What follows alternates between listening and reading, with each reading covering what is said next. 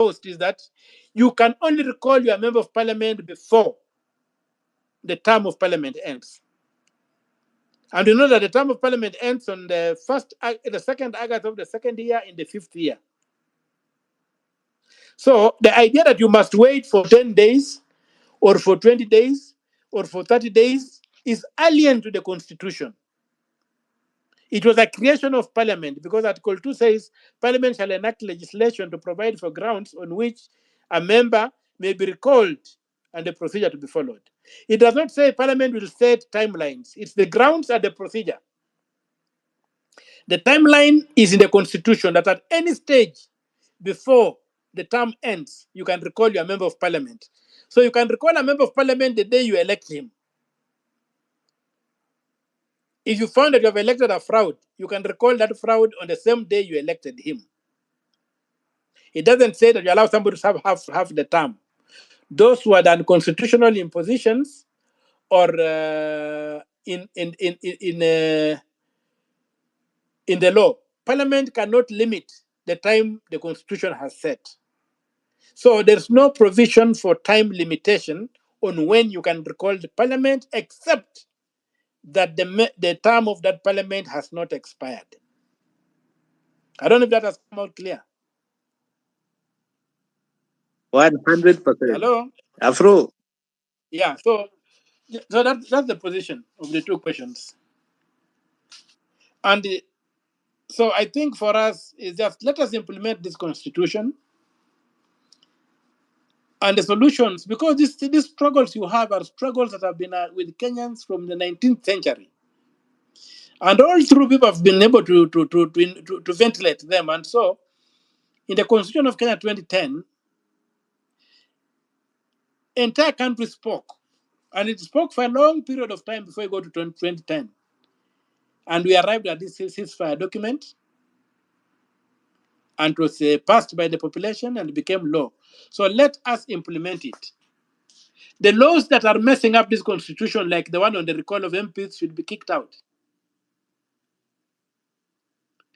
To ask a question around the removal of MPs. Yes. There was that act that says they should serve for 2 years. Does that mean that act is unconstitutional? Unconstitutional, null and void. So we can proceed? It contradicts. Yes, you can proceed because it contradicts Article 104 Clause 1, which says that the only time you cannot recall an MP is when the term of parliament has expired. Perfect. Thank you very much. Yeah, maybe we can have 6 and Daniel Omtatah before you drop. Let's see what question they have their hands up, and then Harriet. 6, Karibu. Chege, how are you? I'm good, bro. How are you? I'm fine. Where is Omtatah? You know, my questions want to go to Omtatah directly because Omtatah is on. His account was hacked, but I changed my gadget because I've been flooded with phone calls and all that. Okay, so Omtatah, as my senator. Yes. Hello, as my senator, I have a problem with the current governor, who is Otuoma. Busia County government has become one of the most tribalistic governments in Kenya, whereby youths cannot get jobs if they don't come from Busia County and they have not been born in Busia. If you go there, your name is not Wabuire, your name is not among those natives in Busia, you are not going to be given jobs. And those jobs are being offered to Mtuwetu. I've sent there a lot of youths to get jobs, but they don't get jobs because of these things. As the current senator of Busia County, how are you dealing with this matter? Secondly, Busia County is the most underdeveloped country in this country. There is a county in the country. There is this stage in Busia where Mombasa Hotel is currently located. That stage has not been renovated for ages. Water in the middle of a town. You look the other area behind Sofia, Uganda, where where the county looks pathetic. The other road going to St. Matthias, also the same. Busia County, Busia town is not even good for tourists to go there. Yet we know it's a county close to the border which can be very productive in terms of tourism. Kindly, as the current senator, what are you doing to rectify these things in the country? Thirdly, what is ailing this country is recycling of leaders, and this has been affecting us since time immemorial. Leaders who've been in government since 1988 are still going for seats. What should we do going forward in regards to that? Then I'll ask my next question if you answer that. Thank you. Okay, thank you very much. First of all, a small clarification. I am a senator of the Republic of Kenya elected by the people of Busia. I can go to Nyeri and ask questions. I can go to Kisumu and ask questions. That's my mandate. But I have a special allegiance to Busia in the sense of having been the electoral unit. And what you say is true. And in terms of tribalism, you have not even scratched the surface. You saw the recent demolishing of kiosks, and there was an attempt that the kiosks should be allocated only to Luyas and to the Luyas of Busia and the Tesos. I'm having litigation in court over that issue because I believe that Busia belongs to all Kenyans. Eldoret does not belong to Kalenjins. Kisumu does not belong to Luos. Mombasa does not belong to the Swahili. Mandera does not belong to Somalis.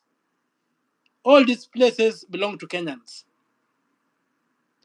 And employment in county governments, the only limitation, there are two limitations. One, 30% of the jobs must be reserved for non-locals. And then the cost, the expenditure on employment should not be more than 35% of the budget of the county. Those are the only restrictions and the clarifications.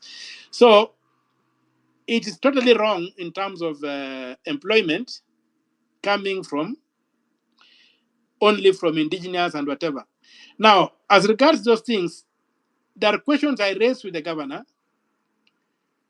and I've gone as far as opening litigation against the governor because they have denied me access to documents. You even remember last time they hired good hooligans to attack me, and they stoned my vehicle and whatever.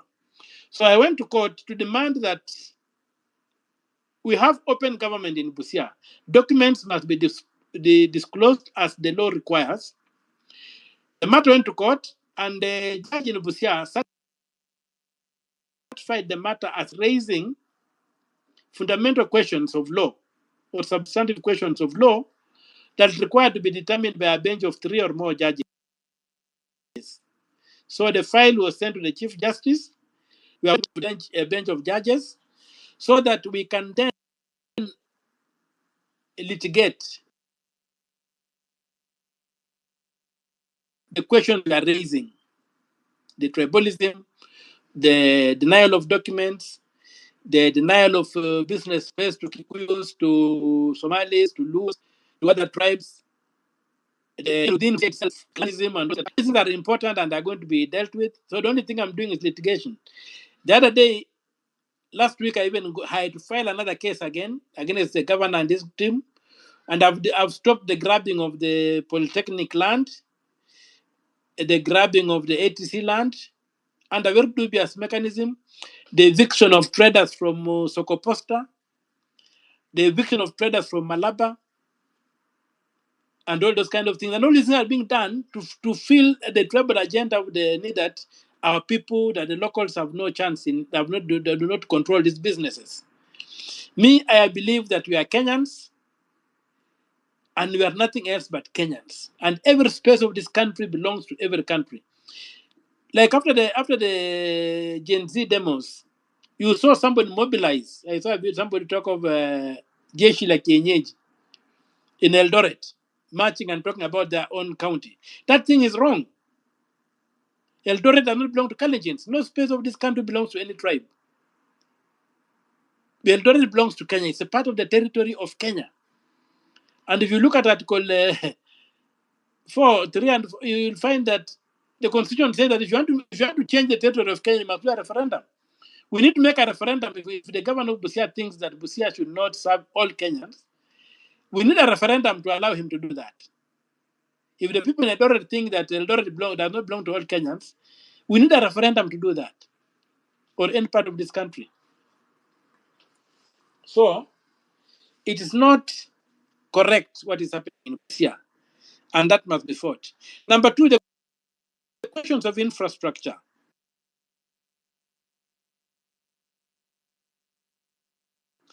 Infrastructure in Busia is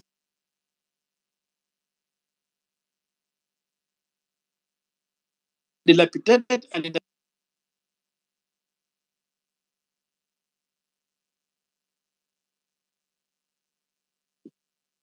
We seem to be losing Is he you, breaking Senator. again? Yeah, he is. Can you hear me now? You're breaking, sir. Can you hear me? Yes, we can hear you. Yes, you're back. Can you hear me? Yes, now we Okay. can. I've moved.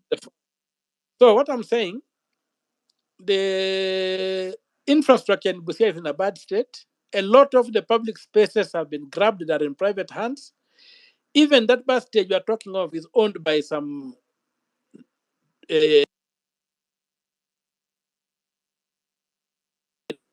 business. The hospital land, as you say, those roads, the hospital road as you go down towards the Catholic Mission, on the right hand, all that land is hospital land. Even some of the buildings there are government building numbers, but have all been privatized. They were given out. So this is the ground we have to fight and get all these things back.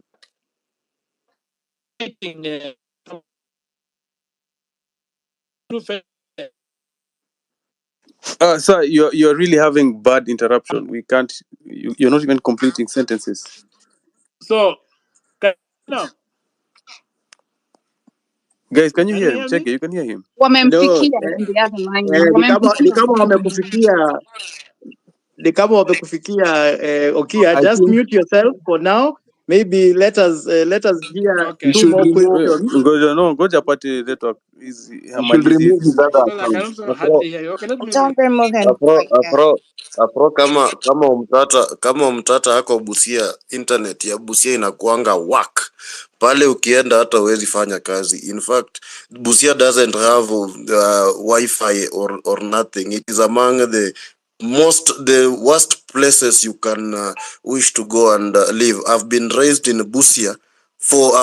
Busia almost 28 years.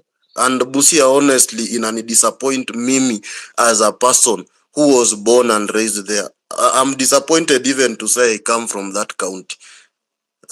We have escaped stay in Nairobi because our county is very 6,000. corrupt. Okay, fix umeongea. Even me, let me take this space. As mimi ni mzaliwa pia wa Busia County, especially hapo kutoka hapo Mundika. Na hii issue ya Busia inatuhusu sisi wote wazaliwa wa huko. Kwanza nimeona seneta wangu Super Senator Okiya Omtatah hapa akipeana mambo ya sheria na nampongeza kwanza.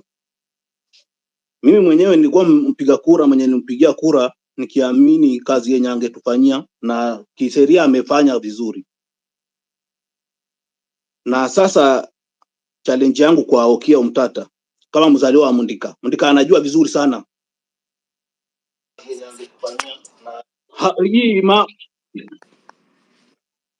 Senator. Yes. Unaongea hapa na Daniel ni mzaliwa wa Mundika hapo. Yes. Lakini saa hii niko Mombasa. Yes.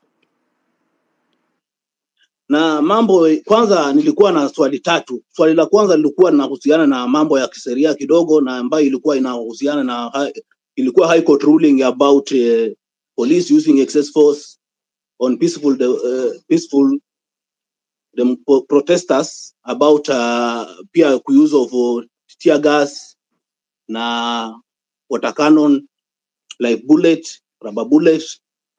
Hiyo ruling ilikuwa imefanywa na tukaona hiyo tu siku yenyewe yenye tulikuwa maandamano pia ilitumika, iliendelea.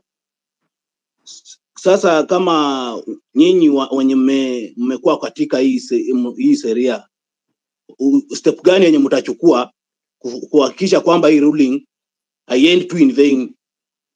Hii ruling inatumika na inakuwa sheria, ili wale peaceful and armed civilians wakiandamana, kazi ya polisi iwe tu kuangalia ule mwenye atatoka kwa line. Na nikirudi kwa county ya Busia, nimeona mismanagement ya resources zetu zikiwa mbaya sana, na ile kitu moja yenye tulifanya mzuri ni kuanza kuangalia vision ya mtu kama leader. Tumekuwa tukipiga kura kulingana na huyo amesimama mrengo gani, na hiyo pia imetuponza kama wenyeji wa Busia. Saa hii kama area zetu ambazo nasikia 6 pia anaongea hapa mambo ambayo ni muhimu, unapata internet. Mimi nitadaumu internet, area zetu internet iko low. Ya Uganda imeinterfere sana, unapata kidogo tu simu imekutupa Uganda. Hata ukitaka ku make call uko Uganda tayari. Sasa unapata interference ya network iko juu. Mahali pa tribalism na nepotism imekuwa juu sana. Unapata kama ukitaka kazi, 6 ameongelea about lazima mtu aite Wabwire. Yes, but I'm Wabwire. Hiyo haimaanishi kwamba lazima nitapata kazi nikiingia kwa Busia, ofisi yote ya Busia. Busia ina mtu anapeanga kazi kulingana na wewe unajua nani. Ukipata mkubwa pale ako pale na kuangalia wewe ni wa nani. Kwenu mnakaa aje? Lakini kuna wale wenye wako chini pale, mtu amesoma, mimi najua wengi sana, lakini kupata ile nafasi hata kuwork tu kwa hiyo county government ni noma sana. Na ufisadi imekuwa hali ya juu. Sasa seneta wangu, Yes, nataka wewe pia utueleze step gani zenye mnafanya kudili na hii mambo, ili sisi wenyeji wa Busia pia turidhike na nyinyi. Na mambo ya maandamano, sisi tunataka tuendelee kama vile tumekuwa tukifanya, kwa sababu only sauti yenye Ruto anasikia tu ni street peke yake, na tuongee sauti moja. Ile ya tribal line tunakataa, we are tribalists kila mahali. Chukua nafasi msene. Thank you, Dan. Senator, if you don't mind, I'd like to give maybe Harriet and Eric so that we hear more questions, then you answer, so that, because there's a lot of requests also to speak. Okay. Harriet, go ahead. Yeah, thank you so much, Chege, for this opportunity, and Afro for this. After yesterday's meeting, you saw my bill, my petition. That's why, yeah, I'll follow you guys back. Thank you. I requested, and I'm doing so. After this, I'm also following back. So in this space, we are over 6,000. In fact, we are heading to 7K, and we are almost surpassing. I would like you guys, I have the petition pinned on my profile. So my kind of request or concern, just request, a polite request, goes to Senator, that I started a petition last year on Change.org, addressing the Kenyan Parliament, especially the Committee on Health, to fast track the discussions on obstetric violence in Kenya. Kenya, we don't have a national policy on OBV. Obstetric violence is the malpractices that happen in the maternal wing that leads to maternal deaths, leads to people even having. We are even going to meet some of them towards the end of this week, those from Nairobi, because we conducted in 27 counties. BBC saw our findings. They called us. We aired. Voice of America noticed, and it caught the attentions. Last week when I was in the street, Forbes Africa, it caught the attention of Forbes Africa, and I was also quoted after our win, after the president dropped down, or rather, let me just say, send back the finance bill to the parliament, because I don't trust he has rejected. I don't trust because of that 14-day factor. So you can imagine, it's there in the Voice of America, it's on Forbes Africa, it's on BBC. BBC went there live, but still the parliamentarians have not even sat to discuss it. They have not even addressed it. It's OBV 2023, but Finance Bill 2024 has been discussed. So it was my polite request, Senator Okiya. We started yesterday sourcing for signatures. It's pinned on my profile kindly. For those of us in here, we are 6,000. If you just drop your sign, if it reaches even 5K, we can go with the placards during the Occupy Ministry of Health Affairs Center so that they know we have the grievances addressing them that needs their urgent attention, because this is a matter of life and death and it's happening every day. I don't blame the doctors, I don't blame the nurses. Their grievances have been ignored. That's why when these women go to these hospitals, they are not getting treated, they're being ignored, or rather these doctors are now on the streets also demanding for their rights, are now leading to this kind of violence. So my polite request, Senator Okiya, you have been so vocal. You have been so vocal, and you are on our list of one of our decision makers together with the Kenya Human Rights Commission. I'm kindly requesting you to help me take this petition so that when things are now already levelized and the parliament is in session right now, you can also help us now get it to the reading so that the world can know actually Gen Z did their part. Kindly, that was my request, Senator Okiya. Thank you. Thank you, Harriet. What I would also request to you is just post it in the timeline for this chat, this space, so that many of us can just retweet. Eric, Yeah. you had your hand up. Do you still Yes, have a question for Senator Okiya? Yes, I have. Yes, thank you very much. I have three very brief questions for the senator. And the first question is as regards the right of recall and Article 104 that he discussed earlier. And I was listening to him, and I actually agree with him on a number of things. But I would like to request the good senator to speak about this right of recall in light of the decision in Petition 209 of 2016. That is the Katiba Institute versus the Attorney General and the Parliament. When you look at Article 104, it only empowers Parliament to legislate on the grounds and the procedure. Is anyone speaking? Sorry, can you hear me? Yes, Eric is speaking. Just mute yourself. Eric is speaking. Yes, so I was requesting the senator to speak to that right of recall in light of the decision in Petition 209 of 2016, Katiba Institute, and another was the Attorney General and the National Parliament. And Eric, Article 104 sorry to interrupt you. I've just seen you're a lawyer, so please help us unpack, because many of us here are not lawyers, so we in a way that tutaweza kuelewa hiyo swali. Yes, ndio nakuja hapo. I want to state the citation of the decision and then just briefly explain what it said. So the citation is Katiba Institute versus the Attorney General and the National Parliament. And Article 104 inasema Parliament is a legislator on this right of recall with regard only to the grounds and the procedure. Ukiangalia 104.1 inasema a member of Parliament may be recalled anytime. But this judgment went ahead and said, it imposed those limitations. It has to be at least 2 years after the election, and not in the last 12 months of the election. And these are things that are debatable, because when you look at what the judge said, the judge was raising practical considerations in that petition. Alikuwa anasema elections are an expensive affair. And that was one of the reasons why they were saying that you need to give this person 2 years first to gauge. But the Constitution and Article 104.1 says anytime. That judgment also affirmed that imposition by Parliament. And you can only recall your member of Parliament once, or you can attempt that recall once. If it fails, you are stuck with that person. From where I sit, that sounds very unconstitutional, because it's like if you fail in a recall, now this guy has a carte blanche to do whatever he wants, afterwards, without any option of being recalled. So I'll just like for the senator to briefly speak on that decision. I don't know if he was part of it, if he was part of the case. My second question to the good senator is this conflict of interest bill.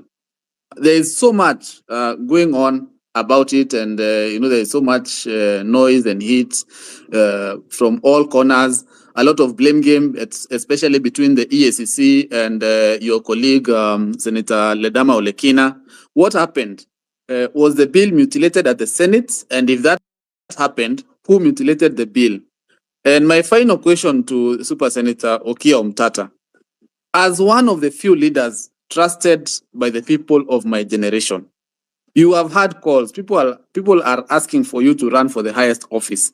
If we demand that you do, are you going to run for president with our support? Thank you. Yes, can I respond, or is other questions? Tumemaliza wale walikuwa wameweka mkono juu mapema, so go ahead please. Okay, I'll begin. The list, I've got 11 issues to respond to. So, first of all, I say that the issue of infrastructure Busia is in a mess, but we're trying to call it back by, first of all, trying to reclaim the spaces. I'm litigating several various cases. There's even in the Malaba market, the public market in Malaba. Somebody has claimed it and even evicted the traders, and now a private person is charging money for it. I've done a lot of research. I've been able to establish that the market was indeed bought from the husband of this woman, and he was fully paid for the money by the county council. And she's coming back on a claim that has got no basis. She sort of went through a magistrate's court and got orders, but the record is there, it's very clear. There had even been a high court decision on it, and so you wonder how a magistrate's decision could override a decision of the Environment and Land Court. So I've put together a paper trail that I now want to use to reclaim the market in Malaba and restore the traders there. And the grabbing of land in Busia, and even there's no, first of all, Busia County does not have what would you call an inventory of its assets. So it doesn't know what it owns. Even the other time, just next to my home, I was shocked when somebody who had bought some land there, is a man who used to work there. He's from Kisumu. He called me and said, "I'm selling 8 acres of land. Would you be interested or get me a buyer?" I asked him, "Where is the land?" He said, the 8 acres is what remained from the 40 acres I sold to the county in 1976. And I said, "In my village, is there land that belongs to the county of Busia?" He said, "Yes, and this is the title deed number, because I even processed the title deed."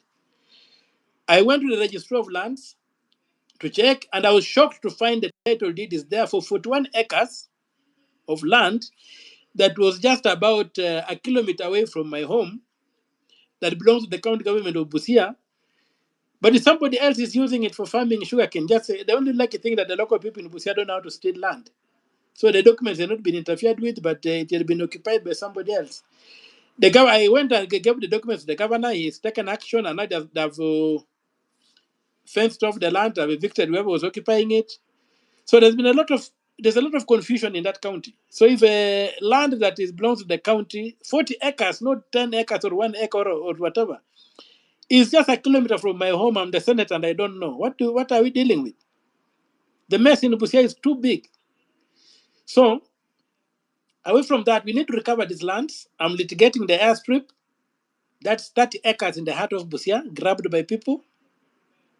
And that grabbing was even validated by Parliament.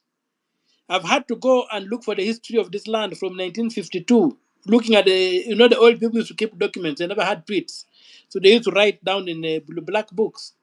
I've been able to reconstruct the history of the airstrip, which has been in operation from 1952, being grabbed in 1963, in 1986. That's when the title deeds were issued to private people. We have been caught. We have had injunctory orders. Busia had 3 airstrips during the colonial time. Up to 1977, Busia had 3 airstrips. Today we have got 0. We don't have an airstrip. So that's the mess that is in Busia, and it really needs a systemic engagement. And that's why when you ask for documents and you are denied, then there's something is being hidden. Can you imagine a senator being stoned because he wants to look at the government, the documents of the government, the county government? Can you imagine I have to go to court to demand that the governor gives me his expenditure record so I can see whether the budget has been implemented according to what is on paper? These are the kind of things we have, the kind of problems we have in Busia.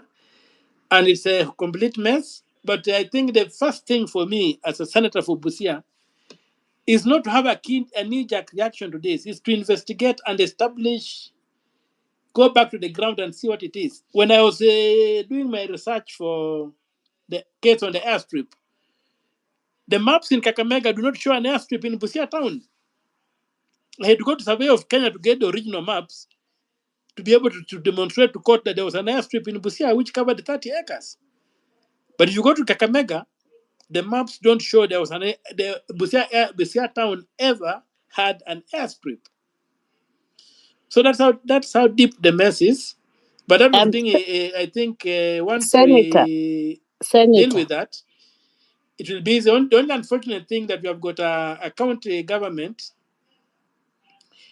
which is very, very transactional, extremely transactional and not transformative in any way. And they have got a lot of vested interest in whatever they do. And I think today, if you ask them to account even for one project that I've done for the three budgets that are now implementing the third budget, you will not be able to be shown anything. But that problem is not unique to Busia. I went to Northeastern and it's even worse. All these gorofas, you are claiming that Somalis are buying gorofas in town and whatever. Most of that money, I'm not saying all, most of that money is money devolved to these northeastern areas with the hardships that they have and they have with the extra parks that go there. It all finds itself back to Nairobi, buying properties. So the mechanism of the devolved government is one that needs to be looked at keenly to make sure that accountability mechanisms are there, the necessary transparent issues are there, and the governance, there are mechanisms of dealing with the governance. Because even if you look at this thing called the impeachment is only allows MCAs. The ordinary people have got no way of dealing with the governor. Senator, if you are an aggrieved member of Busia, like my brothers here are, there's nothing they can do. They cannot go and, under the laws that have been put there, they can only persuade their MCAs to maybe to try and impeach the governor. But if the MCAs are in the pocket of the governor, you get nowhere. And in fact, MCAs use the impeachment procedure to extort money from governors. There was a case of a governor who told me that one time MCAs wanted to go on a tour. An MCAs in Western is a governor in Western. And so they asked him for money. And he said they cannot approve this trip because it cannot be justified. So they went to Kisumu caucus and called the speaker and said, the speaker, can you draw up a motion to impeach the governor so that we can deal with we can negotiate and get our pack. Then the speaker said, I cannot see any grounds for impeaching the governor. So they turned around on the speaker and said, okay, you don't want to impeach the governor, we shall impeach you, get the speaker who listens to us, then impeach the governor. So the governor and the speaker had to acquiesce to what they demanded, and the guys went to Dubai.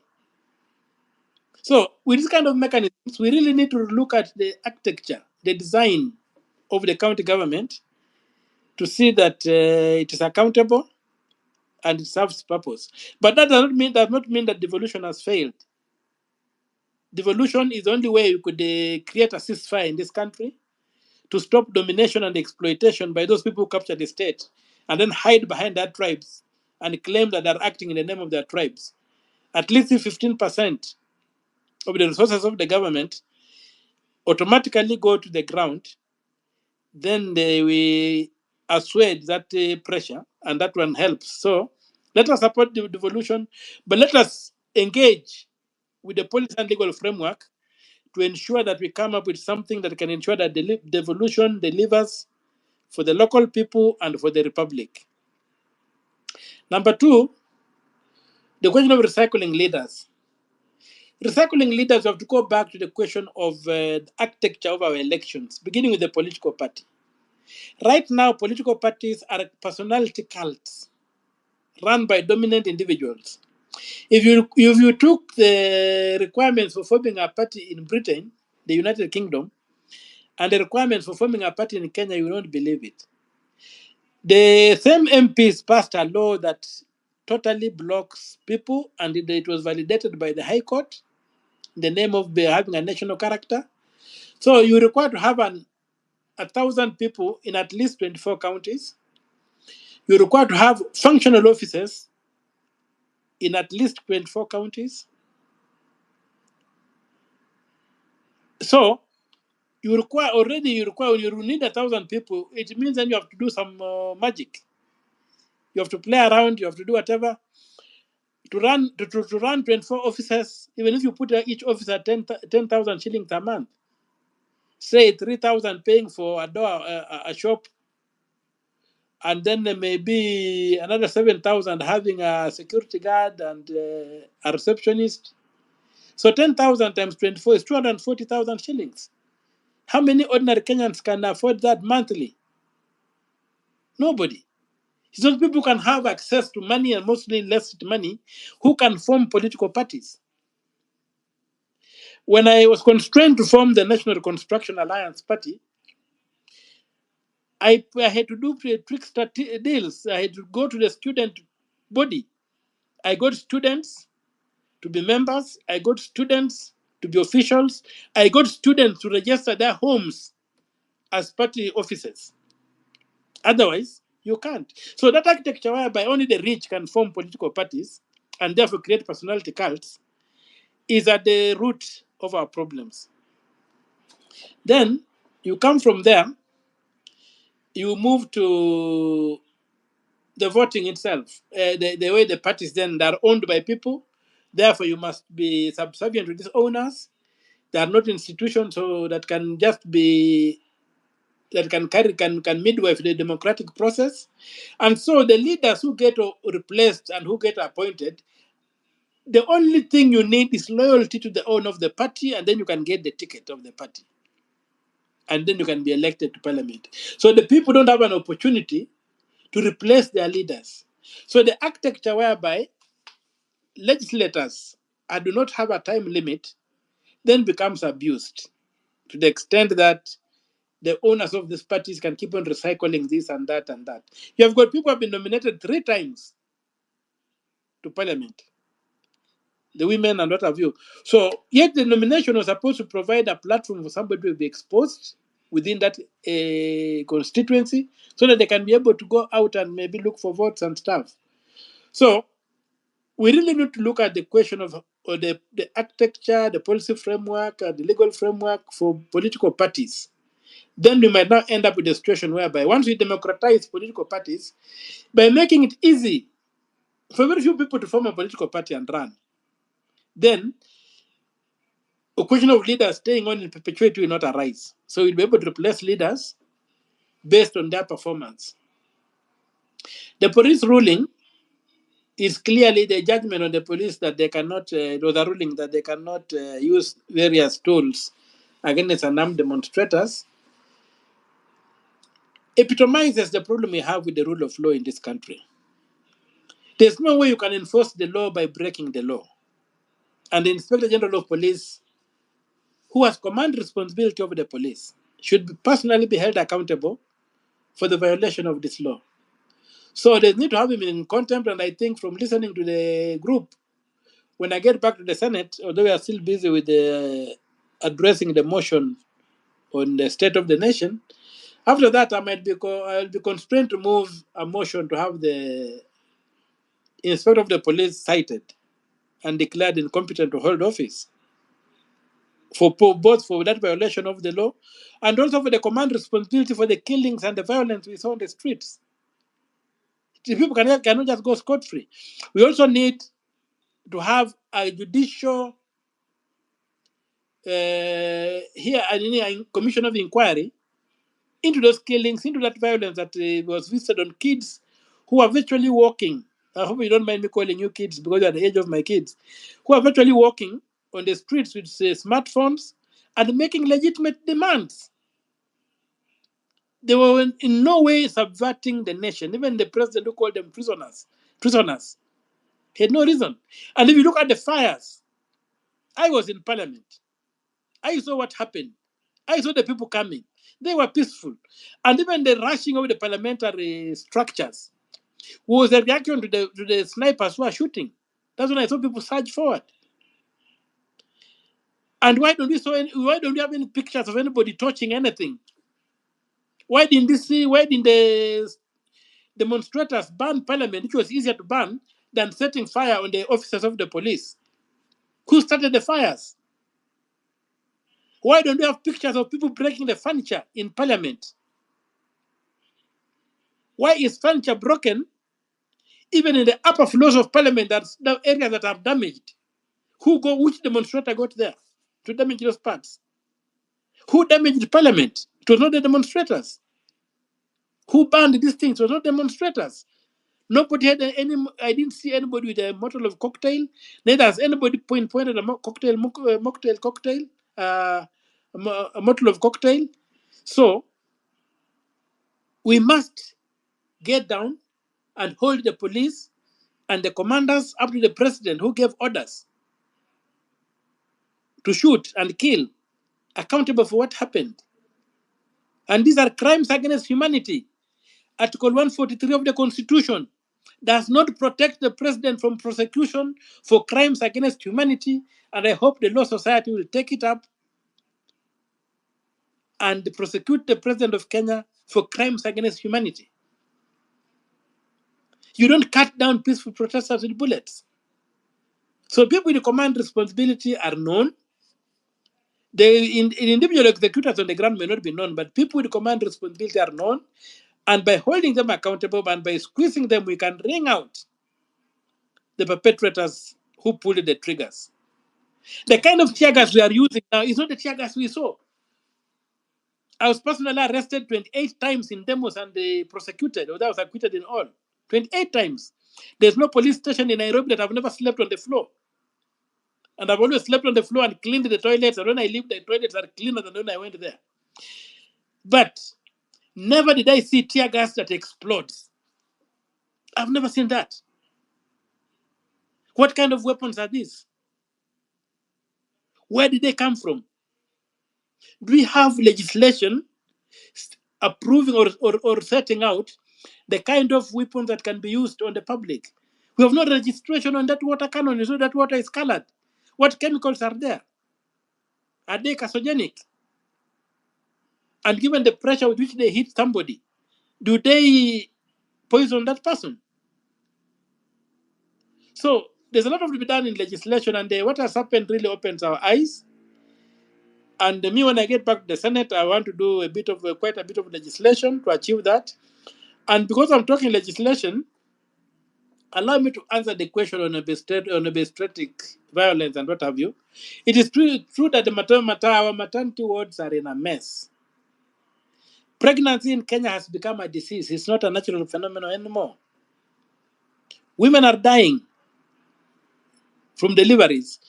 And there's this obsession with cesarean sections because the doctors make a bit of more money than that.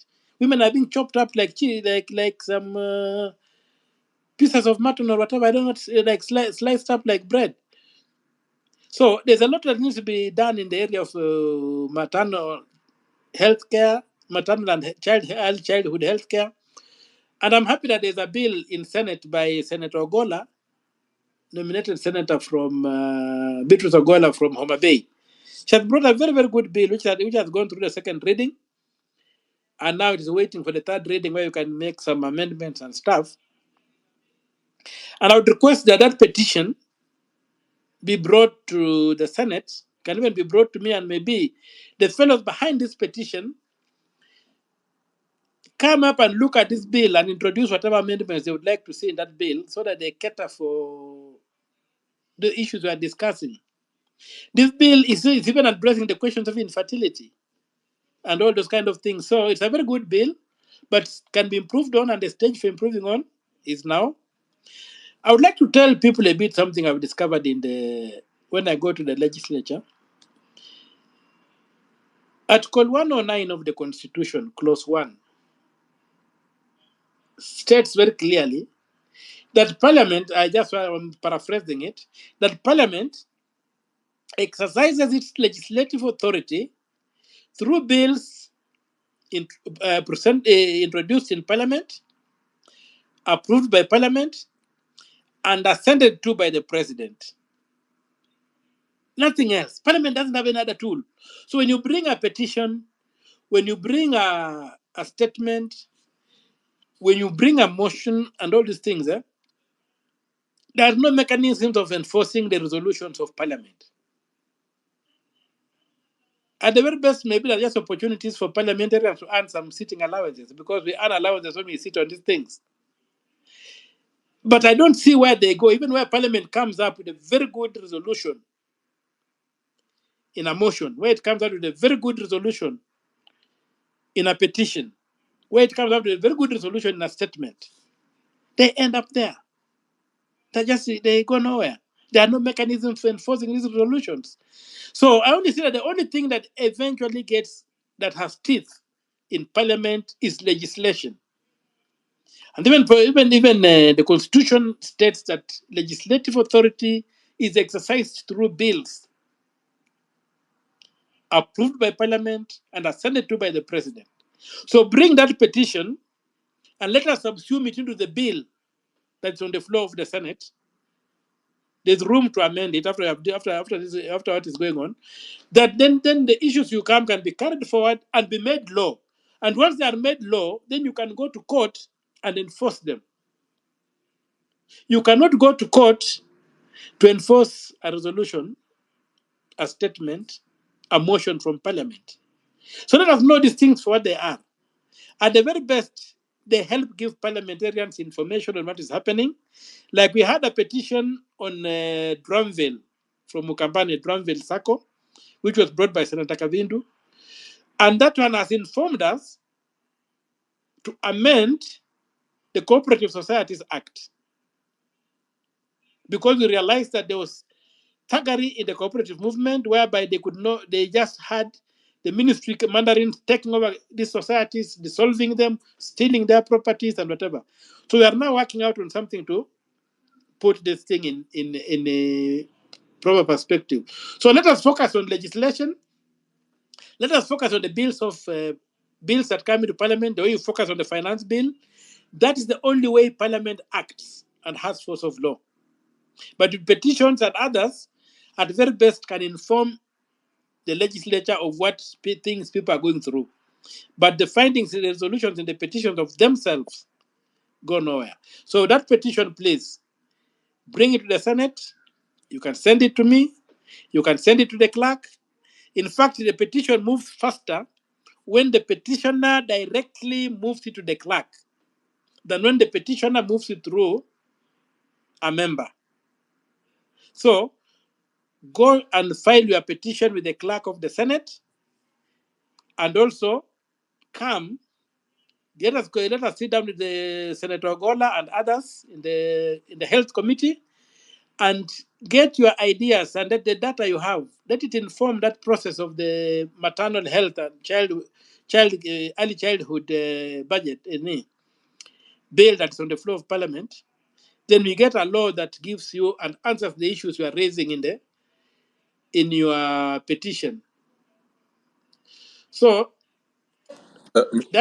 Senator, nataka Through the kukuuliza host, kitu. Can you hear me? Metro, 1 second. yeah, through the host, Senator, can you hear me? through the yes. host, just 1 second. Through the host, this is Kenyan lady. Can I please piggyback on that question on maternal child health? Bwana Omtatah, are you able to explain to the listeners why we do not have life-saving vaccines right now? I would like to just piggyback on the discussion on maternal child health. Thank you. Okay, Yeah, the thank matter you has very come on much. the floor of the Senate, and I've Kenya claimed lady, that can you go on the mute, question of please? resource limitation, that they don't have the vaccines. That's what we were told when we called the various government officials. And they came out with they throw up things like procurement, things like allocation of resources, and stuff like that. But then it's just a question of having our priorities wrong. And it's not something that should be allowed to happen at all, because we are losing a whole generation. and the diseases that have already been wiped out in this country are going to re-emerge, because we are surrounded by countries where some of these diseases are prevalent. And when a child is not vaccinated within a certain period of time, then the opportunity is lost. So the resolution of Parliament was that the ministry moves with speed and acquires these products. Now, the problem we have with this country is one. Those who are old enough, like me, and maybe slightly younger, would remember that we lived at a time when government stores were branded. If it's Panadol from the government, it had its initials GK. If it is syrup, the bottle would be clearly marked Government of Kenya, not for sale. If it was gloves, the packets would be that, and the individual gloves would be marked with the initials GK, GK, GK. Why did the government stop branding its supplies, its stores? And you'll find that these things are supplied. And if you go to county governments, you go where you'll find that there is a data showing that these materials have been procured, they have been supplied from KEMSA, have done what, but they are not in hospitals. Where are they? They are in private pharmacies. So even these vaccines, I've no doubt that they could have come in and then have gone into the private hands, and so the government's mechanisms are not there. I'm sure if you want to vaccinate your child, you go to a private hospital, you'll get the vaccines there, but they are not in government Absolutely. hospitals. Yes, Why Senate, are that government is the stores no problem. longer branded? The Senator, vials, why are unanisikia? they not branded? So that you can know somebody's using a vial Tege, that is from the mnanisikia? government of Kenya. Hannah, interrupting him. He's talking. Yes. Continue, Senator. Sorry. The speaker was Yeah. So speaking. we need to agitate that government stores must be branded. The school equipment scheme, you remember it? Why did it collapse? Why? What happened to it? Some of us never had to buy a book for the entire time we went to school, up to and including secondary school. To A level, we never bought a book. You could only buy a book if you wanted extra reading, like some of us used to do. But the books were always there. So this thing of saying that the market forces should take over this country is again a problem we have. We must restore the primacy of political action in the Kenyan space. The Kenyan state must not just be a tax collector. It must be an effective service provider. It must provide health. It must provide education. It must provide transport. And it must provide those essentials. So when the government just becomes a tax collector, and where it wants to provide a service, it creates a mechanism for its owners and the leeches to then steal from the public, like the subsidized fertilizer. Look at subsidy programs all over the world in serious countries. Go to India, where there are heavy subsidies. India, the subsidies work because they give out vouchers.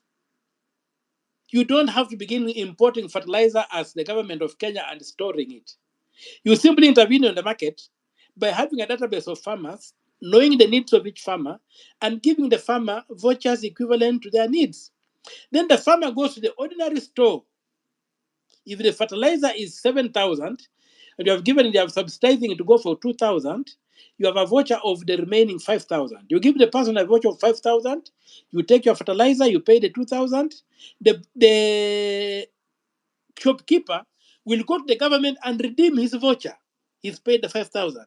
That way you avoid the government having to import things, having to store things, having to do all these funny things that we have. The things are there. You come here and we mess up everything. It's like if I came to your house and I want to answer the call of nature, and I'm from the village, I'm used to traveling a kilometer to go to the toilet, and you tell me, no, just go to that room, help yourself.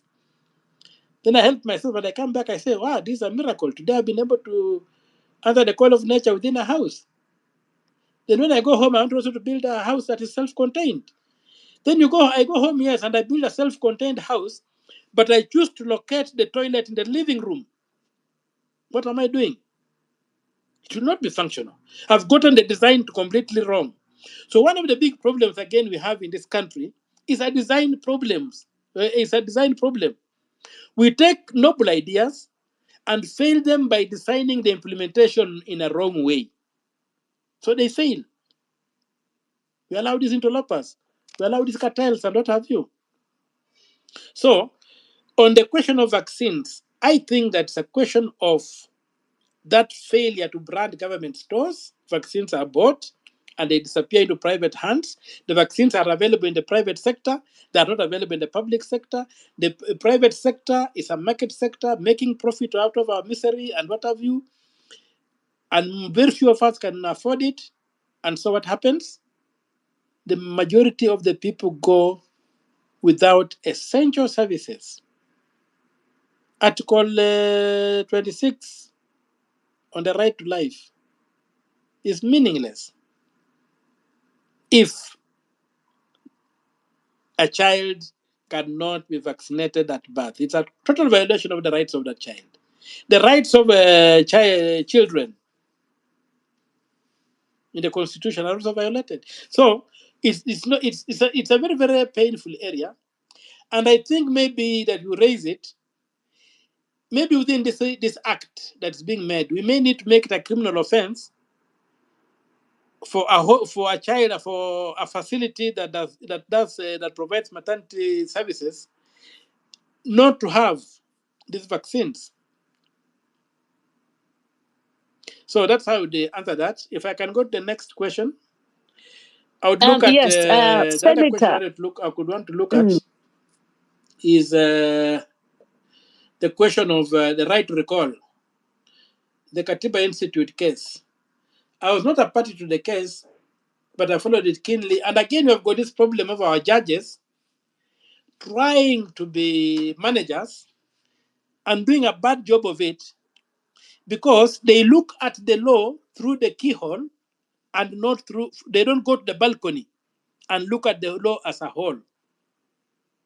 So when a judge says that the elections are expensive, what does he have in mind? He has a paper election in mind. He doesn't have a digital election that may not even require mobilizing people to go to polling stations. He doesn't. He doesn't look at the fact that a recall can be done through platforms and the IBC needs to have a digital register. The biometrics they get should be biometrics that can be utilized effectively, not using the KIMS kit like a mouse to activate an idle computer for you to now begin doing what you want to do. The IBC should be able to give us a KIMS kit whereby voting is very easy and simple. You don't have to be spending billions of shillings on an election. So if that is done, if we can get the architecture in the election process correct, and we get a digital platform for doing elections, and which is anticipated under Chapter 7, a tamper-proof election that's accurate, simple, verifiable, and whatever. If our elections are simple, why should they be expensive? So when the judge writes that the elections are expensive, has he taken time, or she taken time, to look at the whole constitution and see that what is the architecture of what kind of electoral system that the constitution requires? So our judges go far and try to make pronouncements, try to be managers, and they do that in extreme ignorance of the law. And they end up coming up with decisions that are just laughable. Like I've mentioned that in the first Raila petition of a presidential petition, the Supreme Court pronounced itself that technology fails. Technology fails. Technology is based on the laws of physics. How does it fail? The fact is that technology can be compromised by three things. One, sabotage, incompetence, or ignorance. Technology does not fail. So when a Supreme Court of Kenya pronounces that technology fails, that's arrant nonsense. So we need to get back to the situation whereby judges, if they want to be managers, they should manage the thing in terms of the holistic understanding of the legal framework. Otherwise, let them stick to being judges and just make pronouncements that this is the law, these are the facts, and this is what happened, this is the decision. So, in the Katiba Institute thing, The judges cannot claim that their common sense as managers is enough to amend the constitution. It's not. The same thing with the issue of women. In the constitution, the word is gender principle. Article 27, clause 8. Article 81. There is nothing called gender rule in the constitution. The Supreme Court invented the word gender rule, and all of you know that there's a difference between a rule and a principle. And so they begin saying, all this commotion now comes up about the gender rule, the gender rule, the gender rule. Everybody talks about the gender rule. Nobody talks about the gender principle. What is the distinction between a principle and a rule? And what was the Supreme Court up to when it was pronouncing it that there was a gender rule in the Constitution? You go to the question of balloting. Instead of the judges pronouncing themselves, the Supreme Court judges pronouncing themselves that the elections are void because you had spoiled ballots and the Constitution does not provide for spoiled ballots, they become managers. They begin saying, okay, we have spoiled ballots. Do they count or don't they count? Arrant nonsense. The election should have collapsed on the fact of the judges realizing that the election did not meet the threshold. The election had spoiled ballots because the election was manual. The architecture and the constitution is digital. You can't have a spoiled ballot when you vote digitally. Those are the issues. You have had the question of referenda. You're required to raise a million vote signatures. A million signatures being verified manually will take the DCI, I think, 10 years to verify. But if they are digital, they'll get a gadget, their gadget will do it in 5 seconds or 5 minutes. So the entire architecture of our constitution, even the public participation, if we had a digital voters register and whatever, people would be able to vote digitally on issues and have a referendum almost on everything that we are legislating. So that is the problem that we have. The Katiba Institute case, the judges have reached themselves. They acted by incarium or in ignorance of the law, and that one for me needs to be appealed, but I don't know whether an appeal will go any further because it seems to have the same problem. And I think the Law Society of Kenya and others who, the judges are members of the Law Society, they need to do refresher courses for judges, especially on the technical areas of the Constitution. We are getting judgments that are horrible on the technical areas of the Constitution, so that our judges should not become managers, they remain judicial officers. If they want to manage, they want to try to pronounce management positions, then let them do that with the knowledge of the entire law. The next thing I want to speak to, the conflict of interest bill. It really was mutilated in the Senate. And the problem has been in the Senate sometimes that we have got things just pushed through. There was a time, if I may give an example of what happened to the floor of the Senate once, we had the impeachment of the Siaya governor, where the government side, which was they passed a motion, he should be impeached. And it came to the floor of the House. And then somehow phone calls were made, and the government side was done to shut down their own position. Something had changed. We had the IBC Amendment Act, which came from the National Assembly with a lot of issues.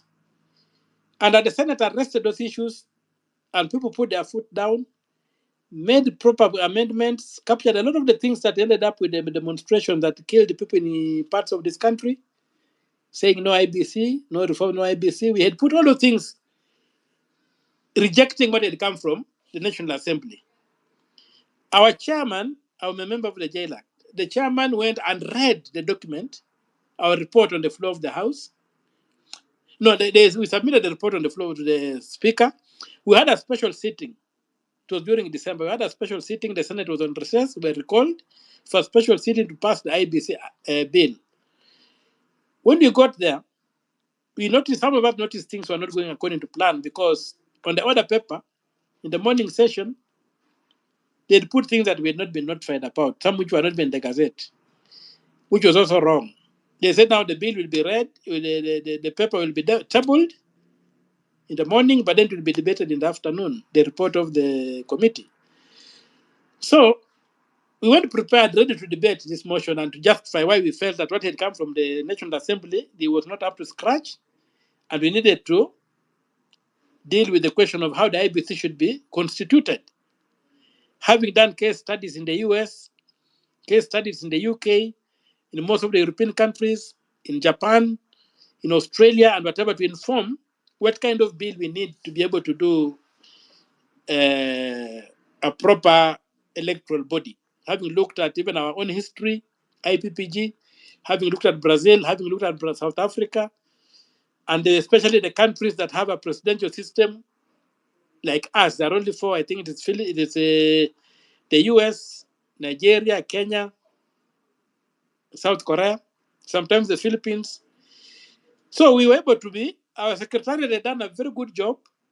We were properly informed, and we got a bipartisan position that we are going to vote in a certain way to force these changes so that what the National Assembly has done is revised.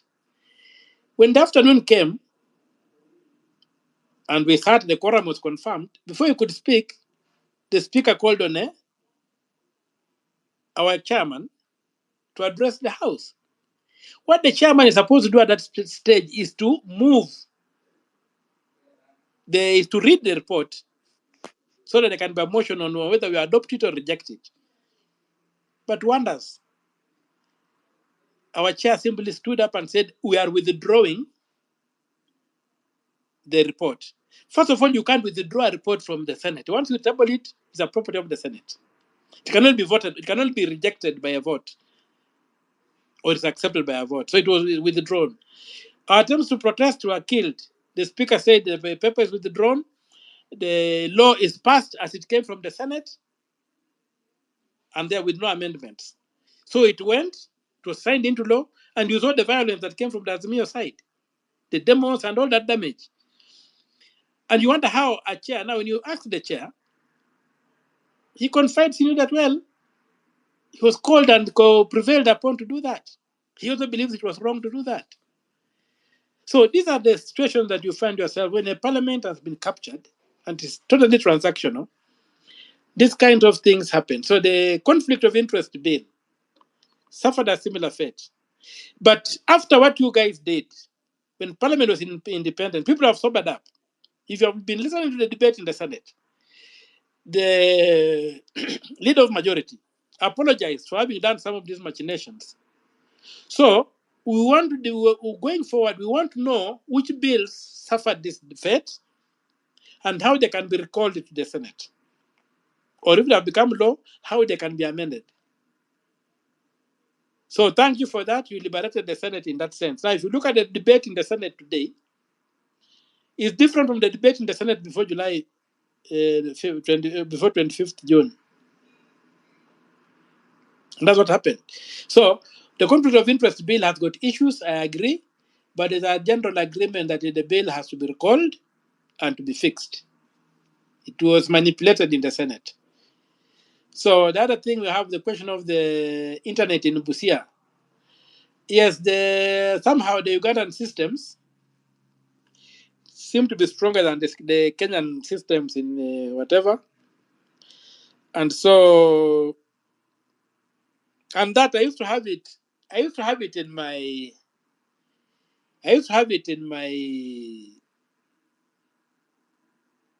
village also.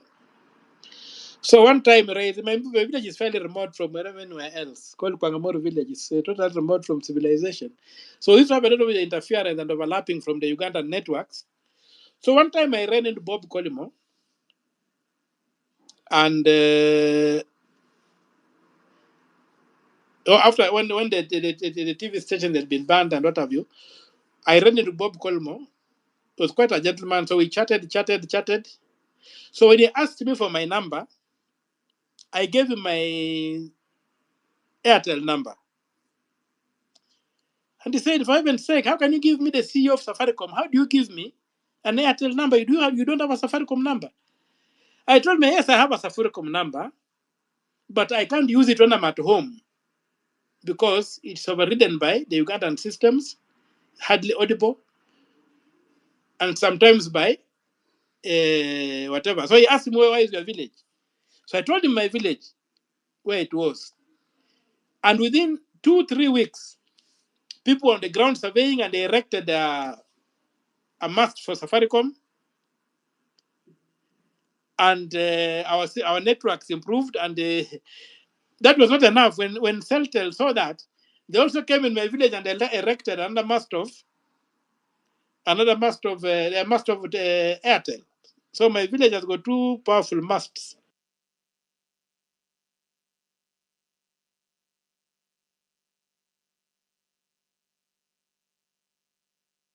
Been able to use there's a what do you call a Wi-Fi when I'm in the middle of my village because of those masts being there. But it's in the middle of nowhere in Busia. So the problem of Busia is marginalization. Even if you look at the power that we have in Western Province, I think it's 11 kV or something like that. So we are heavily marginalized as a region. Those who are old enough to remember that at one time Idi Amin claimed the boundary of Kenya was in Naivasha. That's when Jomo Kenyatta sort of began looking over this side of the country. Even TV stations, when we began, we used to receive the TV from Uganda. Even my father's telephone, the post office box number, when we were growing up, was in Tororo, Uganda, box 8, Tororo. And we used to go on bicycles every Saturday to go and pick letters, check if there were letters in my father's mailing box, box 8, Tororo in Uganda.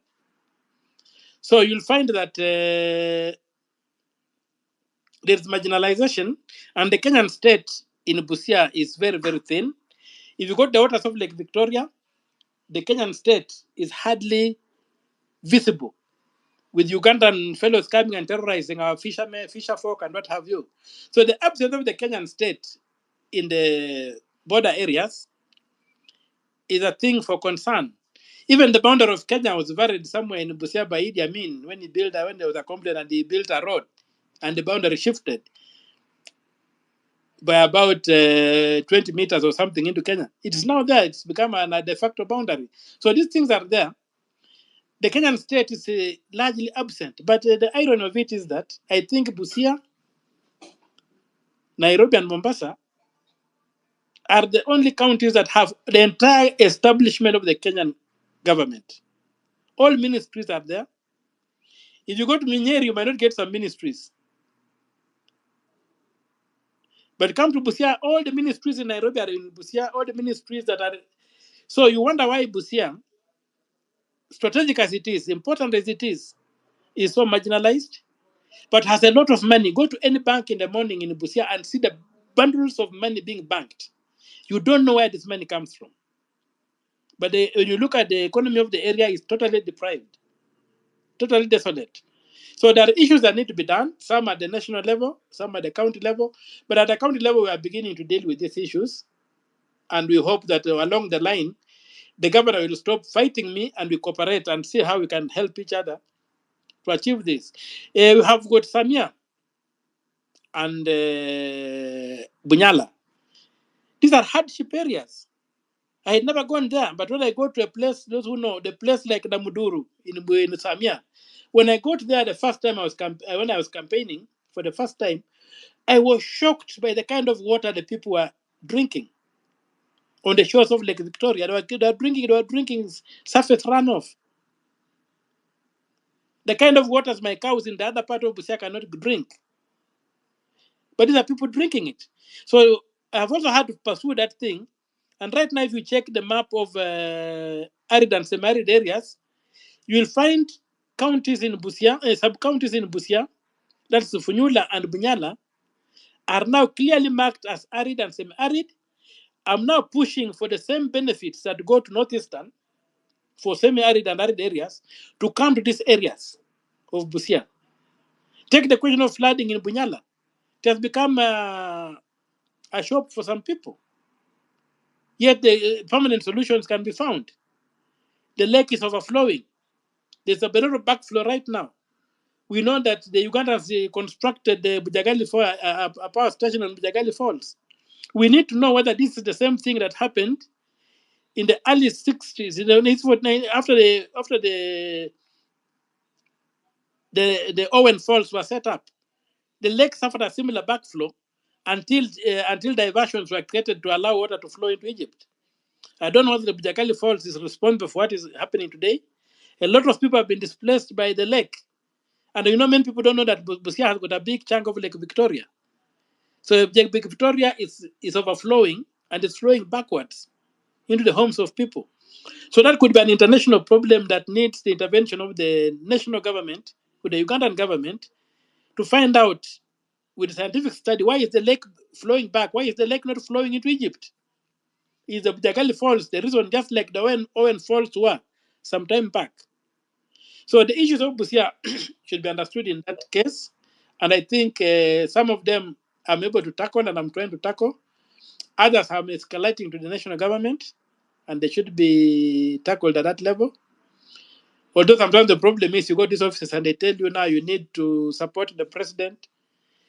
But the opposition is one way of supporting the president when he goes wrong and you oppose his wrong actions, you are supporting him. Those of you who watched the video of when I spoke to the president in Busia last year, telling him follow the law or we will fight you or things like those. If the president followed the law, the Gen Zs would not have gone to the street. You would have done what you should always do. This country would be doing very well. But the disregard for the law is what is bringing us here. There was another question on corruption in Busia. Yes, I agree there's been a heavy corruption in Busia, and it just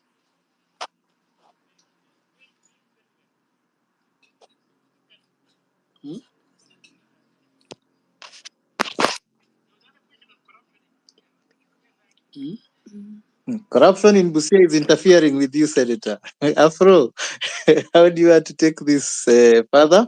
Maybe we can give So Senator. I think what we do, corruption is Hello, Senator. You can hear me? endemic in Busia, just like it is in other parts of the country. And the question of law enforcement, the Office of the Auditor General is compromised. They just publish poetry about Busia. The Ethics and Anti-Corruption Commission is compromised. They take no action. I've sent them intelligence on theft or pending theft, where people have come to me with the insider information. And because of what the courts ruled when I was fighting the SDR, that I got documents illegally, you can't use them. I've got a lot of court documents that I have that I acquired illegally from whistleblowers and whatever, but because they're up to the Supreme Court, they said I can't use them to any value. I'm helpless. That's why I've written that's why I've gone to court to try and force the court itself then to order that the governor hands over officially hands over these documents to me. But as we speak right now, the forensic audit I've done in Busia, we cannot account for 2.3 billion shillings in a budget year. The budget of Busia is only about 8 billion shillings. When you take away the salaries and whatever recurrent expenditure, then 2.8 from development cannot be accounted for. What are you dealing with? 2.3 cannot be accounted for. What are you dealing with? But that I cannot use it in court. I cannot use it anywhere because the courts say you must acquire this document through the front door. That a whistleblower cannot whistleblow to a citizen. A whistleblower cannot whistleblow to the same authorities that are doing the mistakes. Those are the courts. That's what they have done. So they have totally contained the constitution into the old order. So I've got a lot of documentation on corruption in Busia. Even so, last time there was a break-in in my office, but I'm also .com in a way. Most of these things are on the cloud. So whatever was taken did not compromise the information I have. So, but I cannot use that information in any effective way until I go to the courts and say, give me this information. When you write to the governor, when I wrote the governor saying, give me ABCD, tell me the amount of money you found on the accounts of the county government when you took over, and how did you account for it? Give me this document. How come this vehicle, which was rejected by your former, which was supplied by people close to yourself, which when brand new at Isuzu Kenya, goes only for 5.6 million shillings, and you have paid 13 million shillings for it, ex-Japan. How? All those things you don't get. When I went to court, I was even stoned when I was leaving court. Goons were hired to hammer me. Goons were sent to try and eliminate me in my home. Fortunately, I had left. So when you end up in a very toxic environment like that, then you begin asking yourself very, very difficult questions, because you have what you can use to deal with the public. The courts have said you cannot use it. And like the SGR things that they was condemned for having gotten illegally, I still wonder whether I got them illegally. Because these things were brought to Parliament. There was a time when there was a heavy debate in 2011, I think, between Parliament and the executive over how the SGR had been conceptualized and effected. So when these people were summoned, they came with documentation. It was a public hearing, which I attended. But I had the presence of mind when people went for lunch. I gave the clerks, I asked the clerks if they could photocopy for me. They said if they got paper, they could photocopy the documents. So I went, I got paper, I bought paper, I brought the clerks, they ran them for me. I got my copies, I took to the office, I came back. So when you say that I acquired the documents illegally, and this was a public forum where people attended, and MPs who represent the people were looking at these documents, how did those documents become illegal? After the deals were made, that's when now people, when they came from lunch, I think some sweetheart deals have been made. The documents were mopped up and taken away. And when you tell the court, this is how I acquired these documents, they say you stole them. Documents tabled and are confidential. I don't know now. Then what's the purpose of public participation if what is document tabled there cannot be released to the public? If it's confidential, the committee should go in camera and listen to people in camera. But if it is done in the public, with the presence of the public, how does it become confidential?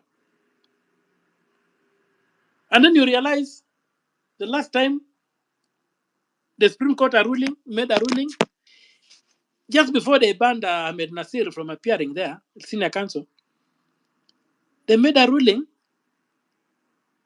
in which they dedicated a whole paragraph, 49, discussing me, saying that I'm embarrassing the court and I'm going to take drastic action if I don't stop. I was a party to the litigation.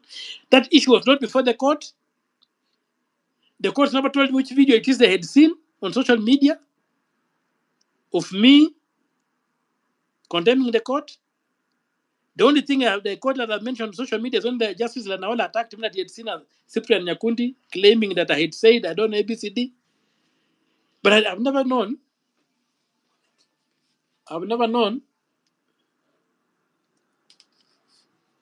what to say. So for me, these things that we have, what is happening in this country, the corruption in Busia is endemic, it's systemic, but it's also reflective of the corruption we have across the country, including dishonesty in the judiciary. The last time Senator, please allow me to interject a little on one suggestion with regard to that question of evidence illegally obtained. Do you think it's time to move an amendment to the Evidence Act, to the Ethics and Anti-Corruption Act, so that we make exceptions for evidence? Because how else will you acquire evidence of corruption? It's not like these guys will come and give you evidence of them being corrupt. Is it time to amend maybe the statutes that are there, which protects that issue of using evidence that is, acquired in a questionable, quote unquote, questionable manner? And then when I have the mic, because I won't have the opportunity, a friend of mine has asked me to ask you With that issue of recalling MPs, isn't it better to test that constitutional provision, even using that judgment of Katiba as it is right now? Because already I am aware some constituencies have begun the process before we begin looking at the issues of where the judges overreached and became managers rather than stating the law as it is. Sorry for interjecting. That's all. Well, I think it can be Yes, done and because I if think you 2 can years add is the this time to frame it, they gave us that almost for practical purposes. It's there, but I think the LSK needs to simply still appeal that thing so that that restriction is not imposed. But for the current parliament, that restriction I think does not apply except for when we go towards the close and the fact that you can only attempt once and not twice or thrice. So that's what I think I would put in terms of that. What was the other question? On the legally obtained evidence, is it time to move Yes. an amendment to the Evidence Act and to the Ethics and Anti-Corruption Act so that even if it's an exception only on matters corruption, we have an exception that you can use this evidence regardless of how it was acquired? Because corrupt people will not come and give you evidence of them being corrupt. Yes, that's I think what needs to be done. And so that also the Whistleblower Act should also be amended to show whom the whistleblower can be. Because take a case whereby somebody is working in a government institution, he has access to very, very sensitive information that is corrupt nature, not necessarily the strategic interest of the country, of corrupt nature, and he goes to Boniface Mwangi and gives Boniface Mwangi that information because he has got confidence in Boniface Mwangi. He's not trusting the police, or he believes that even if he gave to the police, it may not go anywhere. The police themselves are in handcuffs from those who control executive power. So, could it be legitimate for a whistleblower to give Boniface Mwangi a document? So, and I think also the Evidence Act needs to be amended to allow for a ring-fence provision whereby citizens can inform other citizens on corruption, and the document then is tested on its validity, on its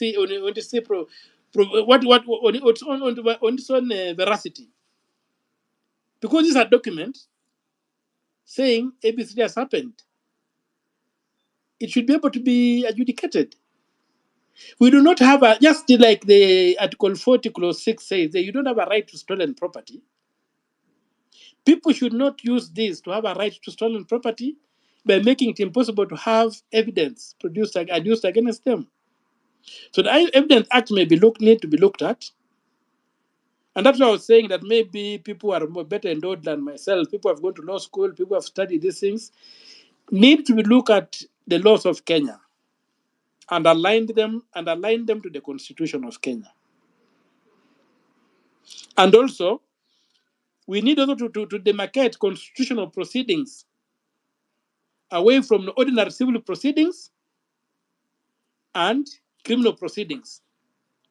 The failure to separate constitutional proceedings from ordinary civil proceedings is the other problem we are having. That largely, constitutional proceedings are handled under the civil procedures, which are limited to an extent that are protecting individuals. Constitutional proceedings are public law. The government has no rights. Rights belong to people. The government has only the mandate, is a duty holder, is a duty bearer where rights are involved. So that provision can be ring-fenced, that in constitutional proceedings, how evidence is acquired is not important. What's important is what does the evidence bring to the case? How does it help the court determine this dispute? And if we did that we had a clear procedure for constitutional proceedings, I know we have got what they call the Mutunga rules, which guide some of the proceedings under Article 22, but you also have the provisions of the Constitution which lie outside the Bill of Rights. What governs them when you're proceeding? Are they still the Mutunga rules? So there's a need to look at the laws of this country and maybe now have three procedures. We have got a procedure in criminal law, procedures in civic matters, and procedures in constitutional disputes. Then that way maybe we shall help ourselves. So the other thing I'll go to when I'm answering will be what is left. I've done with the question of tribalism. I've dealt with the issues of infrastructure in Busia. I've dealt with the question of recycling leaders generally. I've dealt with the police ruling on the use of certain gadgets during riots and the disobedience of those orders and how the fellows are supposed to be held accountable. I have also dealt with the question of the statistics. I've dealt with the right to recall in relation to the decision by the Katiba Institute. The last question is that, will I run for president if the people say I should run for president? My answer is why not? But not run for president because I want to be president, but run for president because the people think I'm the best driver of the vehicle they have invented. If there's a clear vehicle that wants to turn the direction of this country, and people think I'm the best driver to drive it, I will have a duty to do so. But we'll cross that bridge when we get there. For now, nothing is ruled out, nothing is ruled in. Everything is possible. Because I'll tell you, when you are at war, you don't leave the war to soldiers. War is never won by soldiers. War is won by the general population, which rises up behind the soldiers. So if there's a groundswell that we need to go in that direction, then the rules of engagement must be very clear, but it must be me leading a team where I'm not indispensable, not a personality cult. Otherwise, I'll be set up for failure. There must be clear in structures within which I'll operate, within which my influence will be limited, within which I can say no to the temptations of power. I'm not superhuman. So there must be those clear terms of engagement, but most important, as part of a team, not as an individual, collecting all manner of characters to propel him over the pass line. So the issue is open. But first of all, there has to be evidence that the Gen Z have registered as voters. And that one is a minimum, an irreducible minimum. There has to be change to the way elections are done, that the presidential election will be declared at the constituency and not at Bomas. And then what remains just aggregation of what happened. We must have a digital election. If those things are in place, I comfortably run for the president of this country if the people of Kenya think I'm the best candidate within the particular moment to do so. But we must work and get ourselves to that point whereby we have tamper-proof elections that can be declared in real time without those who cook election having times to manipulate and interfere with the elections. That could be my answer. Afro, I have another question to the senator. Can I proceed? We need to get a fresh someone to ask a question. Let me ask. Let me just ask, because it is the issue of the issue aliongelea, and I really want to get it done.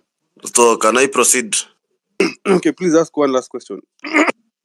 We have many people. Okay, then, just a minute. Okiya Omtatah, you talked about Busia airstrip. There is this area from Busia, Kwanzia, Tanaka. From Tanaka, when you go all the way to Roadblock, that area is where we term it as the airstrip. But the area right now have people building on that land, yet it is government land. People have grabbed it. As the senator, what are you doing to ensure that we still have an airstrip in Busia? The other issue is if you go to Busia Korinda area, there is this area in Corinda where the government had moved market just opposite Busia prisons.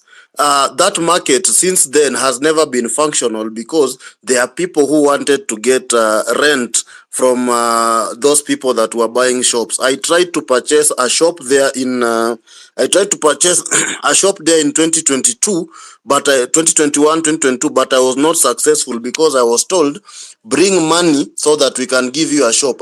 They were asking for 150,000 to give me a kiosk that place. I declined and bought a shop just close to Roadblock. The other last question is, Okiya Omtatah, right now we are having a revolution whereby the president was speaking about budgets and borrowing. Don't you think you legislators are earning a lot of money which should be cut at least to around 250,000 shillings per legislator so that we can create more jobs and create more income for the country? Because we have to live by our means. We should not go out borrowing. What is your take on that, on the salaries of MPs being cut? Thank you. Sawa. Thanks, Six. I think, Senator, there was a lady who had been trying to put a question through. Hannah, are you ready to give your whatever? And I can see Mariam also has her hand up.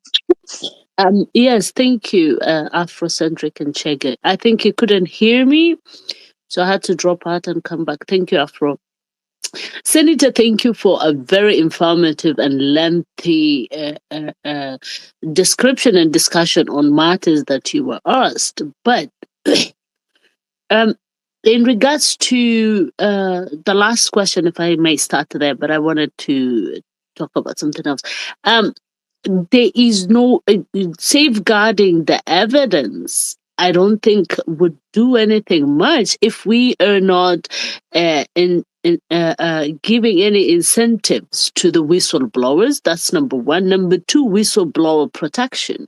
If the whistleblowers are not protected, then you would not have many people who have any reason to come forward with this. So I don't know why that up to now there is actually in the law, there is no provisions for the whistleblower. There is no protection for those whistleblowers. Because if there was, believe you me, we would have more whistleblowers and maybe things would not get as ugly as they have. Now, that said and done, there was the petition that you said send it to you or bring it to you. That petition has already been brought to the House. And I'm sorry, Kenyans, but I don't know. Why do we have proportion representation if those women rep are not actually working on matters to do with women, matters that affect women? They're there and they're supposed to be at the center of legislations making that affect directly or indirectly affecting women. So for me, I think that also is a failure. I don't know how other women in Kenya feel, but I think it's a man's world out there. Yes, the government have tried. They've put they've said women representation, a proportion representation. They've allocated some seats for us. This was actually Western propagated, but is it still delivering for women? I do not think so. If this bill is there with the woman Senate and it's still not being touched, there's a lot of decisions and there are a lot of policies surrounding women's rights that the government, the people who are representing women are actually not on most of those caucuses. And if they're there, they're actually overpowered by the men in those caucuses. So I don't know how our representation in this houses where the legislations are made is helping us, because you would see some caucus are more men than women, and these are decisions that are being made that affect women directly or indirectly more than the men, and women are not there despite the allocation of seats for women. So back to you, Senator. Thank you very much. Mariam? Oh, thank you. Thanks a lot. Good morning, Afrocentric. Now, I had two questions. One of them was when it comes to the county budgets, kindly, Senator, how much of it is allocated to salaries? That is, I would want to know how much of it is allocated to the wages and operational issues. And then the second question I had was around procurement. You know, when we're talking about corruption, we talk about it very vaguely, but we don't pinpoint where the money is lost when we say corruption. I think most of the money is usually lost in procurement. So do they use County Procurement Act or do they use a National Procurement Act? And I really hope he could answer me directly so that I can give a follow-up question. And the next thing I wanted to ask him is how can he streamline the... Procurement is done by the national legislation.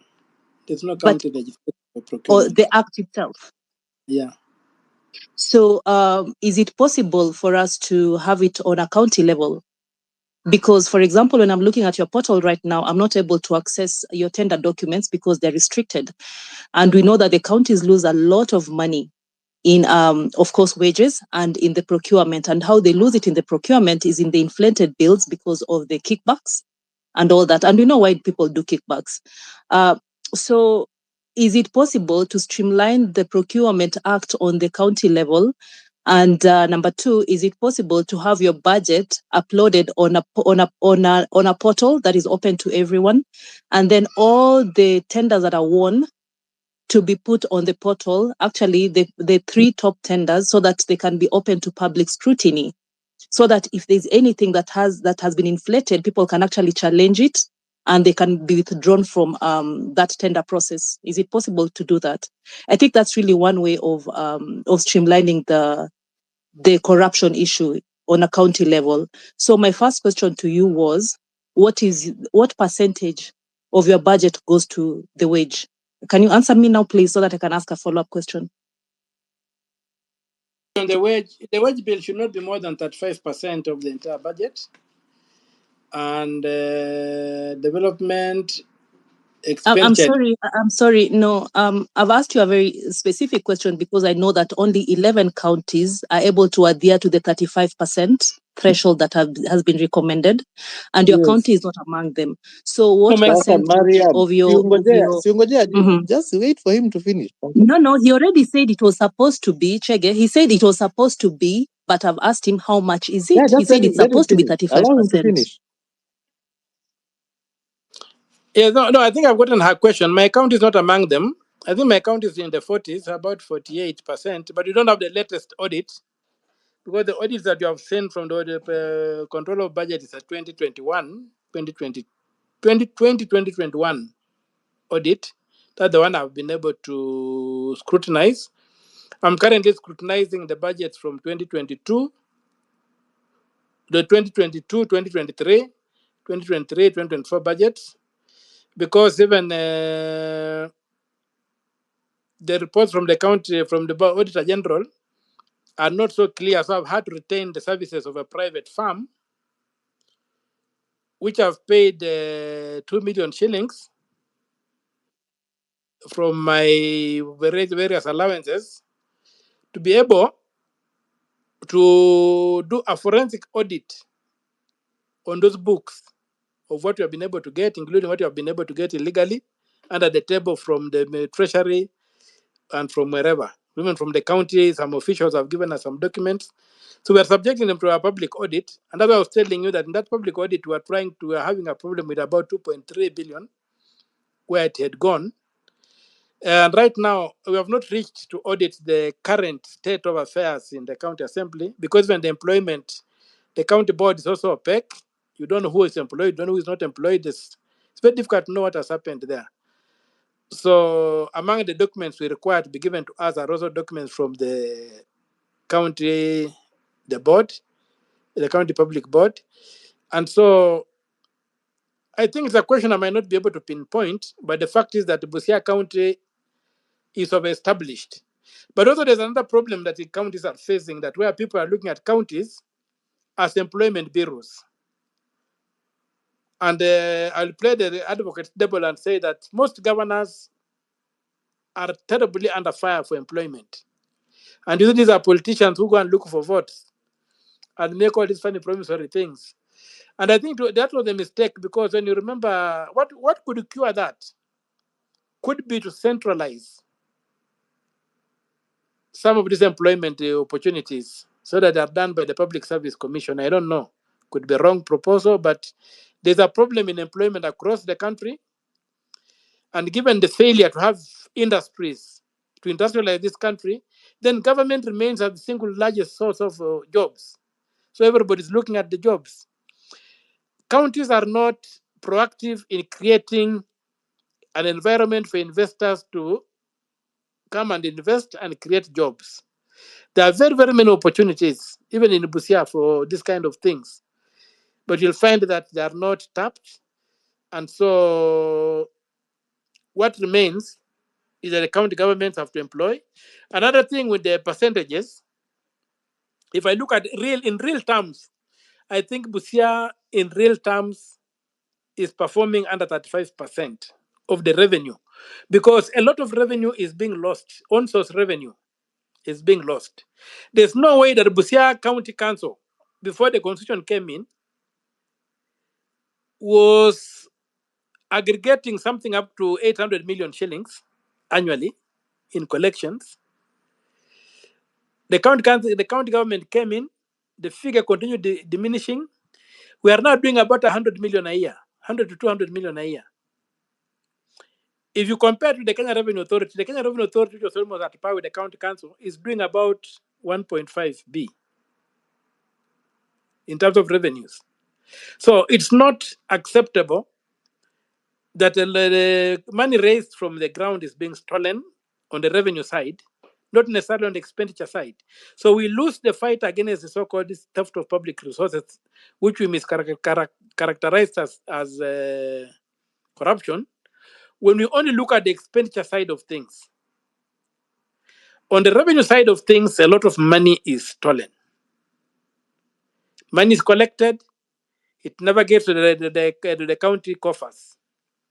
There's a very clear law that the county government should not have accounts in commercial banks. I think Busia has got more than 20 accounts in commercial banks and things like those. So, and these are the accounts that are used to launder money. So to me, I think that in real terms of revenue, the revenue of Busia County, we are performing at around 20% in terms of employment.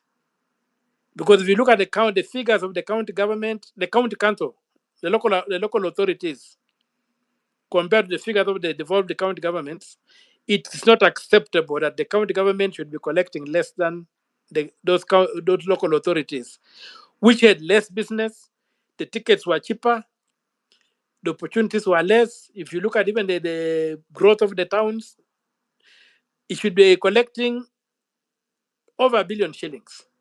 Busia County should be collecting over 1 billion shillings. Even the estimations from the government, the control of budget and the others, show that the Busia should be collecting over 1 billion shillings. And I believe they collect over 1 billion shillings. But this money never gets to the coffers of the county. So that's where we are. On the issue of the airstrip plant, as I told you that the maps in Kakamega, I think they're totally doctored. I don't know, I'm not a land surveyor or whatever. I don't know why the maps are different. I had to go to the survey of Kenya to get the maps that could show that Busia had an airstrip. There are very many things, even things of design. Somebody decided to come and put a prison in Corinda, right inside town. Why do you have a prison in town? It is sitting on about 50 acres of land. Why should a prison sit on 50 acres of land inside town? And this is a town that's a border town that cannot grow towards Uganda. It can only grow backwards into Kenya. So why should you have a prison chewing up 50 acres of land in the CBD? The prison needs to also be relocated to somewhere else where it can be of use.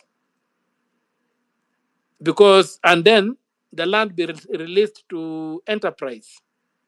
So the case I have against the Busia airstrip, it covers, as I told you, I did a research beginning in 1952.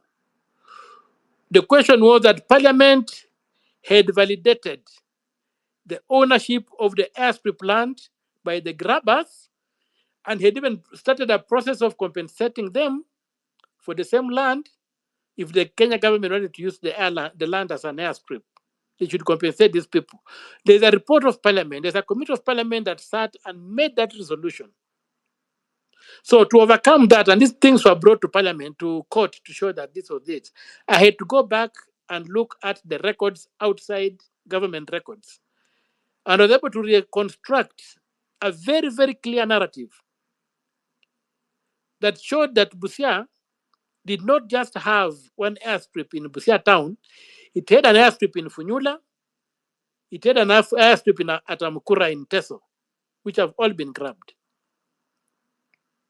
So out of that, I was able to get that when Alupe Hospital was made a regional center for diseases covering East and Central Africa as a center of excellence for diseases, there was need for that airstrip there.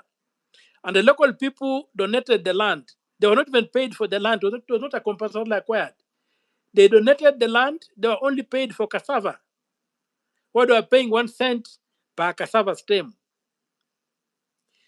And that's how they ceded the land to the colonial government, and an airstrip was established which was serving these people. When an aircraft crashed in the, is it 2013? Is it 2013? No, 203. When an aircraft crashed in 203, that's when machinations came up and people began saying that the airstrip was not viable, what have you, what have you. And people grabbed that land, and they were in the, then they condemned the land, facilitated the grabbers to take over, and then they moved on land which was available, which had been set aside for Busia Sugar Factory. 83, it was 843 acres of land. They looked at that land, they went and grabbed that land, then they condemned the airstrip, and they went to Kenya Airports Authority, no, to the Kenya Airports Authority, and struck a deal to have the land, the airport authority buy the Nasawa land, the Busia Sugar Factory land, the 843 acres of land from them, so that they could relocate the airstrip from the Busia town to the new land they'd grabbed, and they are going to get 1.2 billion shillings in that transaction. So when I intervened and blocked that transaction, and I was able to recover the 843 acres of land and restored it, I even won the court case in the High Court, in the Court of Appeal.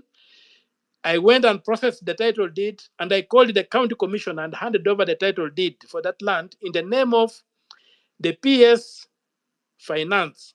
I did not do it in the name of Busia County government because I knew the county government would still mess up with that land. They had no capacity to invest in 843 acres. So I registered in the name of the national government. I gave the title deed back to the national government. Then I went back and I began fighting to recover the airstrip land. And that's where the war is right now.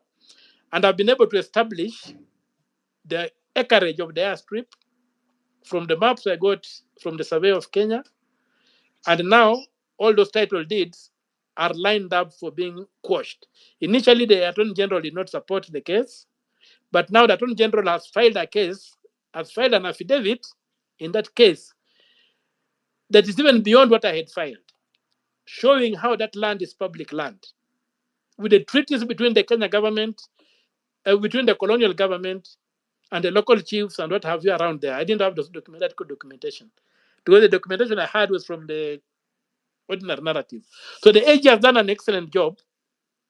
I don't know if it's the changes in the office of the AG, I don't know, but I've filed an affidavit that has now basically where I sit. I can say that there's no way that land can remain in private hands, because the record clearly shows it's public land and it's 30 acres of land.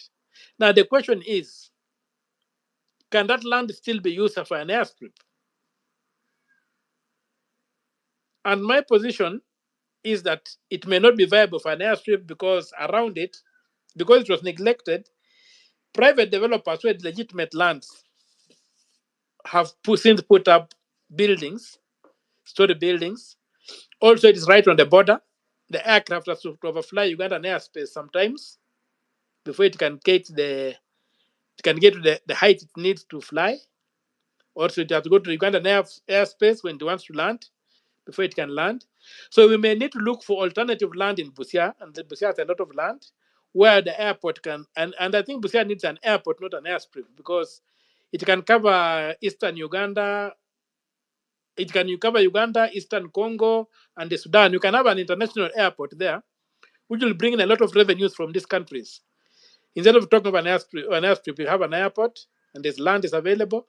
But then once the land, if I succeed in my case, and I hope I'll succeed, and the land is recovered and restored to the county government, the 30 acres that the airstrip sits on should be converted to a modern, should be used to replan Busia town. Busia town has got no plan. It just grew like a mushroom. Should be used to replan Busia town so that you can know what is the industrial area, what is the shopping area, what is what and what. And then maybe the people within the Busia town be given models, the owners of land, and be told, well, you're given about 5 years to upgrade your buildings to this kind of structure, or you lose ownership. So all those things need to be done. It's not a walk in the park, but it's not impossible. It may just take a bit longer. I don't believe that anything that's against the law can be impossible to do. It may just take a bit longer. As long as the law allows it, nothing is impossible. But it may not be a walk in the park. So that's where we are. And I think the other thing is salaries of MPs. Salaries of MPs is something I've engaged with for quite some time. In 2008, the MPs the first thing the MPs, around that time, the MPs just hiked their salaries. And I went and looked at the constitution. I think it was section 41 of the old constitution. And when I read it, I did not find that it really allowed people to pay themselves. And then I went and looked at the act. There was an act called the National Assembly Remuneration Act of 1978, which was moved by the late President Mwai Kibaki when he was a minister. He then moved the motion, and that's the law that allowed MPs from 1978 to begin paying themselves or setting their salaries and packs. So, Nation, I wrote an article in the Nation, and then Nation TV. No, it was a Nation. Yeah, it was Nation TV. Yeah, NTV hosted me with the then MP Mudama on the issue. And as I was discussing, I said that I had come, I looked at the law and I had seen this, and I'm preparing a petition to Parliament to repeal the National Assembly Remuneration Act of 1978, so that the MPs can, like everybody else, be paid by an independent body. Now, after the interview, I traveled to Busia by overnight bus. In the morning, I got a call from a number I did not know. The person introduced himself as Kibe Mungai, advocate. Kibe Mungai told me, I have watched you on TV and I have checked the laws you are referring to, and I'm surprised that this thing is there. Nobody has seen it. What I want to do is and then you have said you want to go to Parliament. He said, if you go to Parliament, you'll achieve nothing, because that's where the problem is. I want us to go to court and file a case to have that law declared unconstitutional. So that was my first encounter with litigation. So I gave my name. Kibe Mungai drew the pleadings. We went to court. It did not move very fast. It was all this and that and the other. Eventually, we succeeded. That time the constitution had come in place and stuff. We succeeded, and the courts declared the National Assembly Remuneration Act of 1978 unconstitutional, null and void, and deleted it from the laws of Kenya. That's how the mandate to pay MPs went back to the Salaries and Remuneration Commission, now that the constitution had been there. But then there's been another problem that they've been claiming that the Parliamentary Service Commission should have a free hand in terms of the packs and what have you of the MPs and not the Salaries and Remuneration Commission. But my reading of it is that the Salaries and Remuneration Commission should have a free hand to set the salaries of all state officers and to direct and or guide the government on the salaries of other public officers. In fact, for state officers, it is to set their salaries. It's for other public officers that it performs an advisory role. But for state officers, the Salaries and Remuneration Commission should set salaries of state officers. MPs are state officers. The issue of the housing allowance, the MPs voted themselves. I went and litigated, and I was able to recover money from each MP. And the last time when MPs went for elections, most of them were broke because money was being recovered from their accounts out of a litigation I did and won to say that you cannot pay yourself. So that's housing, whatever was taken back. Now the Salaries and Remuneration Commission is in charge of setting salaries of state officers and advising on salaries of public officers. My argument has always been this: the salaries of the president and the salary of the sweeper, there must be a formula connecting the two. And maybe one should not be more than 10 times the other one. Right now is n times. And if we did that we tied the salaries of the public, we made them interrelated. So the salary of the lowest paid public officer and the salary of the highest paid public officer, there's a correlation and maybe there's a formula determining those salaries. We'll get away from this issue whereby some people are paid astronomical salaries and other perks, and some people hardly get anything to do. And tied to that, we must also get to a position whereby public institutions get away from the tender mechanisms in labor, should not be allowed to subcontract for labor. Look at the security guards working for many government institutions. They issue a tender. Somebody has gotten some very poor and desperate Kenyans, trained them how to march, put them in a kraal of some house, some sort, holds them like cattle, goes and gets a tender with NSSF. NSSF pays maybe 25,000 shillings per security guard to this company. This company goes and pays 10,000 shillings to this person, no benefits, nothing else. This person lives in squalor, but he's exploited, he's under slavery. We might need to reach to a point whereby we say that the government cannot subcontract for labor. If you want to hire security guards, government and agencies, hire these people and pay them those wages we are paying the private contractors, and give them benefits that are contractual, so that when they, at the end of their pay, they know that they have something to take home, they know they have something like this. Not the government itself facilitating the exploitation and abuse of its labor resource. Just because there's something called tenders. Everybody's tendering. The government is supplying. It's just crazy. Even the Minister of Works today, I don't know if they even own a single earth mover. Where is the time when the Minister of Works constructed roads on the cheap? What happened? We look at billions of shillings spent on roads. I wonder just why can't the ministry do it? And then we are contracting China Road and Bridges, which is a government parastatal in China. Your government is contracting a parastatal from another country to come and do roads. What the hell is wrong with us?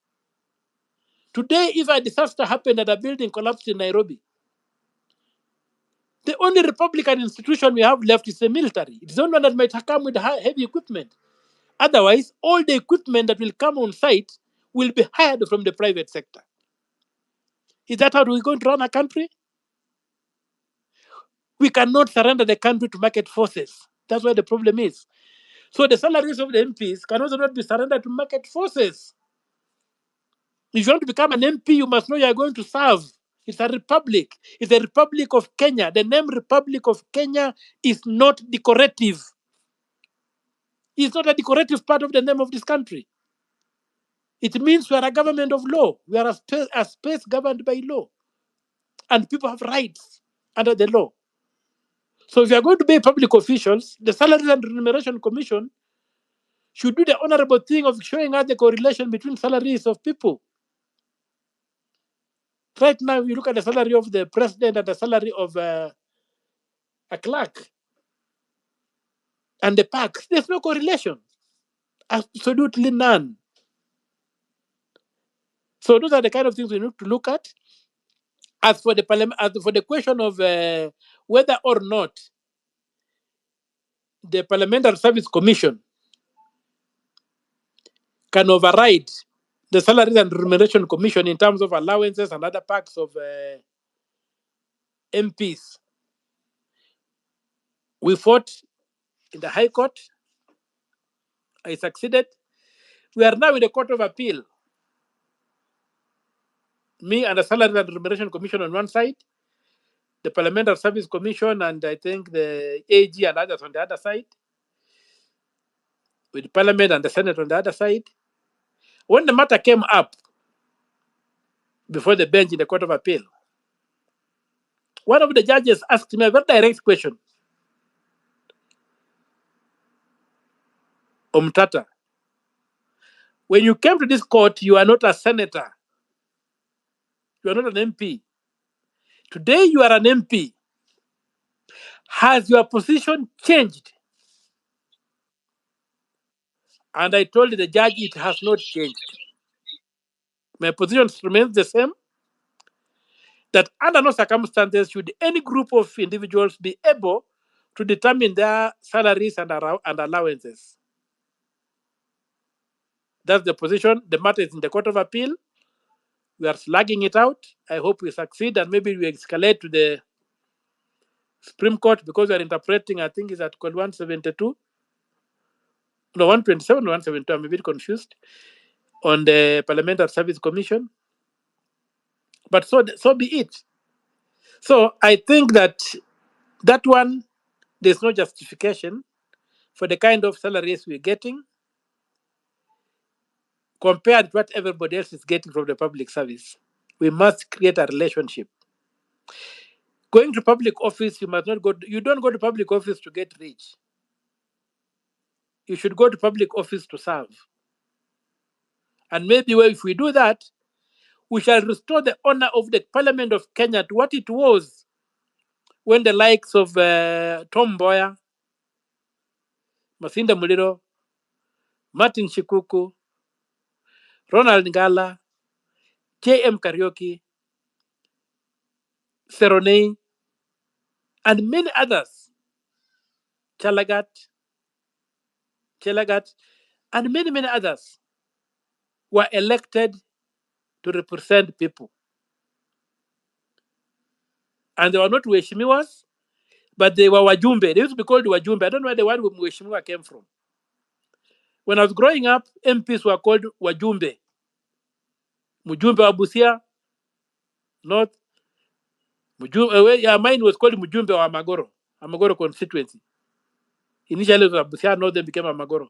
So that's the kind of things we have. Mujumbe wa Bunyala, Mujumbe wa Samia, Mujumbe wa wherever, Embakasi. Not Mheshimiwa, na Mheshimiwa sio Mheshimiwa pale popote, ni Mheshimiwa tu of himself. You see, even the adjective is tied to the individual. The Mheshimiwa is a title that ties to you. Mujumbe reminds you of your work. Because when Mujumbe wa fulani, so si Mheshimiwa wa Busia. Hakuna Mheshimiwa wa Busia. Hakuna Mheshimiwa wa Kariobangi. Hakuna Mheshimiwa wa Kikuyu. Ni Mujumbe. Ni Mheshimiwa kivyake. You see, this mindset. But also among the people of Kenya, we have got a problem. The other time I was involved in an accident and it was highlighted in the media, and people realized I was in a small vehicle. I always drive small vehicles because I find them cheap to fuel. And me, I don't believe that I am defined by what I own. I'm defined by my character, not by what I own. So I was condemned that how come a senator is driving a small Nissan? How come? There was when a drive to buy my vehicle. I don't know where that money went. There was a drive to buy my vehicle. A vehicle worth some 6 or 7, 8 million shillings, which I said, well, if you buy me, I'll take it. I'll keep it. I'll use it whenever I can fuel it. Money was, I told at one time it reached 2 million shillings. I don't know where the money ended up. But look at that problem whereby you don't condemn the reckless road driver who was driving a petrol tanker full of fuel, and he nearly deleted me from this world. If he had just hit me a few inches to the side of my driver, I would not be talking today. Instead of condemning that driver who was a reckless driver and a vehicle was unfit, petrol tanker, I'm being condemned for running a small vehicle. But the reality is, if I was driving the latest V8 or whatever, I don't know these big vehicles, what they're called, I don't know their names. Even if I had the latest car, can you stand up to a petrol tanker? You can't. So road safety cannot be reduced to the kind of vehicle you drive. The road must be safe for everybody. The road must be safe for pedestrians. The roads must be built for pedestrians and cyclists. This culture where we build roads only for people who drive, and yet everybody pays taxes, must stop. People walking on foot should have roads. People riding bicycles should have roads. The very many accidents we're having sometimes today is because we have got no roads for cyclists, and we have got no roads for separate roads for pedestrians. All roads are built for motor vehicles. So those are why we come to, and these are done when the society expects people to consume big, to live large, then people are saying, mimi kama senator sahi, mimi sio yule mtata wa jana activist, mimi ni senator. Kwa hivyo hata nikitaka kupanda lift lazima ningoje clerk akuja abofye lift ikuja ndio mimi nipande hiyo lift. You see? So we cannot allow that. So let us also have a society that looks at it and realizes that these tools that we have, the watches, vehicles, belts, and these are just trinkets. And these are the same things that were used by the chiefs of the old to sell Africans into slavery. They were given trinkets and they sold each other to slavery. Today, corruption has become the new method whereby people taking trinkets and they sell others to slavery. They make the homeland unhospitable. That's why there was one late, there's a guy, there was a Nigerian guy who used to live here, was in civil society. He used to say that that in the early days, Africans were forced into slavery. But today, if a big ship came to Mombasa with a brand, slavery is required in Europe or in the USA, the scramble will be unbelievable. There will be no space on that ship for people scrambling to get to the USA, to get to the EU, to be slaves there. Because the motherland is totally messed up. We must get our country back. And you people who have risen up, the Gen Z, are the people to get this country back. We must get a developmental state working. A state that develops the human resource, develops proper infrastructure, develops proper industry, so that this country can take off. And that can be done in a period of 5 years, given the amount of money we lost in this country. So the next thing we have is the whistleblower protection. On whistleblower protection, yes, there's a lot to it, but you see, we are approaching whistleblower protection without realizing our own limitations. A country like the USA, where this concept of whistleblower protection came from, is an entire continent. The USA is just virtually a continent. So maybe like from Nairobi to Lagos, you are still in the USA. It is so huge. And so it is easy to protect people, and among the tools they do is even change identity, relocate people from one state to another, and make people disappear, but still they continue with their lives. In Kenya, our options are very, very limited. We are a very, very small space. So those the law on whistleblower protection, which I think we need to be relooked at, and we look at what realities are there that we can protect our whistleblowers.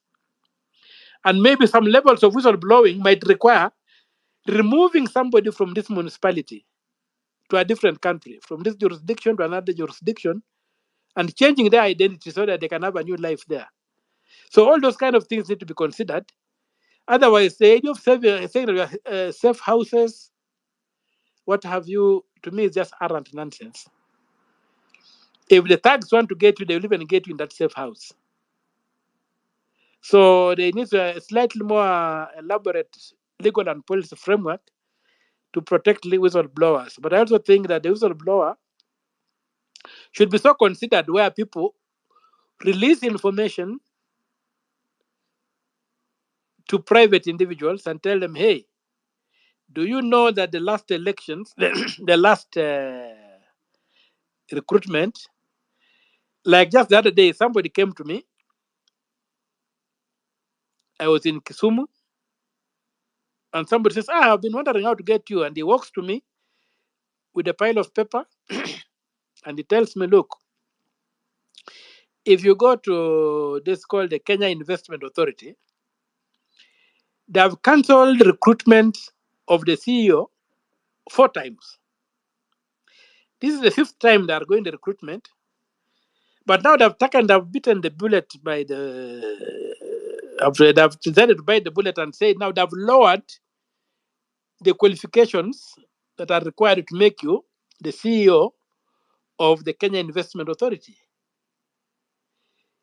And I've removed these requirements, and there's somebody in mind whom they want to make who has failed ever through. But now even this time he had failed.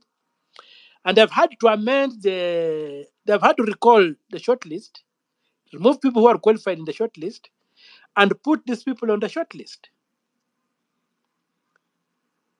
And please see what you can do. Now, he gave me the documentation showing everything that has happened. But because of the court order that I cannot use these documents in court, all I could do was to put a letter to write a letter to the chairman of the last week. I wrote a letter to the chairman of the Kenya Investment Authority, telling him I've got this information. What they are doing is wrong. They should recruit according to the law, or we shall have to fight over that. But my hands have such a good information that I would go to court and get orders immediately, but my hands are tied. The fact that they will tell me, the Supreme Court said you must acquire documents in a certain formula. The idea that somebody gave you documents on the street, those are the documents that were legitimately acquired, you can't use them. But that's the truth. So I had to write a letter, and I wrote the letter and served them. I also copied the letter to the president. I copied the letter to the Ethics and Anti-Corruption Commission and stuff. I don't know what actions they'll take. So this is the kind of country we live in. And so the whistleblower is operating in a very, very toxic environment, and sometimes a fruitless environment. And we've got whistleblowers who have died. The guy who blew the whistle on the golden bag was killed. So we really need to know how to deal with this issue. Senator Omtatah, I wanted to give the chance to Professor Kibwana to say something. He's about to leave. We have more questions for you. So I just wanted him to chime in at this moment. Governor Kibwana, and we'll come back to you, sir. Is that okay? Okay. That's okay. Quite in order. All right. Thank you, sir. I've sacrificed my mass today to be here. I'll go for mass in the evening. Thank you so much, sir. And we still need you. We need all this knowledge that you're sharing with us. It's really impactful for us, educative for us. Governor Kibwana is one fellow who demonstrated that devolution can work. Before he speaks, that's one man when he was a governor of Makueni, he demonstrated that devolution can work. So thank you, and I would be very willing to listen to the good professor. Professor, the microphone is yours. Karibu kwenye space.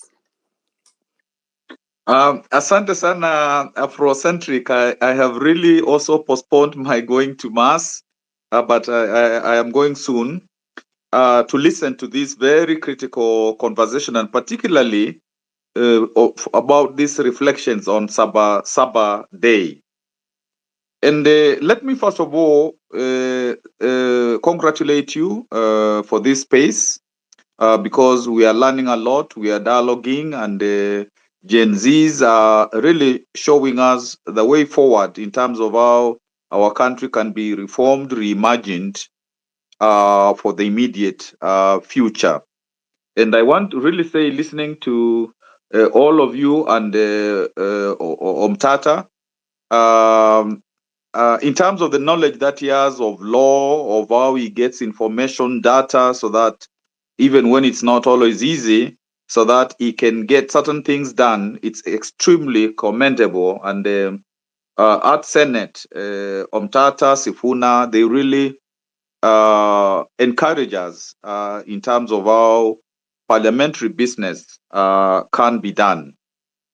So congratulations, Okiya, Heko. I am also your fan. Now, in terms of the Saba Sabas, the history of the Saba Sabas, of course, we know, first of all, there was Mau Mau for the first liberation, and we know how they really wanted colonialism ended, and they wanted proper decolonization. And they were young people, some of them just like the Gen Zs.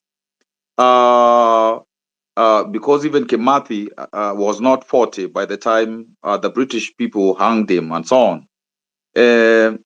So that is really like the reference point of how we have tried to get away from this colonial system, colonial institutions, colonial economic arrangements, and all that.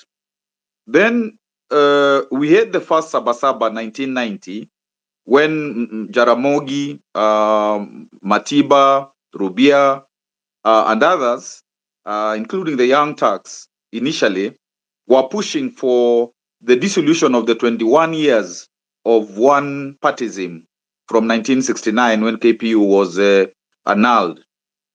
And that was driven more, that Saba Saba, the first Saba Saba, was driven more by the political opposition then. And of course, we know the bloodshed that resulted, as an article by Houghton Irungu, as shown as recently. Then we had 7 years later, 1997, we had another very epical Saba Saba, where the National Convention Assembly, the National Executive Council, where I participated a bit in, was trying to say, yes, we got the first liberation. It's not kind of working. It was subverted. Now we want Katiba. And so there was, again, a lot of, bloodshed and many negative things. You remember what happened to Njoya and so on. And again, we were really saying that we want a reset of the country.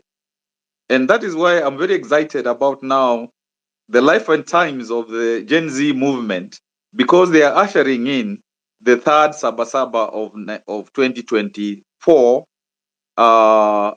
which is about 24 years, I think several years after the 1997 Saba Saba. So in a way, this is the third epical Saba Saba, and we really need to appreciate these young people who have come out. And what is very important for me is they are actually living the change they want. Like when they say they don't want to be tribeless, they want leadership of people together, not just hoisting one person and saying that is the leader, we will look up to him or her, and we will do what they tell us. So you can see that they're changing the political narrative, the political culture, even in terms of when you do wrong things, they call you out.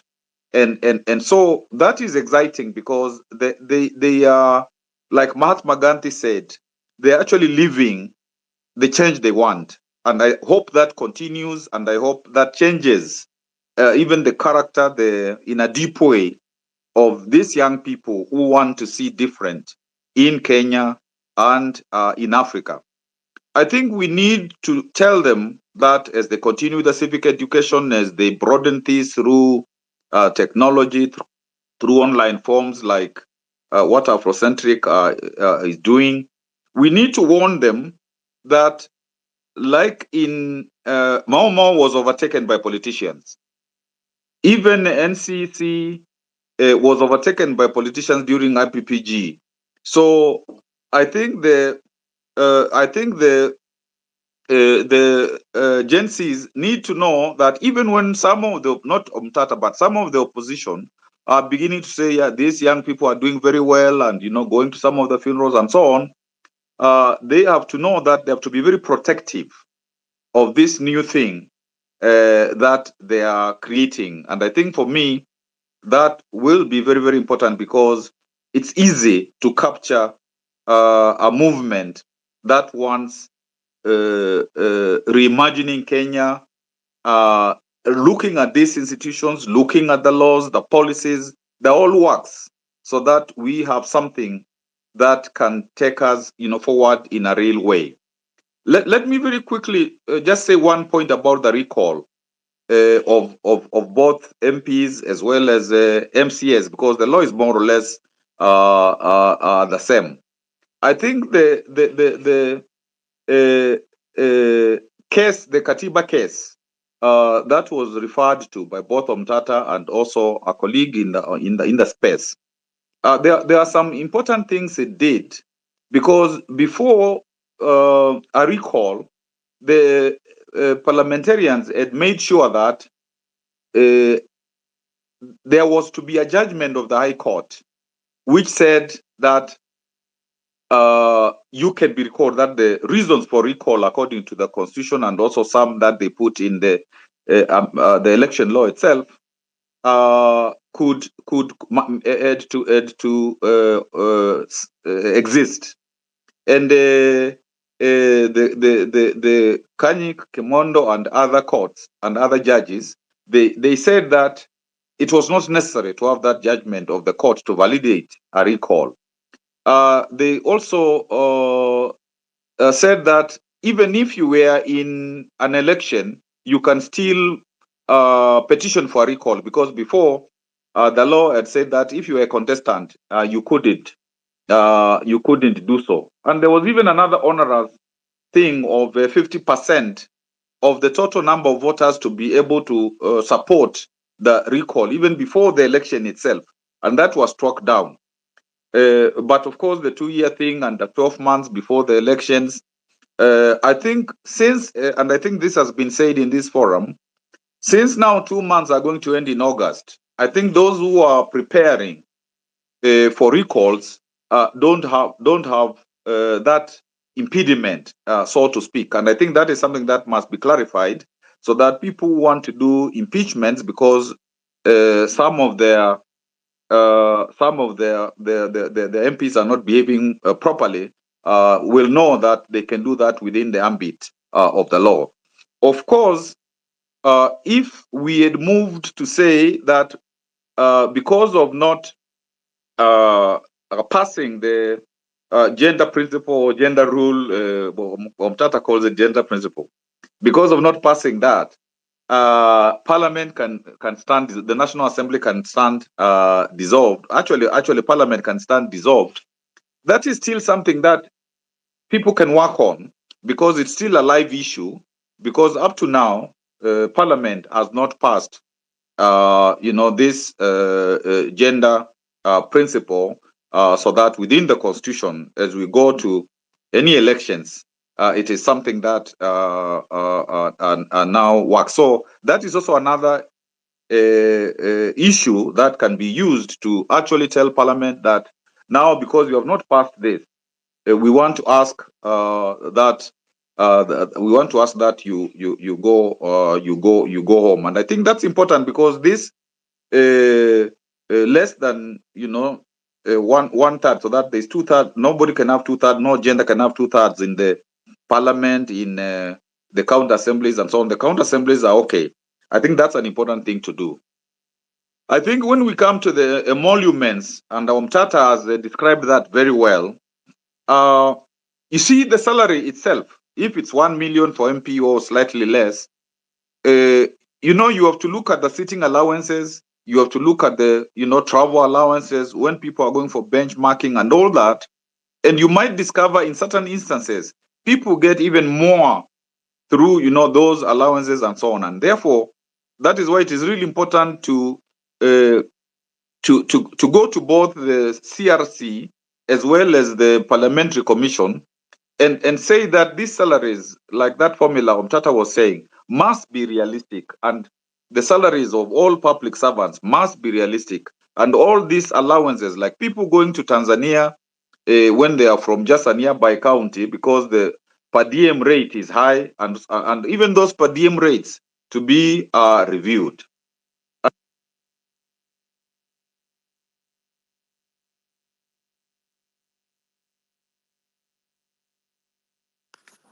think his connection. Yeah. Governor, I think we have lost you there. Maybe he has also started receiving phone calls. Ameguza per DM. Yeah, through the host, while still on that discussion, can I say something real quick? Yes, as he comes back. Yeah. So what was informed by Senator Omtatah is that the returning officers, the ones that are in the constituents, can actually call for a, for an election, right? But then per Dr. Kivutha Kibwana, it sounds like we can also call a referendum. Maybe I'm the one who did not understand it. So do we go the election way, or do we go referendum way? And if we go to referendum way, is it Mwananchi that calls it, or is it still the same returning officers? Thank you. I don't know whether, can you hear me now? Yes. Yes. Crystal, yeah, we can hear you. Go ahead. Okay. So I was saying that even in terms of the recall, whatever now, the judgment said with some of those positive things that it had, but also still staying within the 2 years and not the last 12 months. I'm saying that because the 2 years are now over, and I think that was even said by Omtatah, because they are over, it means that people can institute recall initiatives. But I also was trying to argue that Parliament was actually told that it could be dissolved because it had refused to pass the gender principle, the gender rule. And that is something that is still live, and it is something that people can proceed on and say, we will like to actually, we want all of Parliament to be dissolved because you have not passed what you are supposed to pass, and there are mechanisms from the Supreme Court to the President to dissolve Parliament in those circumstances. Professor, sorry to cut you short. I hate doing this, but since it's such an emotive issue, and we and the Gen Zs are accused of being rowdy and whatever, how do you do that while still remaining within the Constitution? Are we supposed to go to court and then we are given court dates 3 months away and things like that? How do we do it while still remaining constitutional and not being looking like a riot? Well, it is actually provided by the Constitution, because what happened was when the Constitution was passed 2010, it had also a schedule detailing which laws had to be, which constitutional amendments,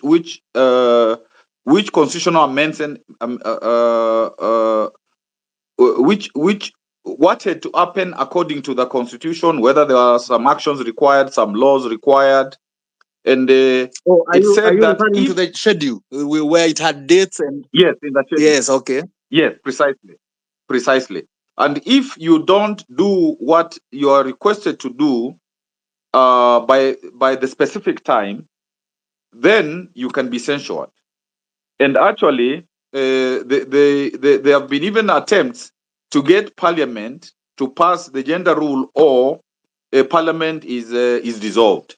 But of course, because ultimately the President has to do it, even when the Supreme Court recommends, the President has to do it, and therefore there have been, up to now, before during President Uhuru Kenyatta, that was never done. But I remember Maraga, Justice Maraga saying that this requires to be done. So it's a question of, again, through activism, through going to court, saying that this is supposed to have been done. And of course, one result it can have is to trigger Parliament to be able to restore, to actualize it. So this is not a question which is outside the Constitution. It is a question that is actually squarely within the constitution. But even for recall purposes, because the 2 years are over August next month, that is maybe a ready pathway to achieve what is necessary. And that is why I think some of the constituencies are already doing spade work to prepare themselves if they are unhappy with the MPs according to the provisions of both the constitution, the provisions of the constitution that Omtatah was able to document. The argument of the IBC Act, Section 88, for Article 88, subsection 4, clearly of the Constitution, clearly says the role of the IBC in terms of the Commission, what it does, directing the elections and referenda and voter registration and referenda, all those things. So, and of course, the situation of it has to eventually declare the results. Yes, according to the minor KI case, the results are at the polling station, and what the commission does is to aggregate them, and actually most of the spade work of the aggregation is done by the secretariat, but they according to the law they have to declare not the chair but the commission in totality, because the Supreme Court says this is not a question of the chair alone.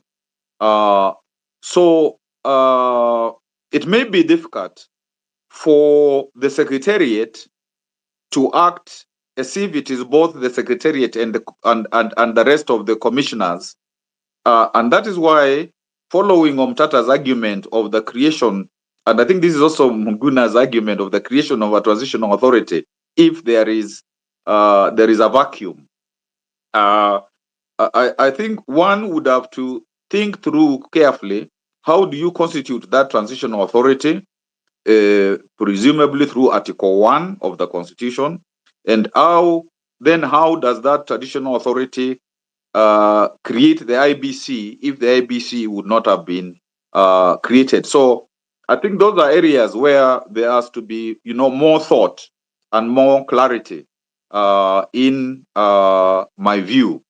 And even because the president did say that next week he will do the necessary regarding IBC. One of the problems that I've had, and it's also an historical problem, is the political class provides the majority of the panel members of 9. I think they provide 5, if I'm not incorrect. They provide 5, and the other 4 are provided by LSK, the accountants, ISPAC, and the 2 from the religious sector.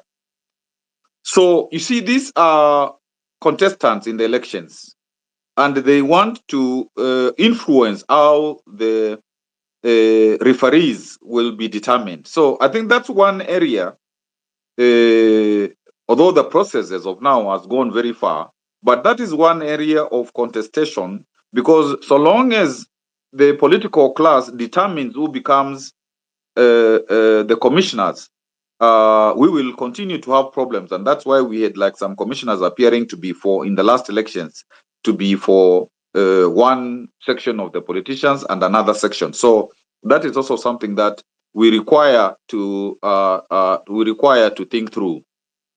Maybe another Afrocentric, another issue is, the president said, yes, I freeze the Finance Act because I have heard the voice of the Gen Zs, but I will activate the Appropriation Act because some expenditures are necessary from 1st of July. And the Appropriation Act is basically a summary of the budget. And then the president also proceeded to say that there are certain cuts of the budget of roughly about 177, 178 billion. I think it was better if there is a debate about the cuts, so that the president has done his input. Then there is the input of the Gen Zs, and the citizenry of Kenya in terms of also a continuing public participation, so that matter is resolved in a way so that people can say, we want more money, to this, to health, to education. We want more money to the things that people believe. So that is still a gray area even before there's a revisit of the Finance Act. One thing that Omtatah said is Senate has considered the audit reports of the Auditor General from 2020 to 2021. And therefore 2022-23 have not been considered, and now 2023-24 are ready for consideration. 2021, 2022, 2022, 2023, those are two, and now the third one, which is of this the last financial year, 23-24. And you see, when those are not considered, it means that the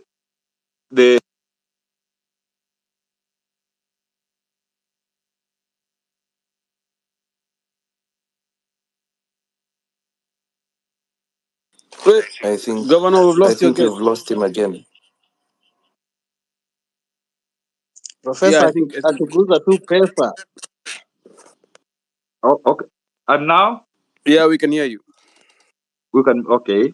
So I am saying, so long as, Senate has to speed up this process of considering the audit reports from the Auditor General, so that we can immediately, first of all, there's nothing pending, and then the counties get the money, which is equal to get the money that is equal to the most recent collection of our taxes, and that strategy has been used actually to deny counties more and more of the money that they should have.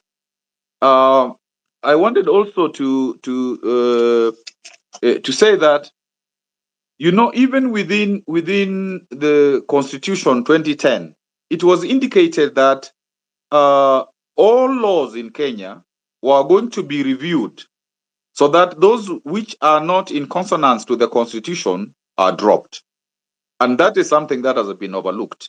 And I think Omtatah was saying, in terms of like having a legal structure that is facilitative of proper governance and this new Kenya that the Gen Zs want.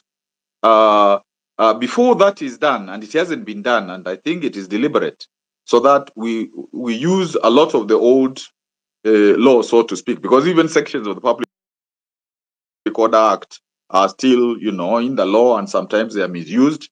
We have never gotten in a proper way the provincial administration, or the national administration, or the national administration, and the county administration to be in sync, to work in sync. So that is still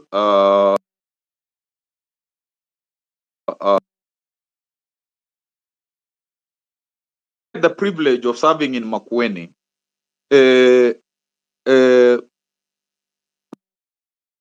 We decided that we could have open contracting, so that every information about procurement is online.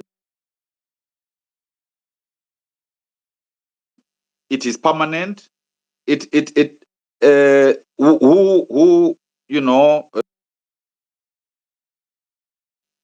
so that if anybody does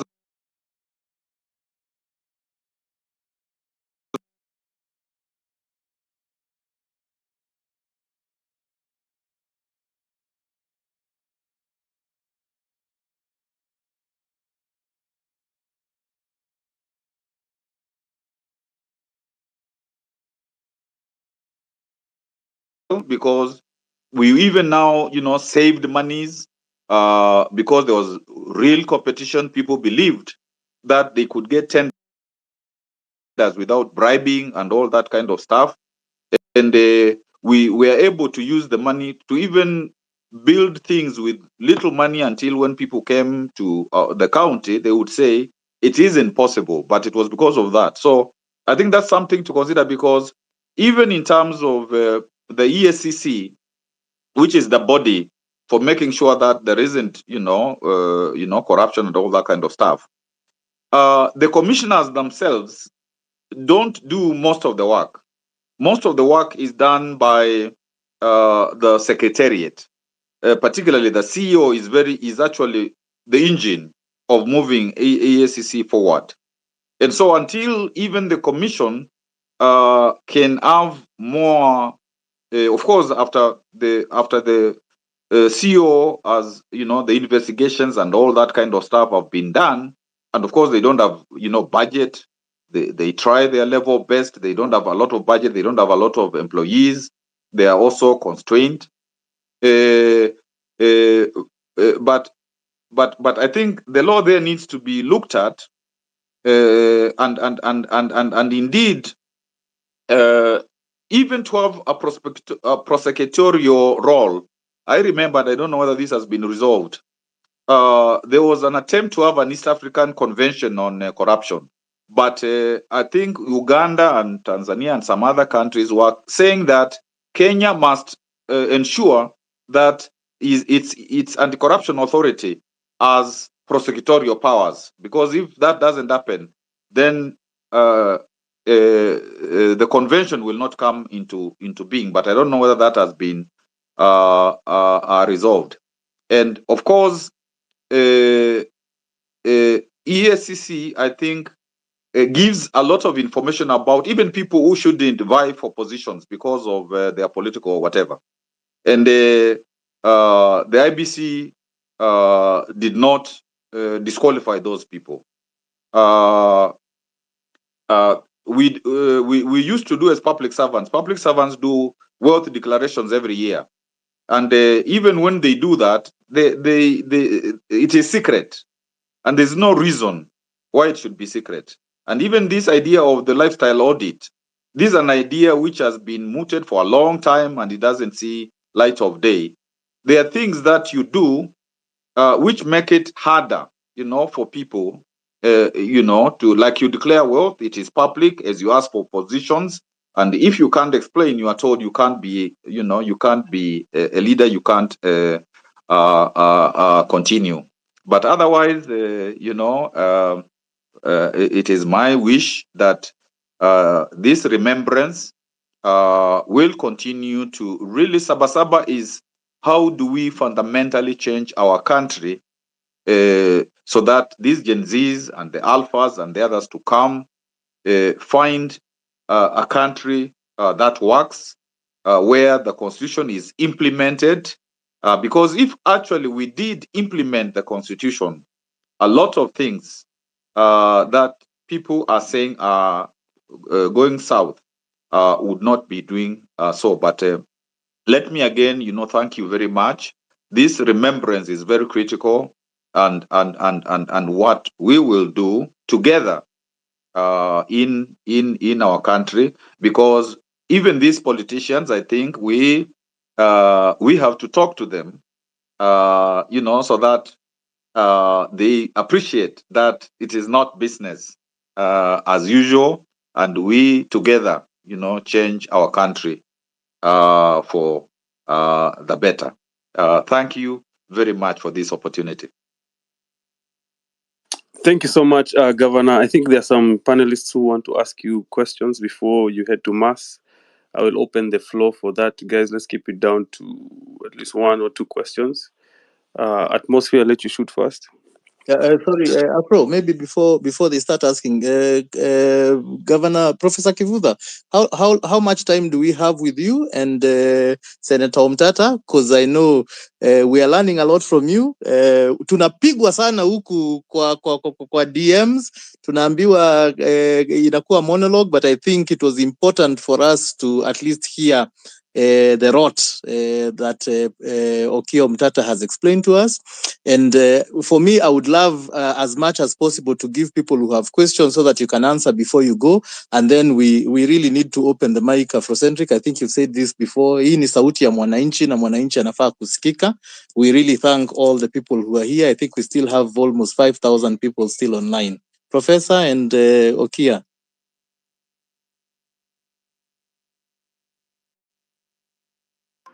And I think Professor Have time with you, Okiya, and Professor, how much time with you, Okiya, and Professor, how much time do you have with you?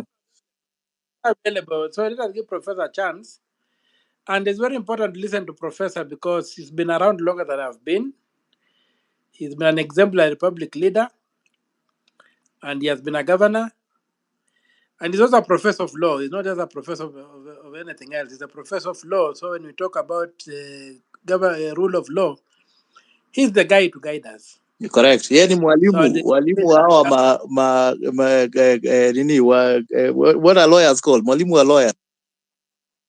yeah. So let him go, have the go. And me, I'm around. As I said, I'll go for my mass at 5 at the Holy Family Basilica. So Asante. Professor, how much time do we available. have with you? I wanted to go. I want to go away by 1 because my mass is 1:30. So, Afro, over to you. We have 20 minutes with Prof. All right, guys, be patient with us as we're going to iterate through to every speaker who is requesting. Please bear with us. Consult the Jumbotron. We have a petition that we're asking everyone in this space please to sign. Append just your first name, last name, and email. All right, Atmosphere, mic is yours. Thank you very much, Afro, for this chance. Good morning, good afternoon from wherever in the world you are. So mine is to ask Professor Daktari Mr. Kibwana. Well, maybe most of the people here don't know you've been around since the Moi era. And this is when SABA SABA people used to go and protest in the streets. And you have an impeccable record in leadership. You've been governor. I was particularly very interested in seeing how you ran Makueni County with people, with the people behind you. Meaning, you had this style of tendering where public participation was in the forefront of everything, and you would actually pay the people who tendered when everyone from the public is satisfied that the projects were good. And that time was an interesting time because we will see other governors come to benchmark in Makueni, which is a very impeccable record. You are also Minister of Environment during Kibaki's time, and I've been following you for quite some time. So my question is, these current governors, what do you think is the biggest problem? Don't they have proper advice? Are they just greedy, or they don't have plans for their counties? That's the first question. The second question is the region, the eastern region, where we have perennial water problems. And then recently we saw very interesting times when floods were experienced. What would you advise that the people who are currently leaders in that region should do about the water situation? I'm particularly not from that region, but it's something I would like to hear what you think about it. Thank you.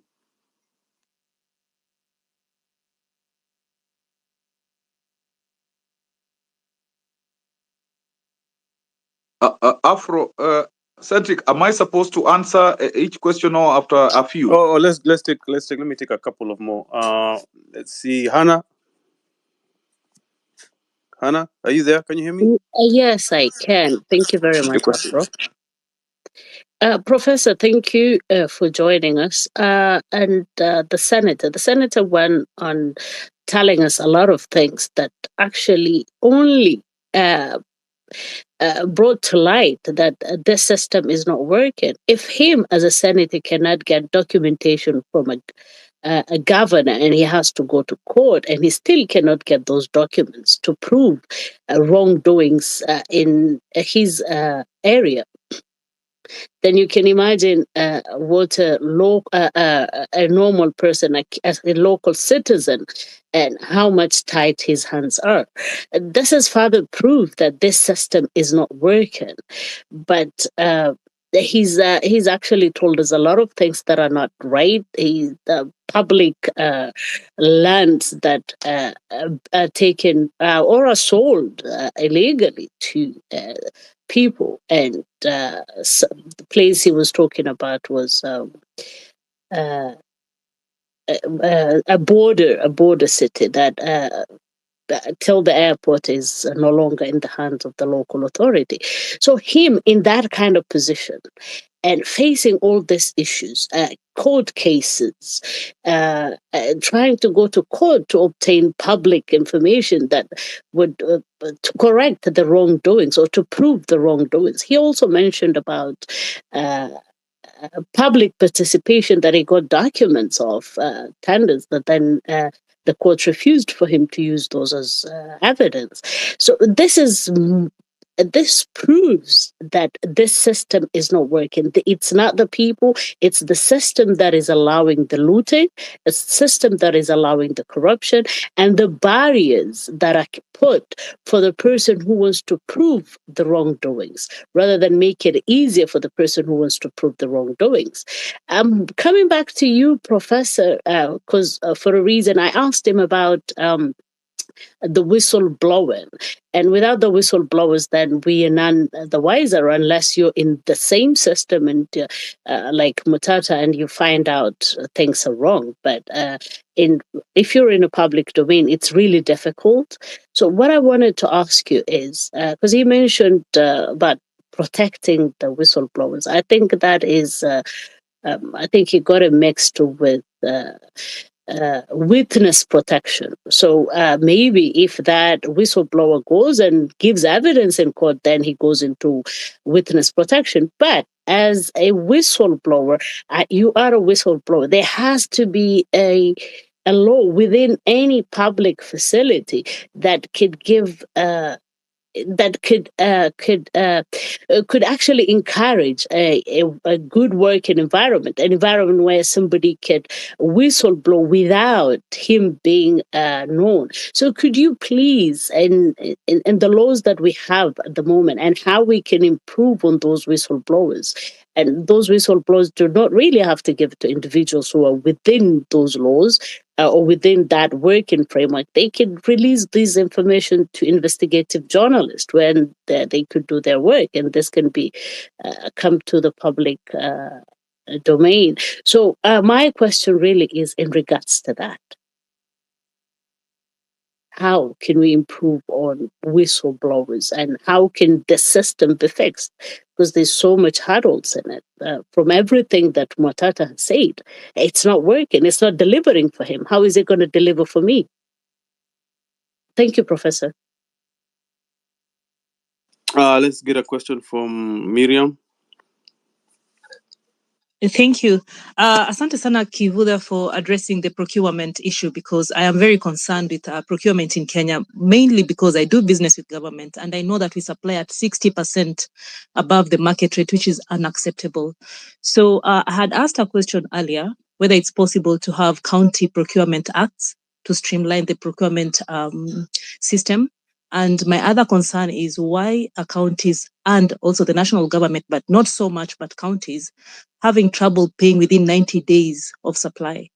I think that's one of the reasons why people are inflating these supply rates. Yes. So is it possible to have this done on county level? And is it possible for us to also be able to pay within 90 days of supply?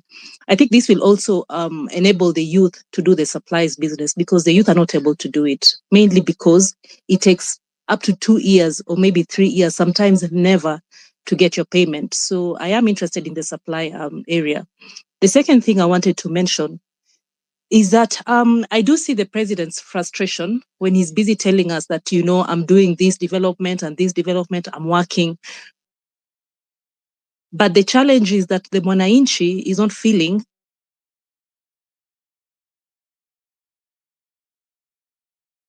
very embarrassing to drive on a very smooth road and not even meet 2 cars in 1 hour. Like you can drive a whole 50 kilometers without even meeting one single car on those roads. So is our focus on the wrong thing? Because what is the advantage of having a road network in a county where there's no economic activity going on? I don't know why people have to take their maize out of their counties, sugarcane, all that. Why can't counties focus on producing a complete product to the other counties? For example, the counties that are dealing with sugarcane, why can't you produce sugar in that county? When you have maize, why can't you produce flour in that county? I think those are the issues that counties need to focus on. So on the road networks, very good job. But to me, I think that we are not focused on the development programs that directly affect mwananchi. It's something that needs to be challenged, and it's something that needs to be followed up on. On the salary issue, again, my other very major point of concern, we can't have 30-something counties that are paying above the threshold that has been recommended.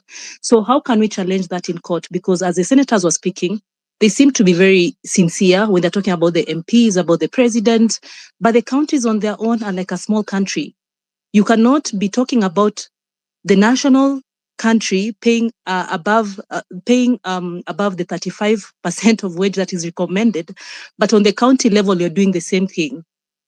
As a senator here confessed, they are also on the 40-something%, which is way above what is recommended. So how can we challenge this on a county level? Because I believe that change starts from mashinani. So if the counties can push to have this change in the counties, if the senators can challenge to have this change in the county, then it will be possible to push it on a national level. Yeah, thank you. So those are my 3 concerns, Kivuda, and thank you very much for touching on the procurement. Again, can we do this on a county level? Asante sana. Thanks so much, Afro. Kimutai, are you there? Yeah, I'm here. Well, please shoot your question. All right. First of all, thank you, Afro, for giving me an opportunity. And secondly, a lot of my questions and concerns have been answered, so I'll yield a lot of my time back to the host. But there's one particular concern that I have not heard. Over the last 3 weeks, we had a lot of abductions.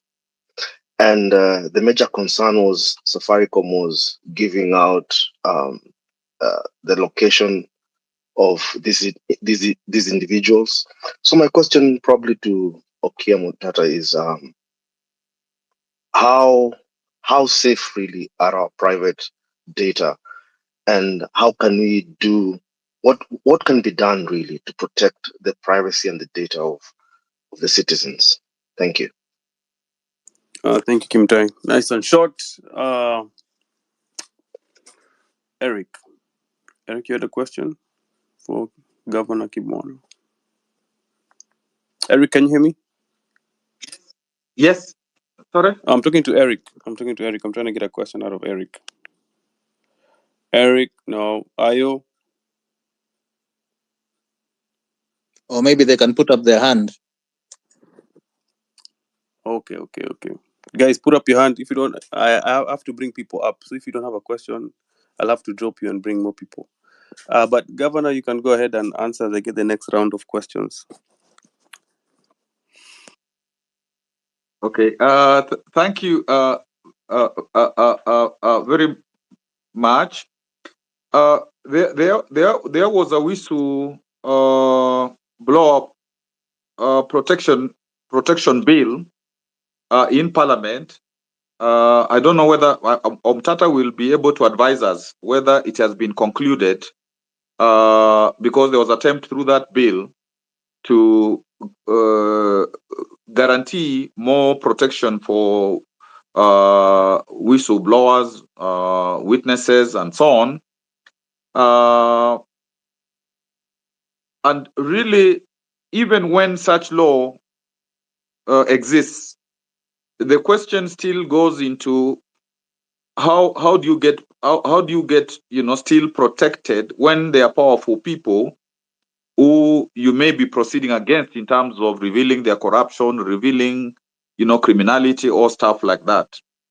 And that's one of the basic problems with, sometimes we have, good laws, but the implementation is a major problem, just like we are saying for the Constitution. And we shall remember, even during the ICC times, it was more of civil society, it was more of the international community trying to offer some kind of protection to some of the witnesses, because by then our laws were still deficient in terms of protection of witnesses, of people who, if it's corruption matters, have indicated that, there is this issue. And many people actually even get afraid of reporting to ASCC because they believe that even when they are allowed to do so without mentioning their names and all that, they still believe that their identities will be discovered. So I think, just like was stated, that if a senator cannot get some of this information, what about any other Kenyan citizen?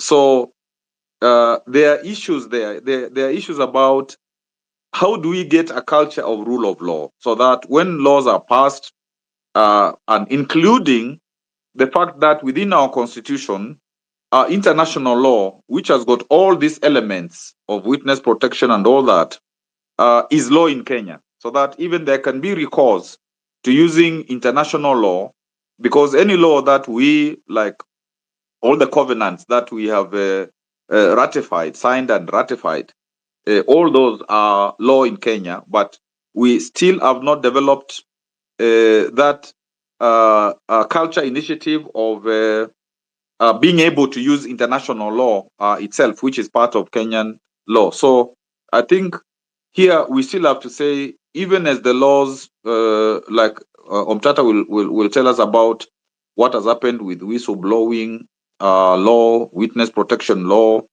but even when those laws are there are powerful forces which try to make sure that they don't operate. Of course, in the Constitution, there's the right of information. We are supposed to get information from the state and from all that, and that is why Omtatah is still going to court, wanting to get certain information. And this is a critical area of, unless it's really information about, like, military things, about some of the military things, which you don't easily provide, because of if they will be accessed by enemy, whatever. But most of the information in the public domain, should be able to, a citizen should be able to ask for it, and the law says, sometimes you may have to pay some little money for, if it's those photocopying or whatever it is, or whichever way it's transmitted to you. But getting this information going forward is very critical in terms of the democracy, the new Kenya that we want to create. The salaries, counties which pay more than 35, there's also an historical aspect, because some of the counties like Nairobi, like Mombasa, like Kisumu, under the original council, city council, municipality, whatever, they had employed very many people. And those people were given over to the county governments, and they were permanent and pensionable. Even their salaries had been negotiated just before the constitution came into being, and they were actually higher than the salaries of people working at the national level.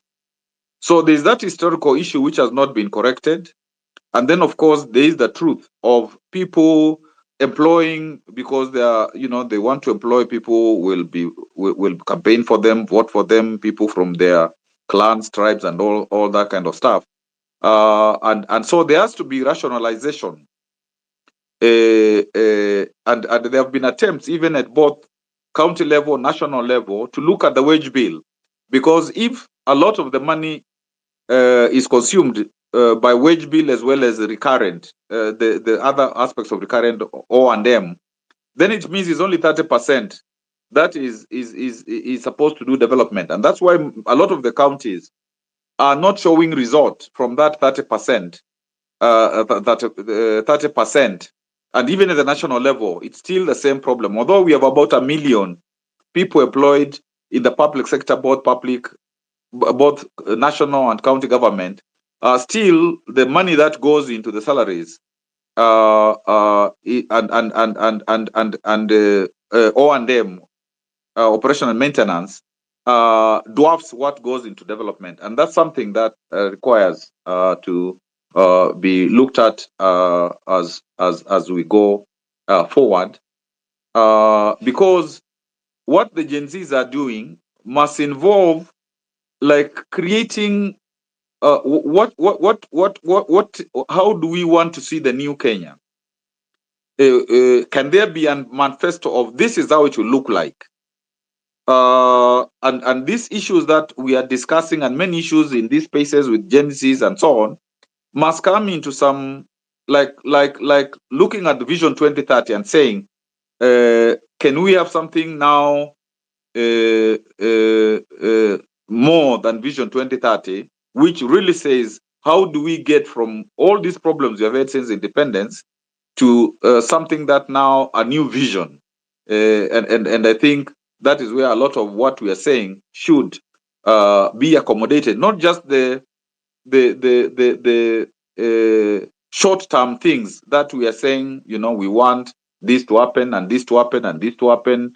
A lot of the debates, like the debates which the Gen Z, some of the Gen Zs had with the president, and there was of course some disagreement among the Gen Zs. But apart from those short-term things that need to happen, it is now how do you plot for how the future will look like? Where is that vision? And some of the vision would be like, why can they be value addition to these counties? Because industrialization, when one looks at India, China, all those countries which were supposed to be third world and which have progressed, you have industrialization starting even from home, from these local situations, whether now it is a county in Kenya, and there have been attempts at value addition from the county level, and this is something that without giving many examples because of time, some of what we did in Makueni and so on, and what is happening in many counties, this is something that is very important to do. And even the question about the priorities, is it road network, is it what? It depends on how the public participation is done, especially national public participation, because sometimes the counties people, the location is it's not very very huge, and you can have people actually contributing if you wish to get them to get involved. But the national level, sometimes people come like during budget, just to the county headquarters, and that's it. So if there is good public participation, then people will tell you, maybe here we don't need roads. Here, like the question about Eastern region of water, we need water. How do we do water harvesting? There is, for example, a Bishop Masika, where through water harvesting, communities in his area have been able to do agriculture where they export abroad and they do organic agriculture. And it is through just 1 acre farm pond, water harvesting and all that stuff. Eastern region, they're waiting for the Thwake Dam. If again the irrigation, was done and it was done properly, not like what happened in Tana River, you can get the water issue and irrigated agriculture to happen if now we focus in the things that people want. So why do some counties appear to do badly? Maybe others do well. Is there a problem of planning, or are people greedy? I think one of the issues that I find very problematic is, particularly after the first 5 years, maybe new governors came in some of the counties, and after the 10 years, other new governors came. And a lot of the times, those who succeed don't want to continue the work that has happened before, because there was maybe competition before. They say that they will debunk what happened, and they will do their new thing. So you get ghost issues, projects that are halfway, and all that kind.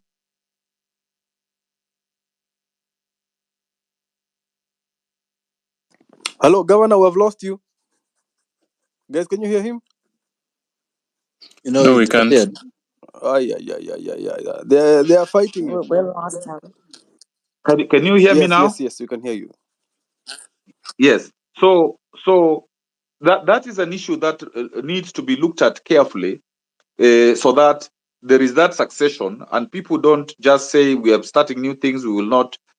For example, sometimes they come, they find a budget in operational, which was prepared by the outgoing regime, and then things that already had even been procured, they change that, and you're not supposed to change that in law, because if already somebody had a contract and they were doing a job, and then you vary the terms, that is problematic.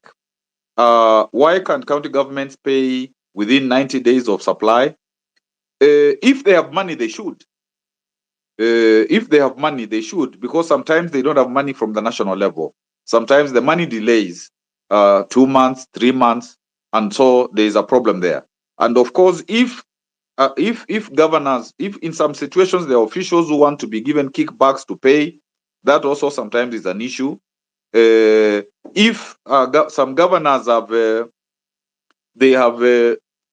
done projects outside the budget, like you go somewhere, you're excited, people tell you, we want you to do this for us, and you do a project outside. So when it comes to paying, you have a problem, because control of budget, will be constrained to give you money for something that was not in the budget. But having said that, I think by and large, the devolution has really assisted our country, because there were places where there were not those roads that were being talked about, and health facilities and all that kind of stuff.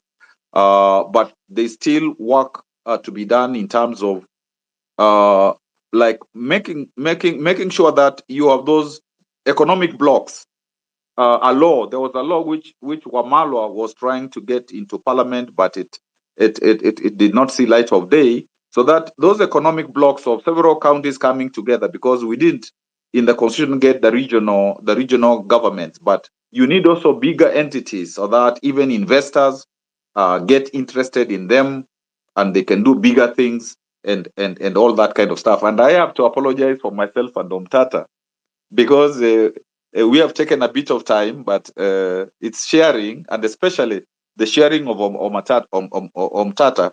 I thought there were things he said which are not normally in the public domain, and they help us in terms of navigating going forward, and particularly for Gen Zs. And I heard that he said, I'm a professor of law, and he said he knows a lot of law. He can even teach constitutional law.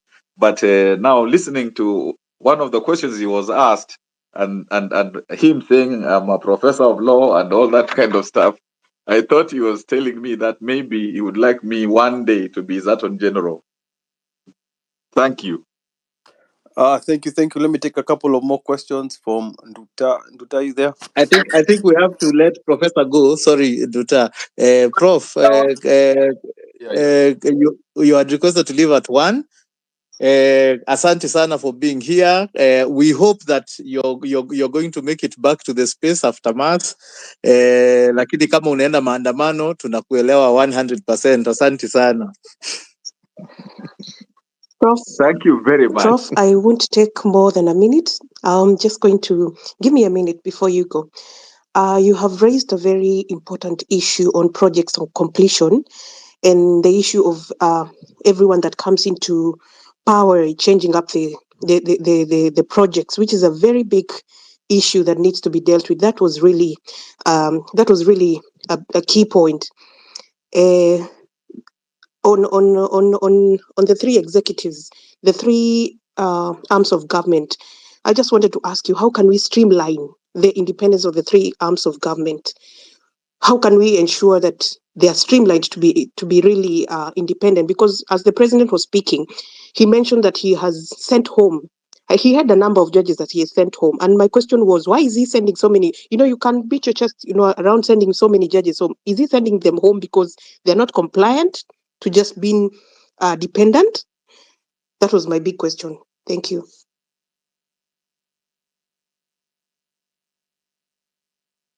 I think from the Constitution, thank you for that question. From the Constitution, it is clear that the Constitution is very clear about separation of powers, what the executive will do in terms of executing what has been proposed by the legislature and the judiciary in dispute resolution.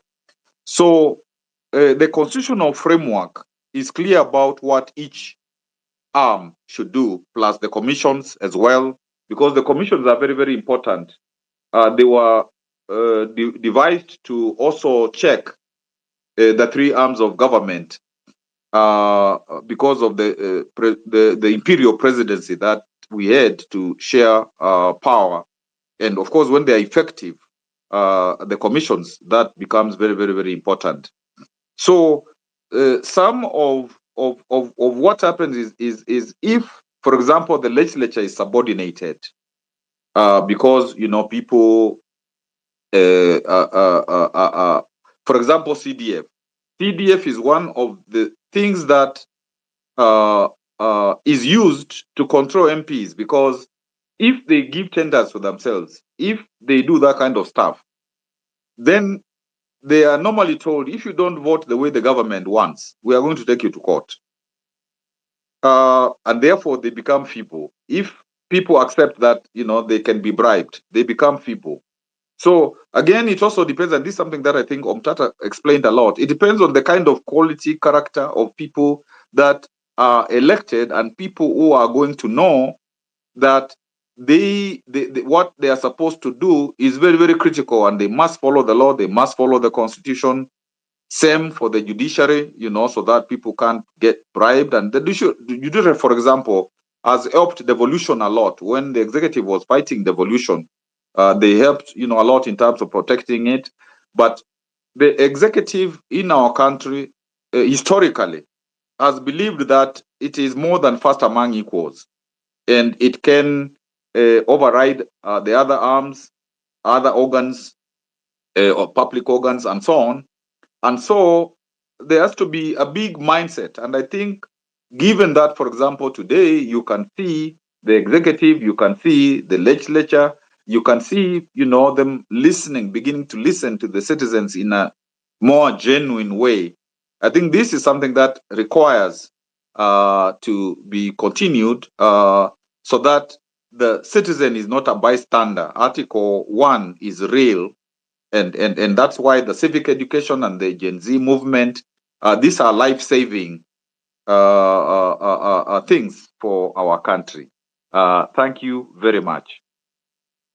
Thank you, Governor, for your time. I think we're going to release you, let you be on your way. But thank you so much for the knowledge share, and thank you for dialoguing I think with Afro, you have to create a space where governor and other legal minds can come and help us navigate through the legal in any ways. But asante sana, Prof. Thank you. Yes. I'd like to pass the microphone to Nasra. Nasra, mic nyako karibu. Thank you so much, everyone. I hope you can hear me. So today, firstly, I'm really grateful to be part of this very, very important conversation on a very, very key milestone for Kenya.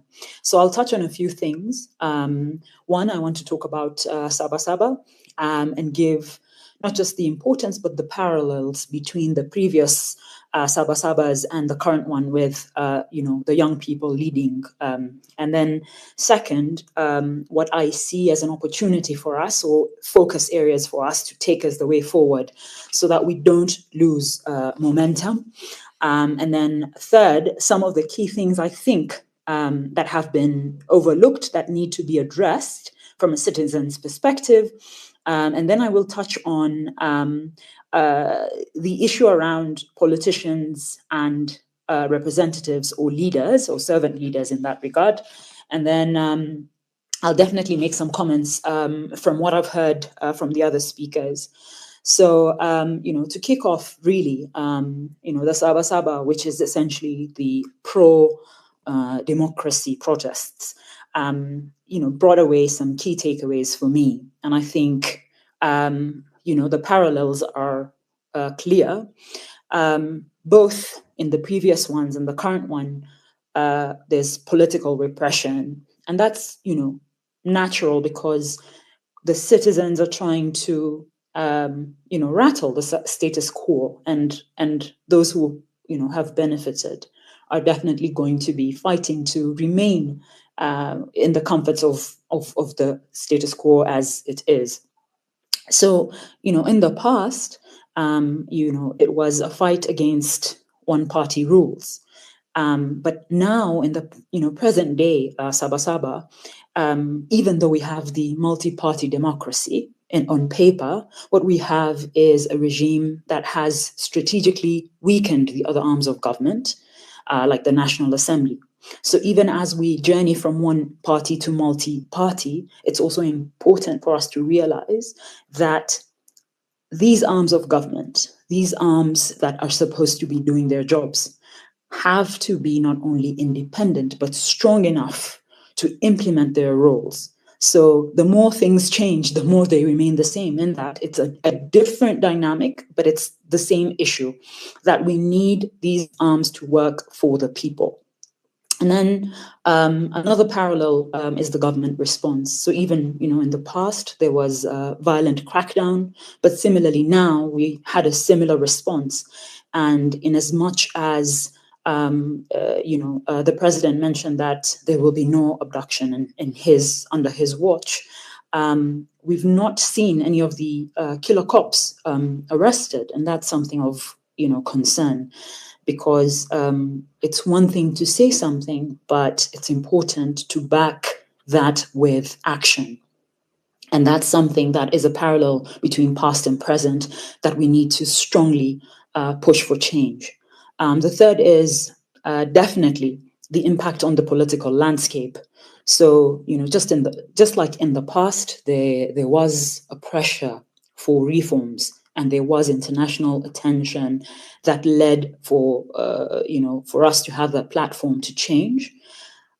I, however, want to emphasize that insofar as the international attention, I think, and you may disagree with me on this, but the international attention, at least from the global North players, was very delayed. And it could have been forthcoming very early on in this conversation, before people died, before people were abducted. And that's something that struck me as problematic, because when we talk about a democracy, it means, irrespective of the divide, whether you're in the global South or the global North, you have to stand by what you claim you're following. In this regard, that was wanting then, and I think it's wanting now. And then in the past, the SABA SABAs were about transitioning to a multi-party democracy. What is starkly different this time is that this SABA SABA is purely a citizen-led democracy, and it's a citizen-led push for accountability. And I think this is a huge win, because it means that Kenyans have taken their voice back. Largely, I think we need to applaud the fact that we have a strong document like the Constitution.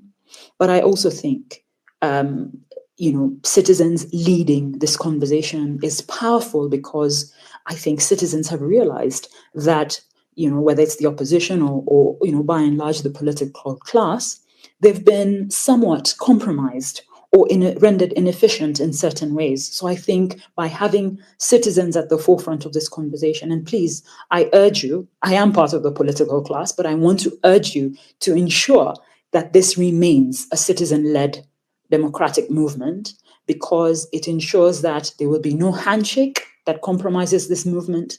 There will be no agendas that compromise this movement. And I say this because the advantage that citizens have now by leading this conversation is strictly because citizens will feel the impact directly.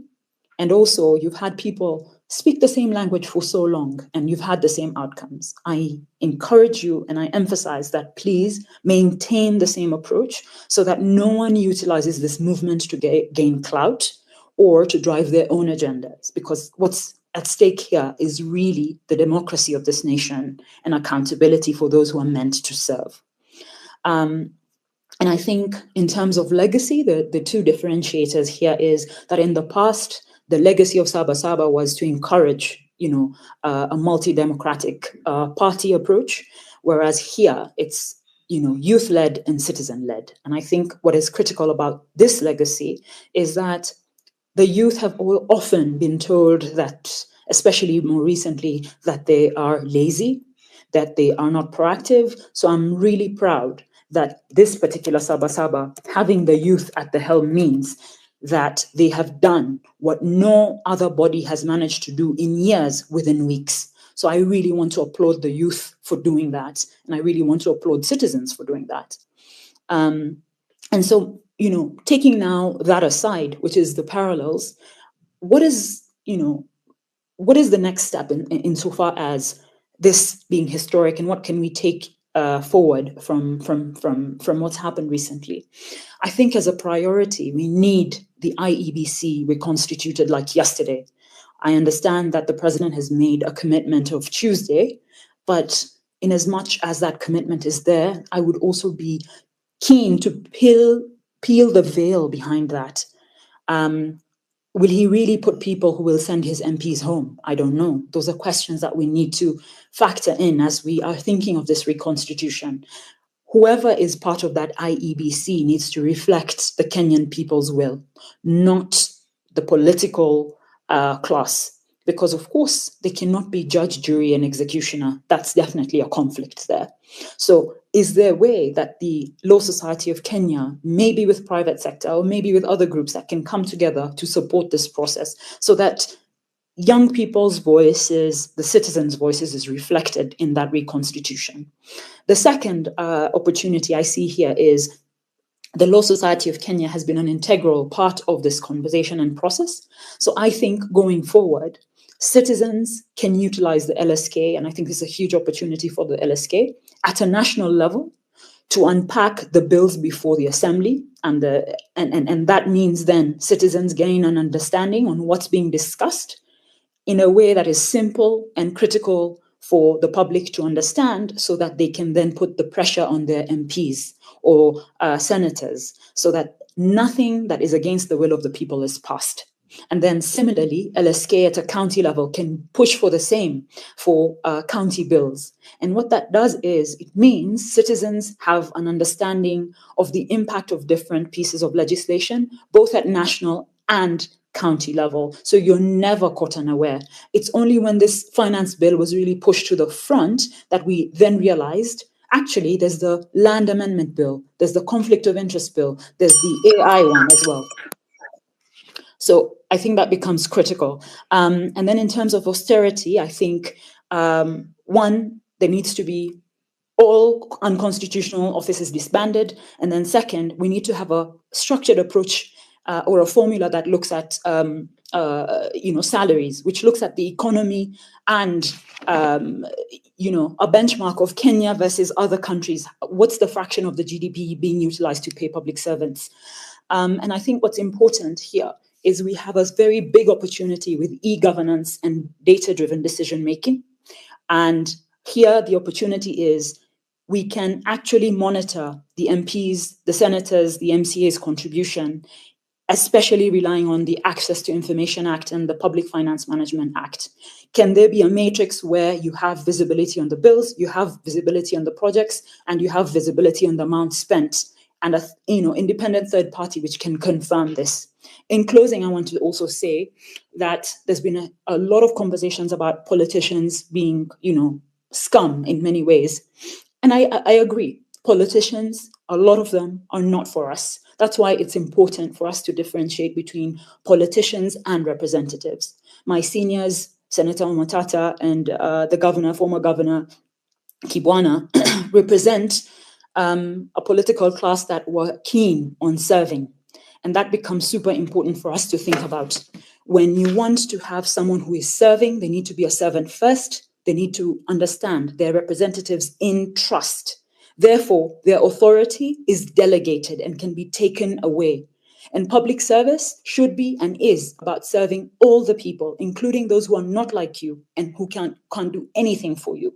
And so as you think about your leaders going forward, please make sure they either have a public record of service, which is clearly available for you guys to confirm and verify. And lastly, there should be also a record of achievement if they're handling important documents like health, transport, and others, because if we don't have that public record of accountability, we will be having the same conversations year in, year out. I'll stop there for now, but thank you so much.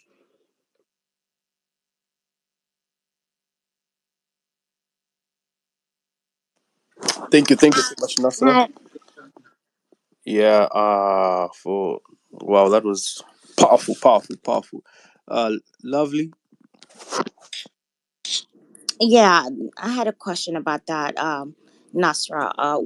You're an MCA for which county, and also, what are your achievements? As you actually just pointed out right now, that's something that we needed to ask. I wanted to ask all the people from the government officials that came here, what are your achievements in the office that you serve right now? Thank you so much, Lovely. So I'm an MCA for Nairobi County, and I'm a nominated or a special elect MCA. And essentially, I was nominated on the basis of being a minority and also to bring in the expertise of two things. I'm a lawyer by training, and I have a focus on sustainability in particular. And so in terms of achievements, in my capacity as a nominated MCA, the first thing I've done is I've supported Nairobi County on a pro bono basis, by the way, in pushing for actions that can drive the climate change agenda. That led to the Nairobi Governor's Office being certified as the first green government office in Africa last year at COP28. However, my biggest challenge with Nairobi County, and this perhaps you guys can really guide me here, I've also been pushing for a lot of the policies and bills in place to see how Nairobi can then unlock opportunities around the climate agenda. Key among them was during flooding, and just to give you context, so as a nominated MCA, we don't have bursaries, we don't have the equivalent of a CDF. So our voice and our agenda is largely tied with the partners we work with. So in the context of the flooding conversation, at a personal capacity, I was working with the Kenya Red Cross to support the different families and areas that were affected during the flooding. But second, I also lobbied FSD Africa to see if we can have a flooding resilience product, which would ensure that the city becomes resilient against flooding. Unfortunately, the Nairobi County is yet to pass the Climate Change Management Bill. I am not clear why this is not proceeding, despite several efforts, but perhaps if you as citizens can put that pressure on, other MCAs, that would be really, really helpful. And then at a party level, we also set up a committee on flooding. Essentially, I come from the ODM party, and one of the things we did from a party perspective is we set up a committee where we were providing relief in terms of food and mattresses to affected families. We managed to support about 6,000 families in that regard. And then aside from that, I also pushed for motions. The first was against the audit or the collapse. It was a review of collapsed buildings in Nairobi County. That lobbying resulted in us adopting a resolution as a county assembly for the executive to implement structural audits on all residential buildings as a start. Now, again, the key challenge here is from an implementation perspective. And if you, follow my page, you would know that despite our efforts, the implementation part has been a drag.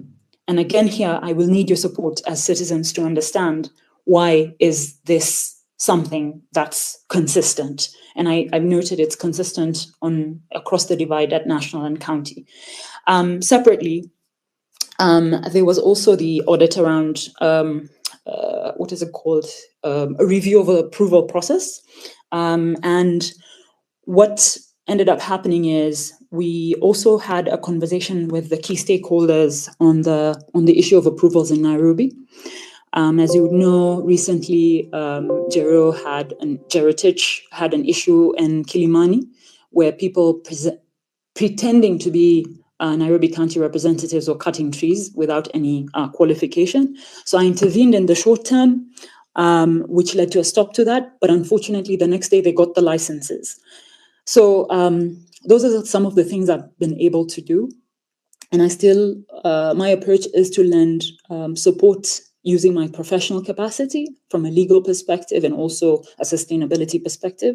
But I'd also be keen to throw back the question to you, given my capacity as a special elect MCA, what else can I do to support conversations, keeping in mind we are MCAs who are focused on legislation but don't have, dare I say, the clout of projects.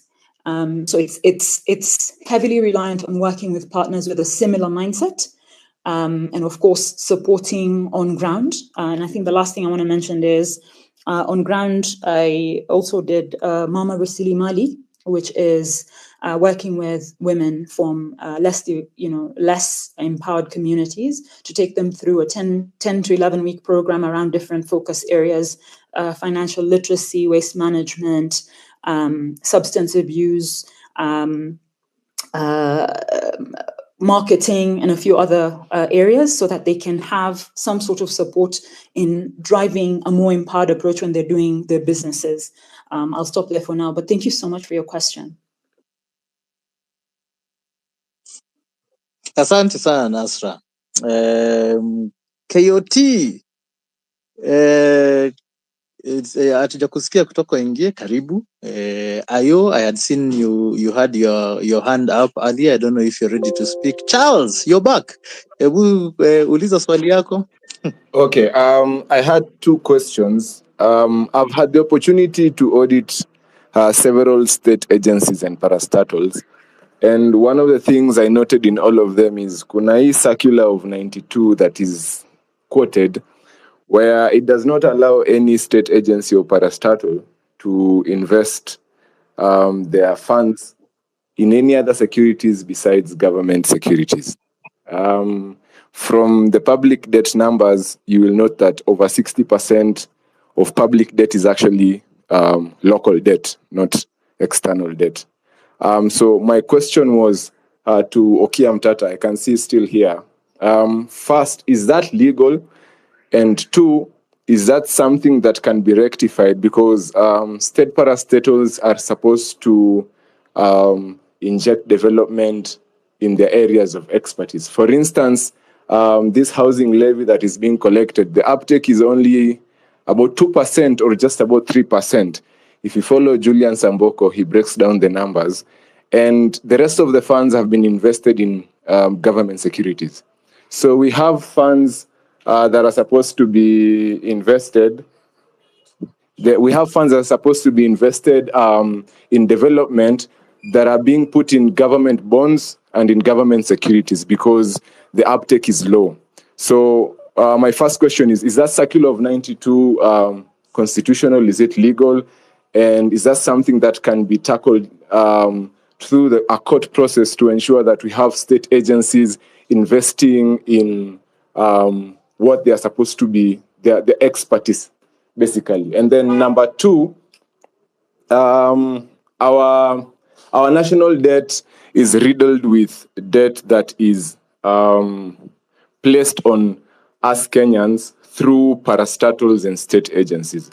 So, for example, even the Galana Kulalo mess and that Aurora and Kimwarer Dam, it all started with the Kerio Valley Development Authority.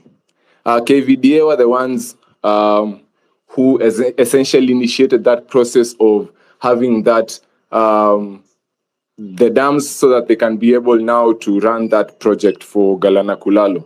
So, and these things are usually approved by parliamentary committees.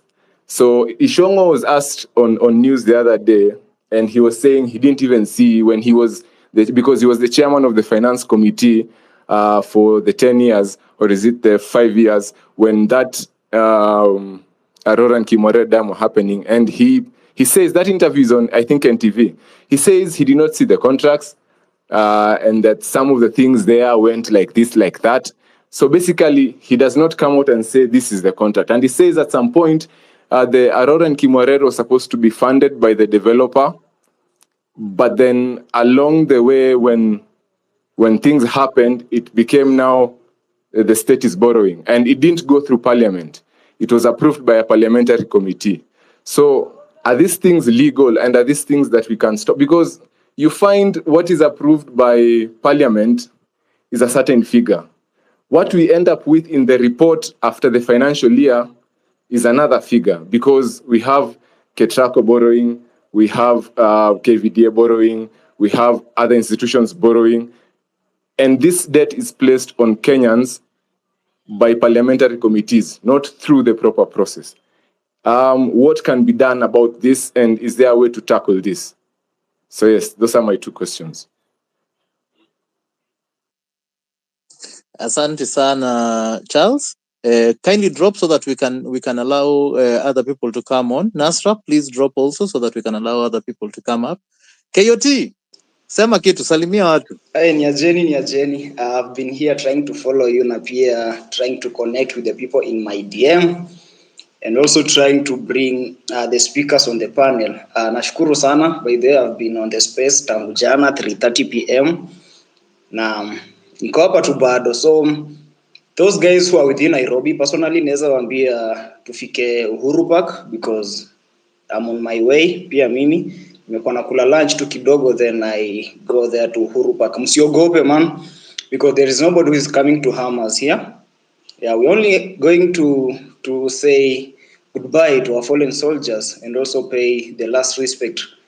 Otherwise, thank you so much for joining our space. Now, we are looking forward to have these spaces because zimetufungua macho sana, especially when we're having people like Kivuta Kibwana. Personally, I met Kivuta Kibwana last month when we were attending a freedom writers session by Amnesty International Kenya at UON, and I really learned a lot from him. He has written a lot of books, zenye za freedom and also law. So guys, if you find time, kindly go through those books. Unaweza zipata anywhere on on internet na pia kwa bookshop. Otherwise, kazi nzuri. Back to you, Chege. Asante KOT. So guys, we still have Senator Okiya Omtatah, but I'd like to give guys an opportunity to air their views and then also ask him questions. Senator, I hope uko sawa, you'll keep writing the questions and guys can then we can give you a chance after a few people have at least spoken. That's okay, that's in order. Asante sana. Ayo, karibu, mic ni yako. Asante sana. Thank you so much, Afro, KOT, and Shege, for hosting and co-hosting this space. I mean, it's quite fundamental. I've really learned a lot that I did not know about. So my question just goes to Bwana Okiya Omtatah. And my question is just along the lawmaking process. And because, I mean, we are here because of punitive laws that were being tried to, being injected in this country. And that's why we are here on this space today. And even as we, reflect upon the SABA SABA Day, my question, as we look towards the 2027 Kenyan general elections, Dr. Okiya Omtatah, how do you propose that the IBC should be reconstituted to ensure rather greater transparency, probably efficiency and public trust? Because as we speak right now, we don't have the IBC, and thus we cannot go to election. No form of election can happen in this country as we speak. And from the previous elections, we all understand that the public have lost trust even in the IBC. And additionally, amidst the current climate of protests and killings and loss of lives and probably property in the country. What measures can be put in place to keep the current government accountable? And in light of the public debt crisis that, that has exacerbated economic hardships, how can we ensure the effectiveness and impartiality of, of the IBC in managing the electoral process, while also safeguarding the democratic rights and safety of all the Kenyans? Because we've seen the killings and nobody is coming to be accountable. It's coming forth to be accountable for the loss of lives, for the loss of property. It's just the public being blamed for what has been happening, and no government official has been taking accountability to account whatever has been happening in the country. So those are my few questions, if you don't mind. Thank you for the chance. Wazi Ayo, thank you so much. And guys, follow Ayo, follow Afrocentric, follow KOT, follow myself. Let's follow all the people who are presenting. Let's retweet each other's messages so that we can keep this pressure on the government going. Nduta, I see you have your hand up. Yes. Let me give you a chance so that you can then drop and give others. Thank you so much, Afrocentric. Mine, I will chime in a different angle. It is in regards to what I had mentioned earlier in terms of independence of the three arms of government. There was a lady before that mentioned about the constitution of the IEBC, and Nasra has also raised it up again. And Nasra was mentioning about the IEBC being reconstituted and representing the citizenry needs and so. My question to Omtatah, before I give the question, is mine is to also thank Omtatah for his zeal and commitment on activism. To ask my question, Omtatah, who exactly appoints the commissioners of the IEBC, which has also been echoed by Oyo, that there's really a quick need for that to be constituted? Who exactly appoints the commissioners? Because we were having a conversation amongst ourselves, and it doesn't even seem to be clear in terms of the independence of the arms of government. Is it really the president that appoints them, or does the president appoint the tribunal, and does he just appoint the panel that just takes them through before they are appointed by him or assented by him? So if in terms that he's also the one to appoint, how independent is that he's appointing the commissioners? How can we ensure that there is some independence? Because we've seen so much incongruent behavior. There is no independence at all in the three arms of government, especially the executive and the legislature. How can we ensure that there is some independence in the constitution, and how fast can we ensure that this IEBC is reconstituted?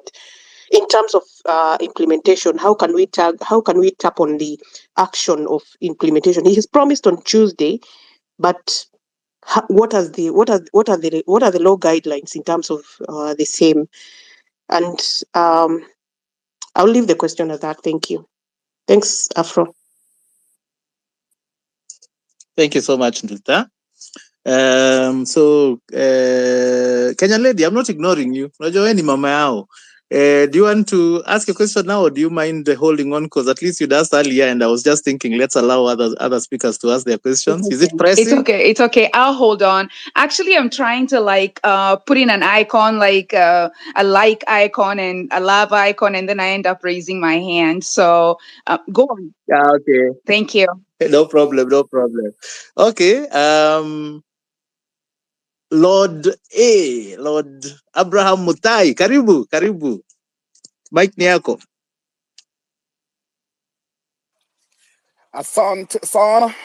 Huyu ni Chege. Huyu ni Chege. Yes, it's Chege. I'll be very quick. I've been listening. I'll be very quick. I have a question for Senator Omtatah. There's a time Senator will tweet ukisema that our debt has actually been repaid, all of it. I think it was the around 1 trillion. You said that tumelipa yote. So I was interested to know, where did you get this information, and if it is actually true that we've paid it, all of it, and if we've paid all of it, what are we now paying? Why are our politicians, keep on saying that to outside, national debt outside. Yet you, at some point, you said you got information that we've actually paid all of it. So I'd be interested to know if it is true and where you got that information. Asante sana Chege. Karibu Mutai. Waziyo ni aje? Hey, what's up, Niaja? Well, Karibu Mike no, yako. thank you. And thank you guys for hosting this space. Afro, as always, man, it's a pleasure. I appreciate you using your platform to help us voice some of, how we feel about this government and about what's going on. I must confess, I'm a horrible public speaker, so forgive me if I have hiccups. I guess one of the questions that I was asking myself is, what are we doing? Like, what are we doing in these spaces after, what happened? And, I hear a lot of people talking about different things. And then I realized that we said we are going to sit down and strategize on a way to move forward. I think that this space and probably the upcoming space that we're going to have are supposed to be a tool to empower us, to empower the movement. I also appreciate, the legal minds like Senator Omtatah, Dr. Miguna was, I think, here before. I'm not sure was in this space or a different space. Professor Kibwana, Nazra. But I guess the most important question that I need to ask is, a lot has been said, but what's the strategy? And how are we going to define it and redefine it? So that now, when we move forward, we are not just moving forward with a lot of words and a lot of just talking. We have a strategy that we are going to implement. And I guess the better question is, how many strategies have we had? And what strategy has worked the most? I think to just answer that question, even though it's kind of a rhetorical question, is I think the activism has worked as one of the best strategies. Someone has said that the things that we have achieved by this activism has probably brought the government to his knees to actually act. Okay? And then how do we harness this activism to solve, number one, short-term goals? Short-term goals, by that I mean recall MPs, question how much they make and can we fix that? And on short-term goals, for example, let me talk about recalling MPs. It's very important that Senator Omtatah, you help us address this issue of IABC reconstitution and whether or not it's, because I've heard you speak about it, and it's like I'm trying to understand, do we really need it to recall these MPs? And if we do, then can we hold the government accountable for the days that they give us? Because there's a how and when. I guess the how is we are trying to constitute IABC, for example, for a short-term goal. Okay? When? The president has talked about next week, Tuesday, someday. Okay, so if that's not done, what do we do? Okay, as a movement, we can protest about it. Our protests again are peaceful. Now, Professor Kibwana had spoke about dissolving the parliament for not implementing the gender rule. I think one of the things that we've been very loud about is the MPs who voted yes. But we haven't really necessarily appreciated the MPs who voted no. Okay? So what about those MPs who voted no? Would they be affected by something like this? All right? About long-term goals, we talk about voting. I guess, Senator Omtatah, you can help us understand how to go about digital voting, like you mentioned. And more importantly, can we use IDs instead of voting cards?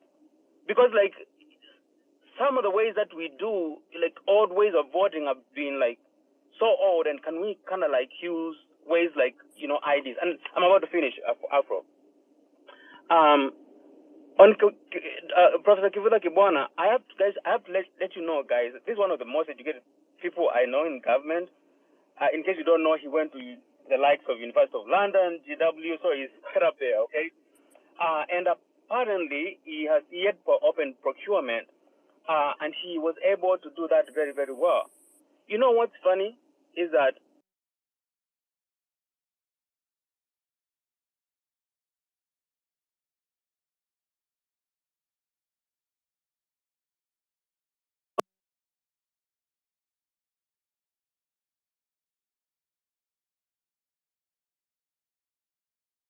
And then now when you apply, it's like there's a committee that you have to talk to, and then you have to do this.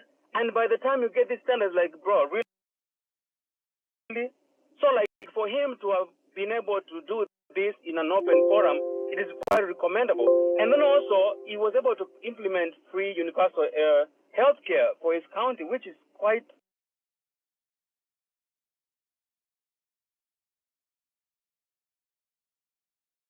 mango and milk, and milk for farmers. Some of the things that some of our government.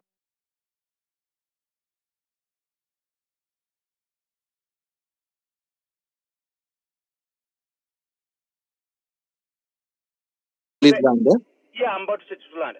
I see you've had challenges on obtaining documents from court and so on and so on. I must say that the small court claim is one of the most corrupt courts that we have in the country. But the fact that you've gone through all that, okay, so it means that the system is not working. So what is the way forward? And I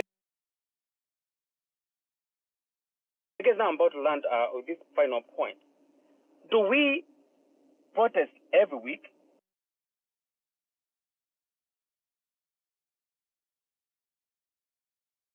Done at that particular time, we can go on the street. Thank you. All right, thank you so much. Thank you so much. Wazio. Hizo maswali zimekuwa mingi, zingine ulijibu, but thanks for that. I'm thinking maybe we can have one more. Please raise your hand if you have a question, and then we can give it to Okiya Omtatah as we admit other speakers. Anybody who would like to ask? Sioni mkono. Ayo, bado kuna swali? Haya, uliza. Yeah, I think one last one alafu ni drop. My question was if the amendments of the Constitution and Elections Act are necessary to back recall of elected officials from MCA to president as as IBC is being sorted. What reason? What is there a reason the MPs will shoot down things against them? On terms of the strict recall conditions. So that's it for me. Let me just drop. As in the wasitupatie technical knockout, is there anything that can make it fail? Is that the question, Ayo? Yes. Yeah, okay, sawa. Thanks, Ayo. Senator Karibu. I hope you've listed them. Please feel free to combine questions as you make your presentations, and then we'll admit other guys.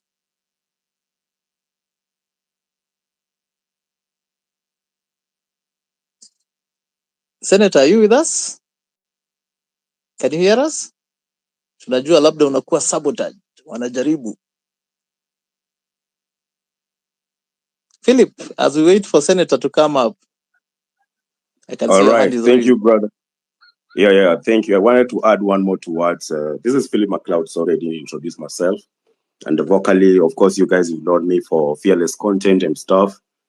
But as much as we're pushing these, I want us also to continue being with the spirit of leaderless, faceless, fearlessness, and all that. As Senator Okiya Omtatah, who is very, very vocal onto this, we remember very well, he's among the people who started by, petitioning the unconstitutionalness of the housing, levy, whatever housing levy and all those things. So what I want to ask, when we remember about BBI, it had a place where the Ombudsman office was to be empowered enough to be able to be recalling these people. So I want to ask the senator, is it possible that that office that is still there, it's being funded by the coffers money, can it be able to come up and do this? Can it work that way as we wait for the IBC courts, because we're not sure whether it's going to be coming out anytime soon. Secondly, I will want us to also remember that this is the day that the great Martin Shikuku, the great James Orengo, the great Governor Anyang' Nyong'o, Raila Odinga, and many others, men who are young by then, called for revolution. So for me, spirit of Gen Z is taking over. We as millennials, we are behind you and we want you to continue pushing. As somebody say, will we be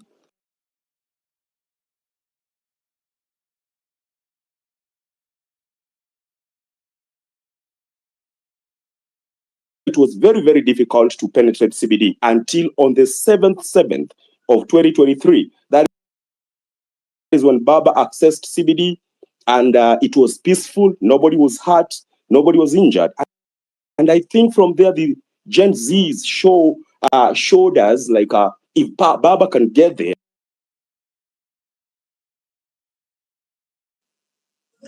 Asante Philip, asante sana. Senator, are you there? Yes, I'm there. Can you hear me? Yes, we can hear you. Please go.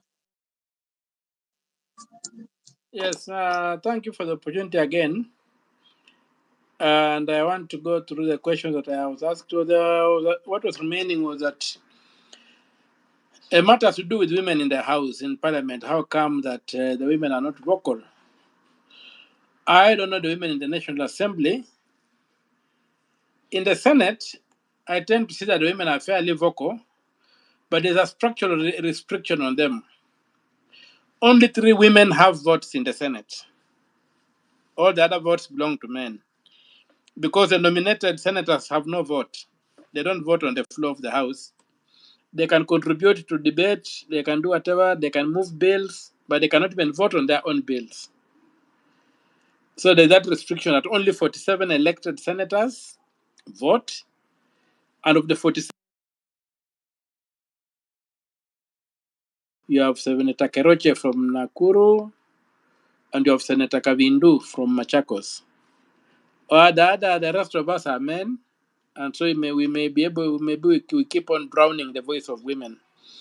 But I usually see very, very animated debates, and as I had referred earlier, we have got a bill on the floor of House on child maternity and stuff, which I think the men did not know the kind of things that women go through in the maternity room.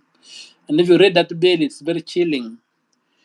So it was moved by Senator Beatrice, nominated from Mohama Bay. So I think in the Senate, the women have done fairly well, except that they don't have a vote. That's how I leave that too. But matters to do with the women issues, especially maternity and child welfare, are very, very complex.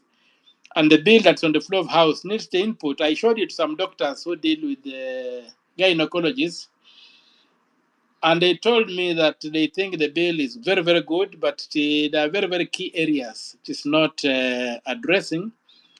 And so some doctor friends of mine who are the gynecologists and staff are looking at it, and I hope to get some comprehensive proposal on how to improve upon it. But this is a bill by a lady senator. In terms of bills moved by members, I think women have done very well. Most of the bills we have on the floor of the House are by the women senators. Although they will not be able to vote on their own bills, most of them. We go to the question of procurement in counties. I think procurement, the way it is, it should be a standard law. If we leave it to counties to come up with their own procurement laws, they might come up with and ring fence things that may lock out other people.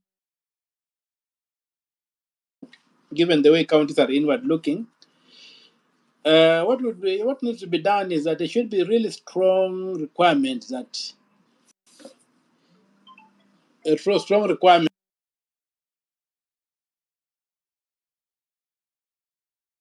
The level, the price, they have very strong control prices. Otherwise, if you look at, like somebody said, when you look at the quotations that usually come in tenders, and the requirement is that the lowest evaluated bidder, not necessarily even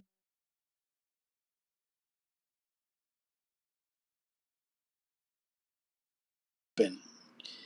It's really sickening. And when you go through these documents, you'll find that a lot of this is happening, and you'll not be able to fix them because they did a tender. The lowest bidder won, the evaluated bidder won the tender, The control mechanism, the relationship with the market prices is not there. So it becomes an avenue whereby there's a lot of pilferage, and especially when you find that some of these tendering companies are owned by the same people issuing the tenders. And this brings in the questions of conflict of interest and stuff and what have you. So I would rather myself that the county governments be under national law on procurement, a standardized law, but that law must be very, very strong on questions of Questions of reserve prices. That law should also allow people who are not bidders to petition the tribunal. The Public Procurement and Asset Disposal Act right now only allows people who have participated in a tender to move the tribunal and complain about it. So if that is done and it's a bit opened up, I think okay. The question of the composition of the IBC is a question that I've got no meeting of minds with anybody almost in Kenya. I don't know why, except for this MP. The name is disappearing again, a good friend of mine. But the thing is this: we are not inventing the wheel. Can we look at what the other countries have done with their electoral systems? And if you look around from the USA, who are presiding over elections? In the UK, who are presiding over elections? In most of these all the democracies, and who are presiding over elections? How do they get their electoral officials? You'll find that it's political parties, the people who are fighting over these seats, who nominate their members to sit in these commissions and ensure that nobody is cheating out on the other one. When you bring me religious leaders, what stake do they have in an election? You bring me the Law Society of Kenya, what stake does it have in an election? You bring me ISPAC, you bring me who? What stake do they have in an election? So I would rather say that we imitate what has worked for these other people. And it worked for us when we had the IPPG thing, interparliamentary group, whatever, that gave us free and fair elections in 2002, delivered a referendum in 2010. He also delivered a referendum a successful referendum in 2005 when people were able to reject the machinations by the Quebec administration to impose a constitution that was unpopular. So for me, if we did case studies, then we realize we don't have to keep on inventing the wheel. Okay, we have got this constitution of ours. It has got a procedure for appointing these commissioners and what have you. Now, when we come to the constitution, we want an independent commission. Okay. Now, which countries have used an independent commission? Look at South Africa. Look at Brazil. How do they end up with an independent commission? I'm telling you, it's a practical impossibility to get an independent commission using an ad hoc selection panel. How does an ad hoc selection panel birth an independent commission? This ad hoc selection panel dies the moment the commissioners are in office. When these people mess, nobody's held accountable. So it is very easy for this ad hoc selection panel to simply do their thing and get whatever they get and go. Nobody will hold them accountable. When Chebukati messed and did whatever he did, for those of us who think he messed, or when Cherera messed on the other side, for those who think Cherera and others messed, anyway, who was there to take the blame for having appointed these people? There was nobody. Now, where independent commissions are, like in Brazil, independent and permanent institutions are the ones that choose the commissioners. The judiciary, the commission, the other bodies that are independent, they choose the They constitute the electoral body. In fact, in Brazil, it's virtually the judiciary that does it. They constitute the electoral body. Those people who are constituted, who are doing the appointment, hold very prominent and permanent jobs. They can't afford to put any nonsense in that commission because they will be accountable. And they usually elect people of very credible character. South Africa is the same. The Electoral Commission is constituted not through an ad hoc committee of fellows that suggest religious leaders, suggest LSK, suggest, I don't know, the traders, suggest business, what, appointing people, suggest parliament, what have you. Then when the panel is constituted, it makes the appointment, it dies. The same thing we are repeating in the current law. We are trying to achieve the impossible by having an ad hoc body give birth to an independent body. It can't work. It's never worked anyway. So we are again facing another failure. If we can't do it through political parties, the way the old democracies do, then we do the way the modern democracies do. We have an independent judiciary, we have an independent commission and whatever. These bodies should be constituting the IBC, using a special criteria of who can sit and who cannot sit. And then they are there, they know that whoever they choose, they'll live with the mess. And they'll be held to account if they choose people who do not merit. That would be my contribution to the question of IBC. And then the law the president is going to sign into law. Before you move away from that, Senator, because I think maybe those of us who are a bit older, the Gen Xs and the millennials who participated in maybe more than one election, can understand the role of the commissioners of the IEBC. But in order to help our younger listeners, can you maybe explain what the role of the commissioners of the IBC is, maybe at least briefly, versus the secretariat, which is now where all the returning officers sit under the CEO? And the reason why you were saying that the IBC is currently there, and therefore they can run elections, and then maybe compare. We've just witnessed an election in the UK. We are about to witness an election in the US, and for those who might not know, in the US there is nobody who declares the president. It is the press. You hear CNN has called the election for so and so. So because you had alluded to it, but maybe to help people understand a little bit what you're talking about, and when you're asking why do I need the churches, why do I need the East Park? Yes, basically what I'm saying that.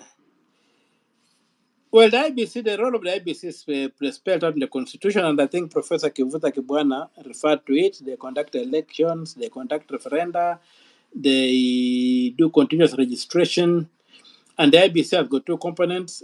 There's the commission, which then appoints the staff, and the staff which then executes its mandate, the mandate of the IBC, because commissioners don't do registration of voters, commissioners don't go into polling booths, to preside over elections. Even if they wanted to, they cannot, there are too few.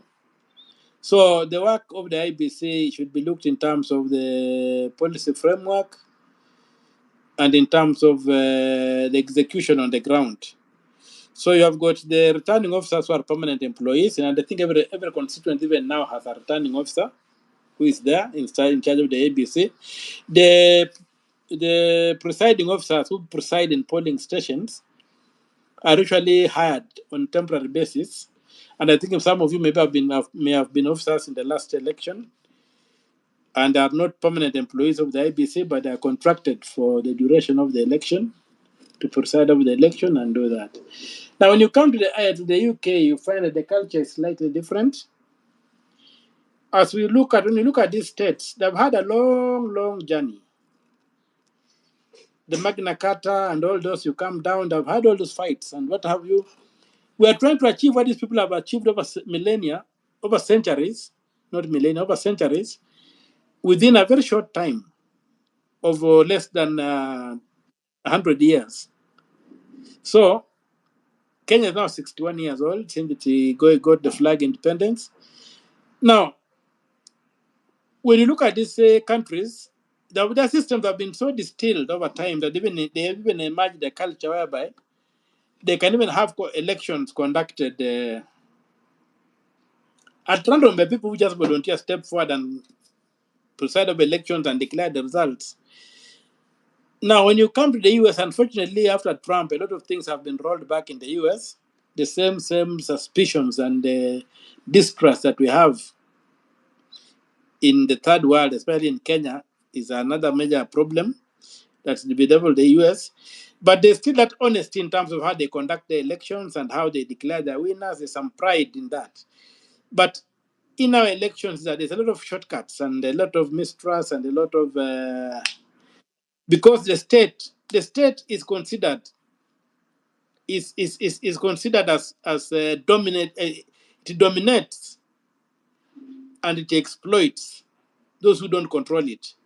So the fight is the fight to get your hands onto this predatory state, so that you can protect yourselves from that state. At least one of your own, if it's in control of that state, you look better. So every election in this country is an existential fight between groups, not because Kenyans hate each other outside politics, but because the state is predatory and the people feel that the hyena from your village might eat you and leave the head for burial.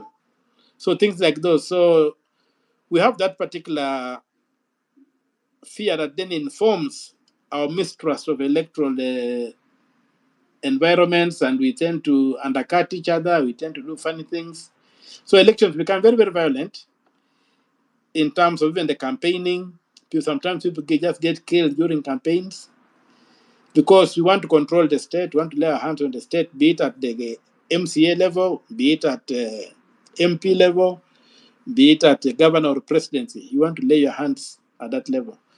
So we can't really easily compare ourselves to these other Western democracies. But that's where we are. And our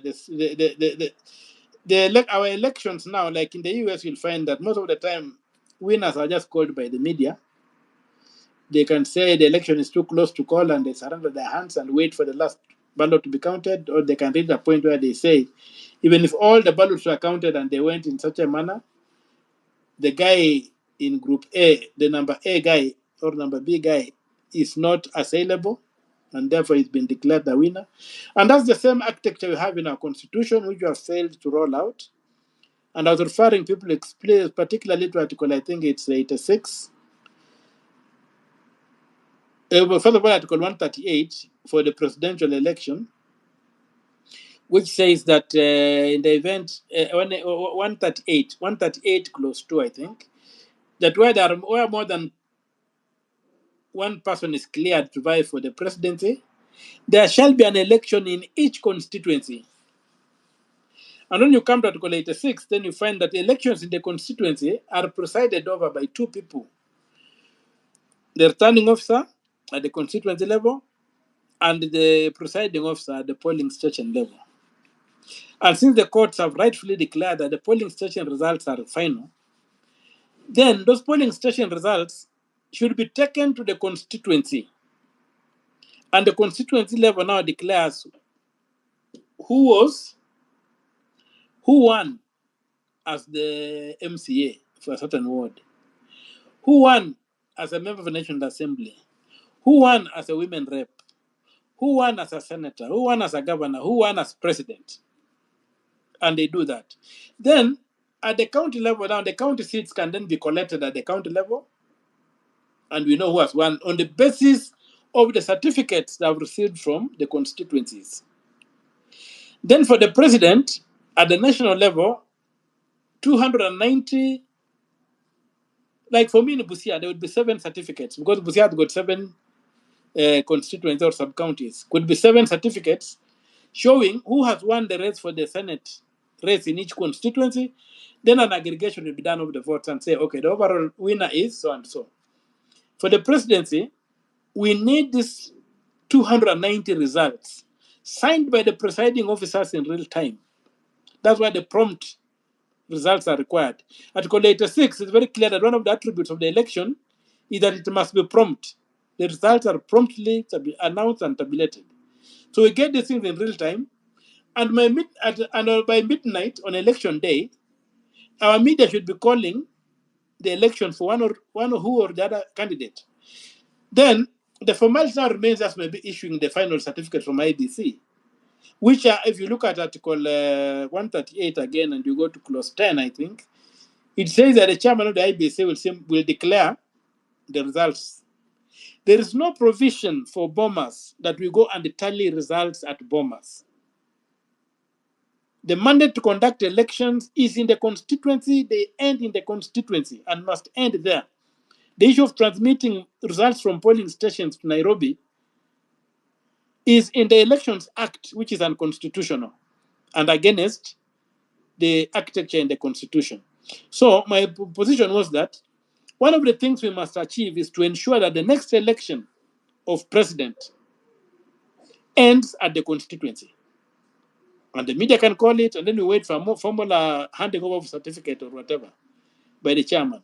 The chairman declares he does not tabulate. He does not do anything else. Whoever tabulates is the guy at the polling station, at the constituency. And if you have participated in any elections at the level of the constituency, you'll realize how difficult it will be to rig any of the elections. Because the officials are there. And they will not allow even the votes to be messed up with. So, and given the very short time that they have, to just be declared. And it will be known that, okay, here, then at the end of the day, now we cannot tabulate them for issue of having one at least in 24 counties and stuff like that, and maybe having a 50% plus one of the votes cast. So that's why I was saying that we must fight for the next election to terminate at the constituency level. We rule out bombers, we rule out all the expenses we spend in bombers, all the violence that comes with the bombers, all those things, the theatrics with bombers, we get rid of them. We wait for the media to call the elections for us or whoever. Let people concede even before announcements. You saw the other day in the UK, somebody conceding before even the results had been announced, because he knows how the election has gone in real time. So that's what the architecture for Kenya is. Now, if is there anything I've left out on that particular issue? The other thing. No, I think you can continue. The other thing I wanted to address is the budgets for commissions. You know, when commissions were invented, there was this question: how do you speak truth to power? So there was a proposal that which carried the day that you can set up into constitutional commissions, which are independent and which can then be used to address power and address issues that have been subject to a lot of abuse. Now, these commissions, if you look at Article 249, Clause 3 of the Constitution, are supposed to be adequately funded by Parliament. Now, Parliament is the Senate and the National Assembly. But you'll find that all budgets from 2010 have never gone to Parliament. All budgets remain in the National Assembly, and the National Assembly does not then do justice, because what has happened is that CDF has totally compromised the MPs. Once they are given what they want in CDF, they rubber stamp the rest of the document. So the funding for commissions is a big challenge. And before we condemn them, we need to ensure that their budget comes to a sober house like the Senate, which is largely tends to be bipartisan, and they get to address both houses so that their budgets are filtered by both houses, and then they get the funding that they're entitled to get so that they can be able to perform their business. But there's also a big level of state capture, whereby the same people who are being put into these commissions to become another dumping ground for state. Those people who are friendly to regime, the friends of the regime get dumped into these things. So there's need for deliberate action to be able to ensure that these bodies are populated by people who have certain convictions and who can deliver on the mandates of the commission so that we can be able to achieve the role of these commissions. And the other thing has been the question of equitable development of this country, and you'll find that one of the big problems we have in Kenya is that our regions, even within a constituency, even find that the wards tend to be antagonistic to each other. The regions are antagonistic to each other. Instead of collaborating and supplementing each other, our regions, for whatever reason, maybe because of the way our politics is conducted, our regions are never handled as part of the larger whole. We tend to want to handle our country like it is small bits of kingdoms that are antagonistic to each other, are not a simple republic that can work well. Another thing I wanted to look at is the question of corruption generally. We have tended to look at corruption in terms of misuse of public funds and money. We have not looked at corruption in policy. And corruption in policy, my fellow Kenyans, denies this country its birthright more than corruption in terms of revenues collected. I want to give you an example. Kenya's free economic zone in the Indian Ocean is fairly big, is many times bigger than several times bigger than the dry land. The other day, I was given a lesson of my lifetime in terms of the Indian Ocean by officials from the Ministry of, which will allow me not to mention them, Ministry of Fisheries. Some junior officers came to my office with the piles of documents, and they said, "Senator, we need your help here." I said, "Okay, educate me." They begin showing me World Bank maps of the Indian Ocean, and they tell me in terms of the tuna fish, the entire Indian Ocean is barren, except for the waters from Somalia to Tanzania down to Madagascar. But the epicenter of the fish, the tuna fish, is on the Kenyan coast. This tuna fish, the industry, according to World Bank figures, it's worth 10 trillion shillings. 10 trillion shillings a year. Kenya has deliberately refused to develop capacity to tap into this resource because companies from Australia, Singapore, China, wherever, bribe our officials to continue just issuing licenses, not to develop the fishing.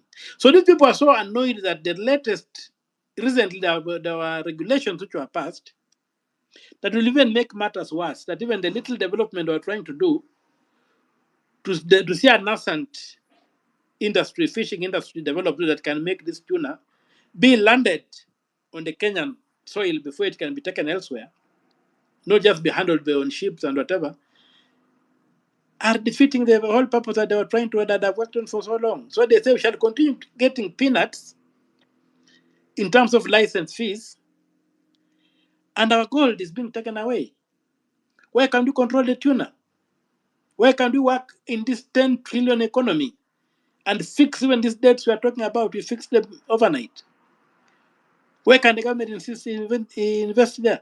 So the corruption in policy, that's one example of corruption in policy. You have seen very many people want to develop factories. You had Dangote. Dangote wanted to come here and put up a cement factory. He had to go to Ethiopia because the local idiots demanded kickbacks. I have cases where people want to invest in this country, but the people controlling investments want to be co-owners of the investment. They demand to be given shares. So that kind of corruption needs to be dealt with ruthlessly. And for the tuna industry in our waters, in our free economic zone, and other resources in the free economic zone, need to be owned by the people of Kenya and to be exploited by the people of Kenya for the benefit of the people of Kenya. Poverty in the modern world is allowing people to take away your raw material. We must have our value addition, and that 10 trillion shilling industry should be benefiting the people of Kenya, not Australians, Singaporeans, Chinese, Indians, and others. And this is data from the World Bank, which these people are showing me. I'm still reading through the dossiers, but that's something that really, really broke my heart to see that we are here scrapping and struggling. We're not doing anything. Look at the policy on livestock. Look at the dry, the arid and semi-arid areas. How much, if we invested in this area seriously, in terms of dams, pasture, a very fertile land, pasture and habitats and whatever, we can turn this kind around to be a net export of beef. Right now, we are depending a lot largely on beef that is stolen from Ethiopia and wherever, and brought into this country. So why are we not doing those things? So we need to go down and look at what is it we have. And for Kenyans, for me, the poverty in Kenya is not deprivation. The poverty in Kenya is the inability to use what we have. That's the challenge we have. A challenge of leadership, even for Gen Z. When you get into leadership, your challenge is one: how do you convert the resources into wealth? How do you convert your resources into general wealth? So you can have millionaires in the village and millionaires working on the street, like other countries do. Not everybody is destitute for a job and a meal and what have you. So how do you convert our vast resources into wealth in our pockets and on our tables? That's the challenge of leadership that we must address and we must face and defeat that corruption in policy that denies us the chance to grow as a modern nation.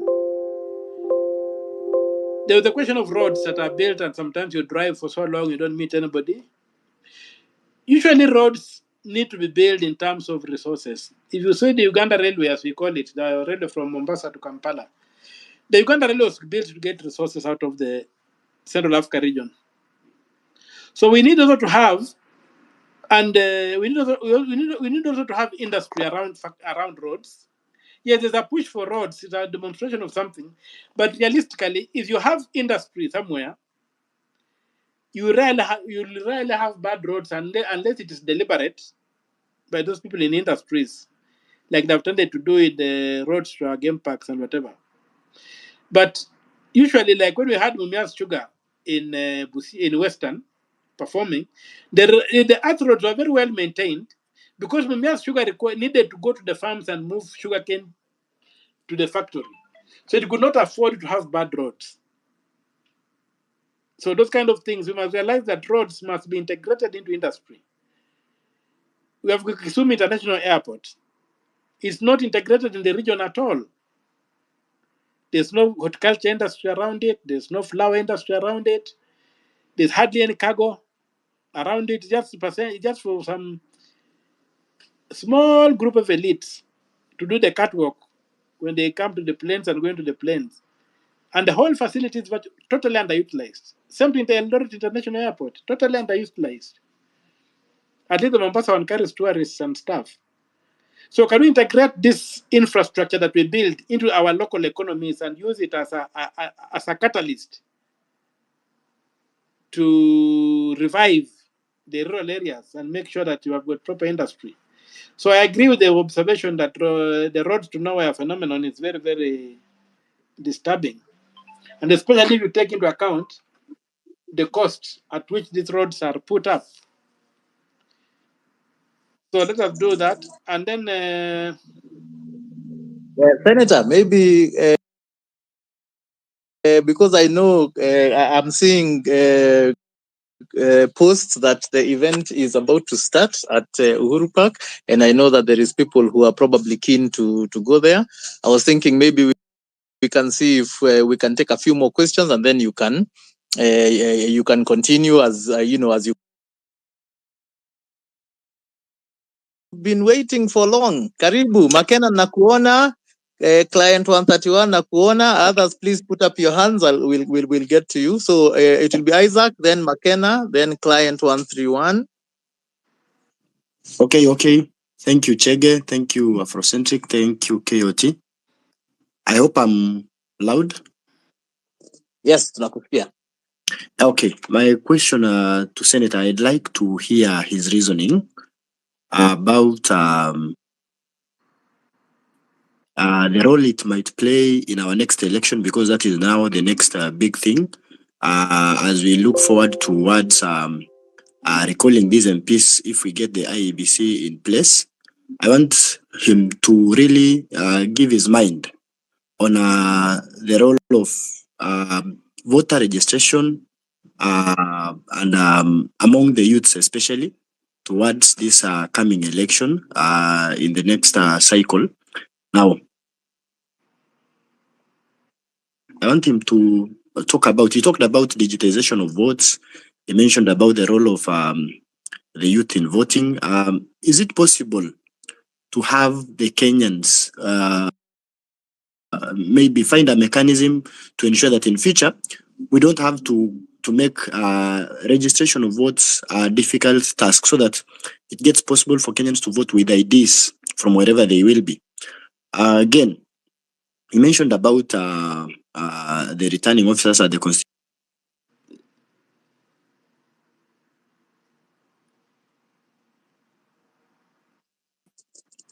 This Isaac, we're losing okay, you. sorry, I'm back. Are you getting me now? Yeah, okay.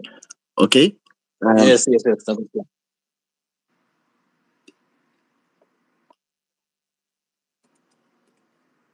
Elections Act of 2011, between now and the next election, amended or removed, so that we don't have to make the IEBC chairman a returning officer of the presidential elections, so that we, the citizens, the media, and every other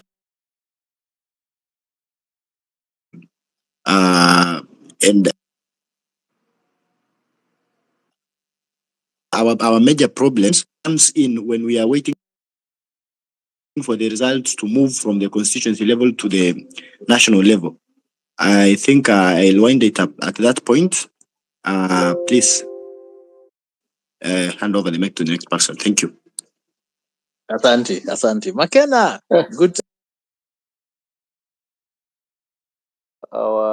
Our senator.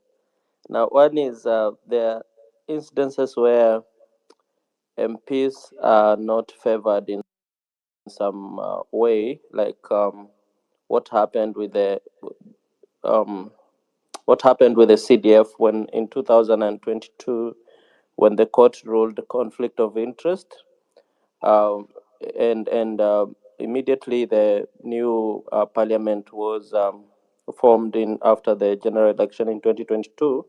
They went ahead and changed a clause within the legislation to allow them still be in charge of CDF, which the court had ruled unconstitutional due to conflict of interest. Other instances are where, like the SRC, when they propose to reduce the salaries of MPs, the MPs go ahead and set their own salaries, and they somehow play with the legislation to act in their favor. Now, what can we do as Kenyans? Because we do understand that, like Senator explained before, for example, if the president needs to pass a bill in parliament, they use CDF to manipulate MPs and say, because we know our members of parliament steal almost 90% of the CDF money. For example, in my own constituency, I've seen instances where kids are given bursaries. They're given bursaries and then they pay in cash. You kind of buy a check, so the money goes as you buy a check in discount. So if you're given 5,000, you pay maybe 3,000 or 4,000, and you're given that check. So it's indicated that you have been your school fees have been paid, but on the other hand, you just bought your school fees, your bursary at a discount. So there's a lot of corruption that happens at the constituency level when it comes to bursaries and the CDF money, at large. So what can we do as a country? Because for example, running as a member of parliament, you find that most of them do not want to run it for any other office, say the Senate. because they know that as a member of parliament, at least you're able to manage their 150K plus a year on CDF, so they are not there to serve. So that's kind of motivation for them to go and manage that and steal from it. So what can we do as a country to make sure that MPs don't make laws that favor them and instead go for the interest of all the Kenyans for the better of our country? And the second question was, have I forgotten? I think I've forgotten the second question. I'll let the next person speak.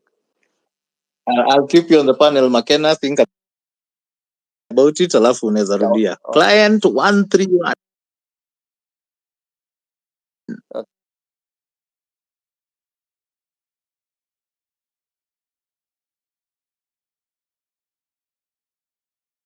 And mine is, We can't hear you. Please come closer to your mic. We are struggling. Yeah, I like to ask like two questions. I don't know if you're hearing me properly. It's a bit better, but ni kama unasongea karibu zaidi. Endelea. Okay, so my question was, my thing was, first of all, I normally blame this situation which we are on this moment, mostly on this Northeastern MP, the 10 Northeastern MP, in particular the UDM party, because they are the one who shifted. And I don't know what we can do to recall these people, because these are the people that they have put us in the mess that we are in it today. If it weren't for them, I think we'll be having a very capable speaker in the name of Marende, who I believe that he could have steered this legislature arm in a very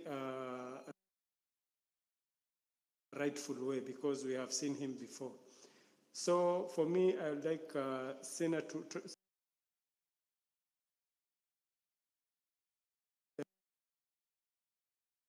that is the one most important thing, because we have to revive at least one arm of government, because now we are losing. It's like we are losing all arm of government.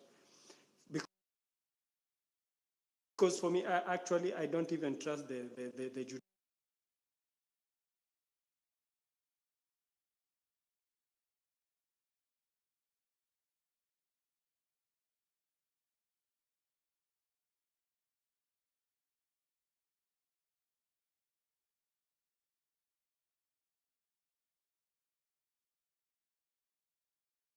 the only easy arm of government that we can have, I think, is the legislature. So the recall clause, I think that one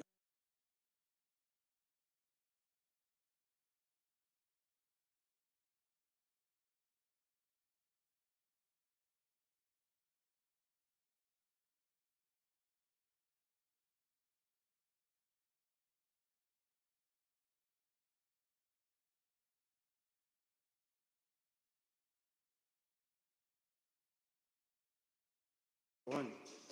But on this also, because now I believe that we are strategizing, I'd like us to emphasize on there is this 48 laws of power. We have to look at law number 29, which normally says that you have to plan from the start to the end. You have to see from the start to the end. You see where are we ending to? And in between, we know that how are we going to tackle this distraction? Like, for instance, let's see how we started.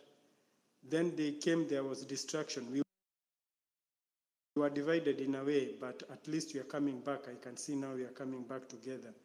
But there was this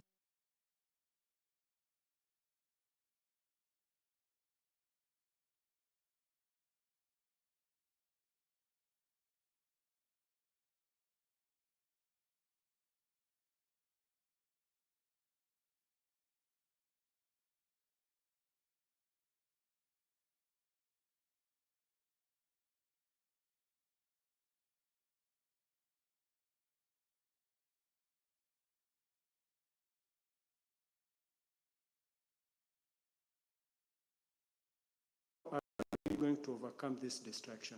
So for me, that's all. I'd like to give the mic, and thank you so much. Asante sana. Isaac. Okay. I wanted to add one more question. Naona umeinua mkono. Yes, I wanted to ask one.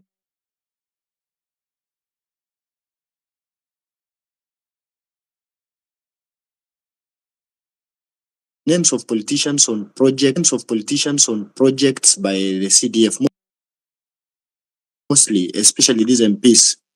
They are appending their names on projects done by the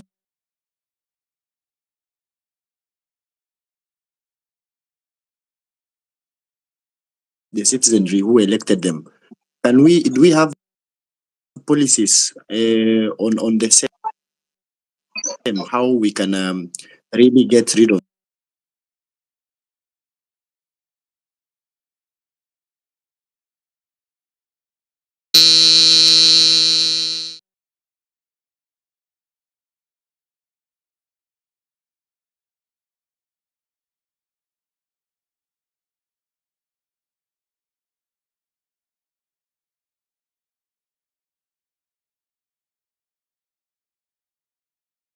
Okay, thank you. I think you can Ngoja now. kidogo Isaac.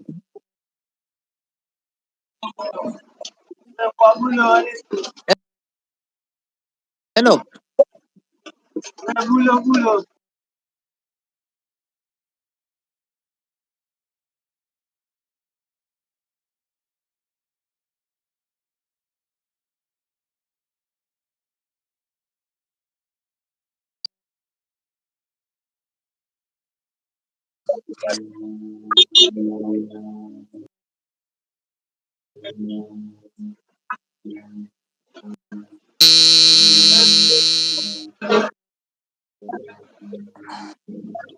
I think I was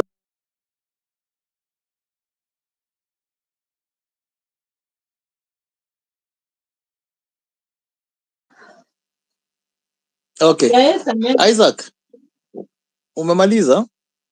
Okay, yeah, as I winded up by saying that somebody mwenye ako na expertise on the same, is it right that they are writing their names? Mtu respond to that, please. Thank It's you. very wrong. Hiyo tunajua, tumesema mara mingi. It is public money. They should not have their names and their pictures there. But Okiya Omtatah, I hope you've heard. Hiyo atakujibu. Asante Isaac. Makena, umekumbuka? Naona mkono umeinua sasa. Ilikuwa Haya, sawa. Wale wamemaliza, by the way, help us by just dropping yourself so that we can add other people so that we keep the conversation flowing. Thanks. Go, Makena. About the reports. We know like a report like that of the TJRC report that was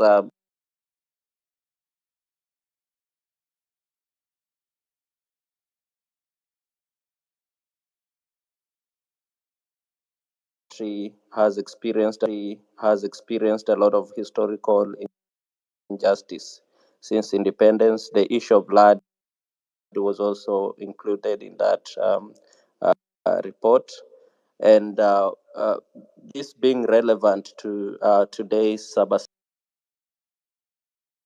SABA, we kind of know what people experience, the injustices that people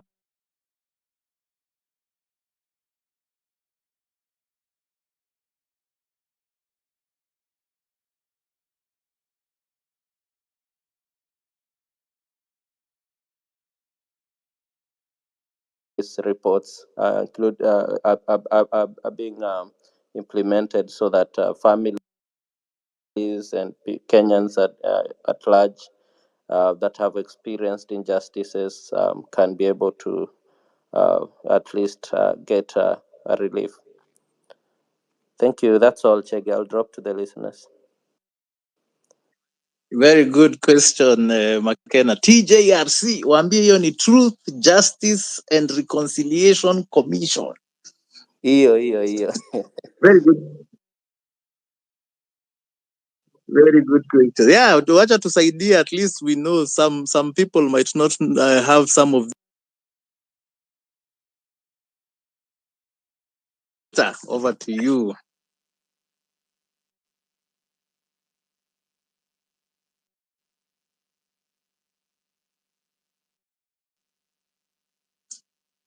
Senator, are you there?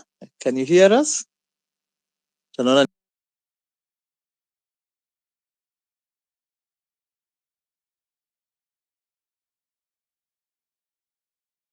hiyo ni high five ama unataka kuongea? Please take the mic.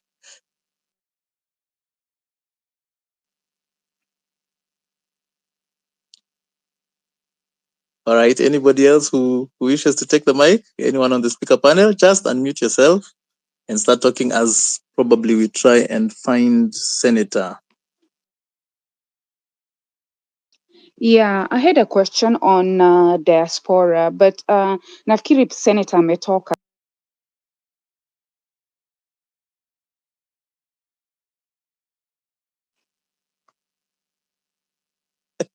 Watu wanataka kwenda kubanjuka. Yes, for our heroes. It's for our heroes. It's for our heroes, guys. I've posted two ninis on the.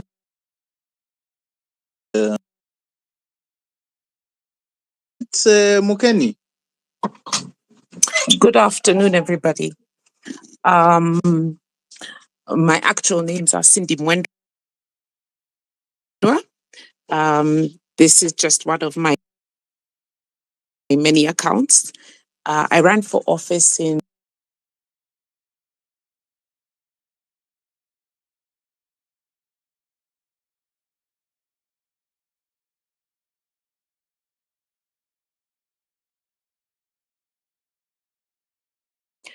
during my campaign, I did something that was unprecedented. I made promises to the people of Dagoretti North. And I want to tell you where corruption begins. It begins there. At the beginning, where someone says, I'm going to vie for a position, and where you're going to join a party. I have a whole list of questions for the senator, but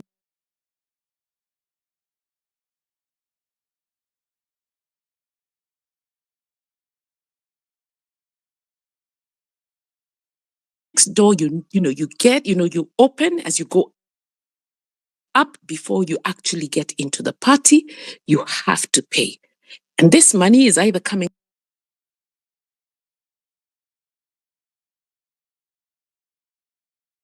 crazy. And I looked really for a party that spoke to my, to my convictions, to my principles and my values. And eventually I joined NAC Kenya. And when NAC Kenya went to join Azimio, I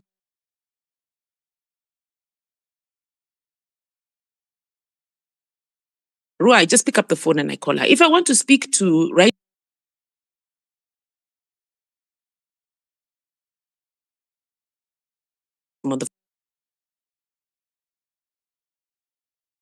made a couple of promises to the people of Dagoretti North. The first promise I made was I'm going to obey the law. The second was I am going to hold, public meetings so that we can hear what is it that the people on the ground really want. What do they need? What are their shidas? So that we can actually be able to address them as a member of.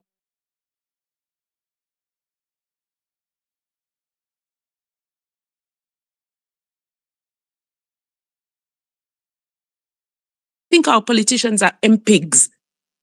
They're just pigliticians. And people looked at me and said, why are you coming so late? And I said, why?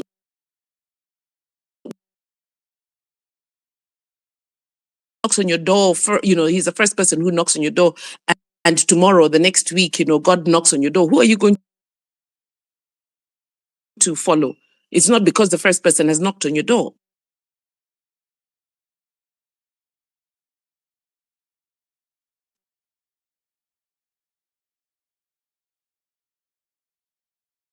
I have big wigs, bodyguards following me. I walked into Kawangware, people looked at me as though I was mad.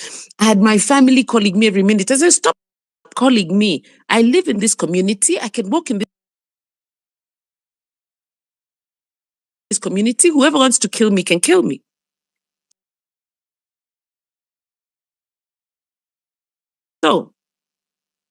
senator talked about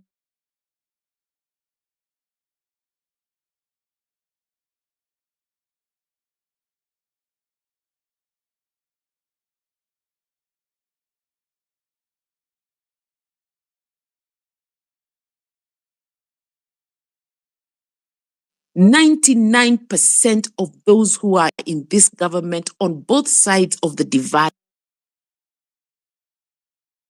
are corrupt.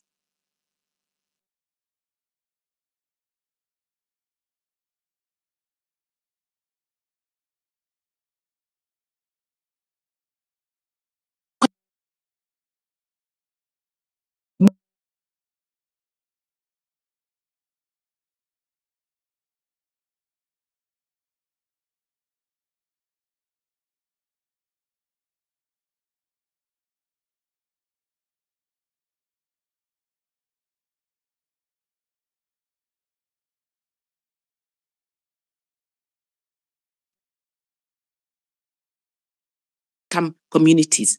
They are not. You need to tell them. If somebody does some work for you, that kiosk you go to buy, you need to speak to them. What do we need to do? And I spoke about it in Spice FM. They invited me for an interview. You'll see it on YouTube. And I said, you know what? There is one thing that is extremely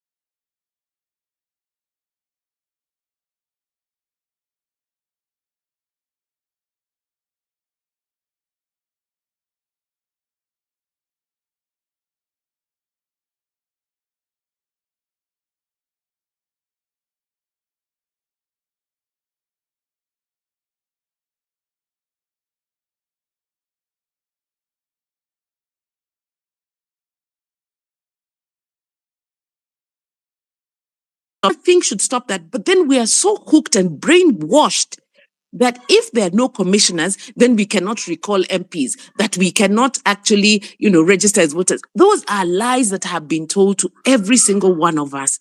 And we must wake up. How are we going to wake up? So between me and all of you who are sitting here, I think, 16,000 people here, I'm not sure exactly how many, we can now educate ourselves, but we are a drop in the ocean. We need to really create podcasts. We need to put them on YouTube. We need to start really saying, let's take a look at the Constitution as it is. That Constitution, as you all know, till today has never been fully implemented. Otherwise, we would not be talking. There'd be no government. Why? Because they have not even implemented the very simple thing, the 2/3 rules. All right? So I don't know whether the senator is here so that I can ask my questions, but give you another example of something that is so illegal and it's glaring. Ruto has decided, no, let me call him by the name. Zakayo has decided that he's going to, constitute an audit committee. This is against the Constitution. There is no this or that.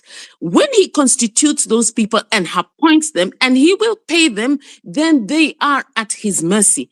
So when Faith, the LSK chair, has decided she's not going to, partake in it, really, we must not just recommend her, we must applaud her, we must sing her praises. We need to create a hashtag telling Zakayo that this is illegal and we are aware of it. That's the only way he's going to bow to pressure. We should not relent whatsoever. I work for an international organization. I have signed up a contract that is quite detailed that says I should not partake in elections, and I don't agree with it. So when you see that my name is not really my name, understand why. Okay? Nevertheless, can I still do things with you? I can.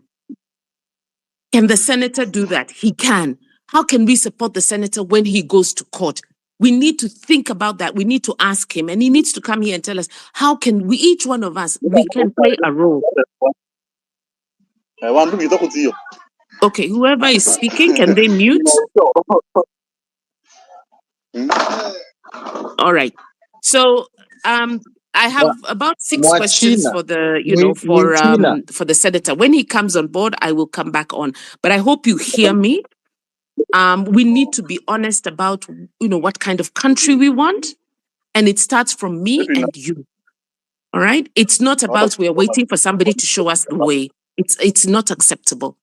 When you hear the MCAs, really they've come from nowhere to owning houses in the most lucrative, suburb areas. You ask, how did that happen? When we know what their salaries are, we must question all these things. People who have information, do not hesitate to share that information with people who okay, I can send this to, Afrocentric. I can send this to KOT.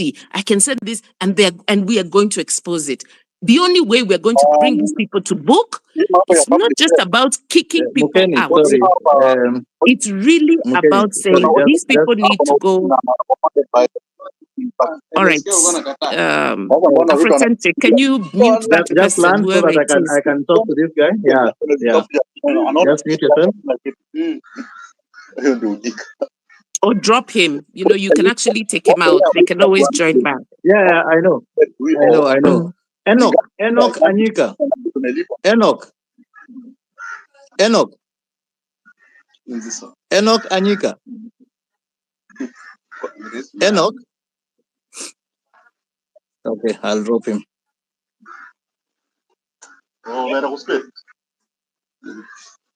You let me know when I can speak.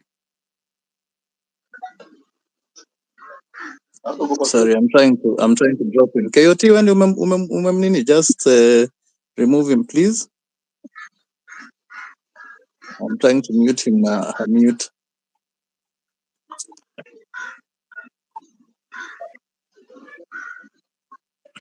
Okay, as you do that, please, somebody needs to tell all these Gen Zs, do not relent. Do not give up, because when you give up now, then that's going to be the end. It will die. Tuesdays, Thursdays on the ground.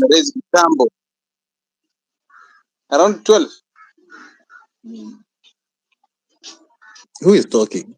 Okay, I'm going to mute myself so that you can deal with that person. Yeah, thanks, Mukeni. Who is it that's talking? KOT, can you see? No, it's okay now. It was much Michina. It's Shank.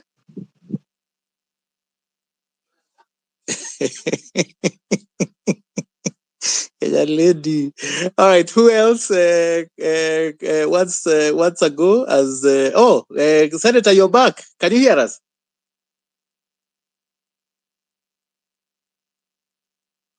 Okay, Senator, if you can hear us, I hope your account is now working. Tunakuona. Mukeni, can I give you 1 minute so that you can ask your questions to Senator? I'm hoping he can hear us. Yes, I can hear you. I've been here, even heard when you were speaking, just that I had some technical challenges. Fantastic. Yes, wamekuingilia, wamekufikia hiyo account nyingine. All right, I'm Senator. back on. Yes. Let me ask a few questions. Over the past actually a little bit more, just before elections and going forward, the members of parliament made certain amendments to the constitution, certain acts. I give you an example. In fact, actually, it was even way before, I think, during Kibaki's time, they repealed the act that stated that public officials should not partake in public procurement. So those are things that we need to, revise. You need to advise us, how can we do that? Another one, for example, was minimum requirement for each position. And this horrible Murkomen is the one who removed, the education levels for each different position. And they repealed it, meaning that you can stand for any position. I think the only one is the president, where you need to have, I think, a bachelor's degree, is that you can speak either English or Swahili, or you hand sign. And I'm thinking, these are the people who are going to write legislation. How can that be? There needs to be a certain level of education. We are not saying that people who are not educated cannot partake and that cannot represent, their communities or their voters. We're not saying that, but there is a certain level of education that is required. How many, all of you saw quite a number of, people who are being sworn in, and they couldn't even read the oath, meaning that we cannot legally, we cannot hold them to account. How can we deal with that, Senator? Please, if you could answer that question. I think the other question I had is, could you please tell us whether or not today, if I walk into Huduma Center, can I register as a voter? Yes or no? And why do people think that the full, the commissioners of IEBC need to be appointed so that people can register as voters? So this is a question I think everybody needs an answer to. The other was, how can we be able, this is about CDF, really the management of the CDF, and particularly things like bursaries, which really touch the core of our society, our children and their education. So bursaries are used, one, for a way for the MCAs to make money and to bribe. Okay, and Zakayo also said it. He says, "Mukitumia iyo CDF vizuri, you'll be elected the next time." I mean, shame on us that we can actually take that and swallow it and clap for him. Are we mad? I really think sometimes there's something in the water that Kenyans drink that it makes us completely crazy. And I would like us to be recognized. We need to be cognizant of that. And we need to be completely aware when we clap our hands, when people open their mouths and say things that go against the thread of not just the Constitution, but even us as human beings. So, is it possible to disconnect, in fact, things like the bursaries from individuals where you give a child, a check to take to the school, because that's where they're given a check for 5,000 and you must give me 2,000 to give you that check. So that it's the schools that are held to account. And then public officials go and find out, we gave you this amount of money, how many children have benefited? And then you talk to their guardians, their parents to see, has your child benefited from this bursary? If a bursary has been given for, 250,000 Kenya shillings to a particular school, then we know exactly that this amount has gone to this number of children. This is how it has been utilized. It is not rocket science, I can tell you. It isn't. It's just that we need to be committed to do that. I think that's it. I would. I think let's allow other guys to ask questions. Thank you so much. Muitina, you've been unmuting yourself. Unmute yourself now and ask your question, bro.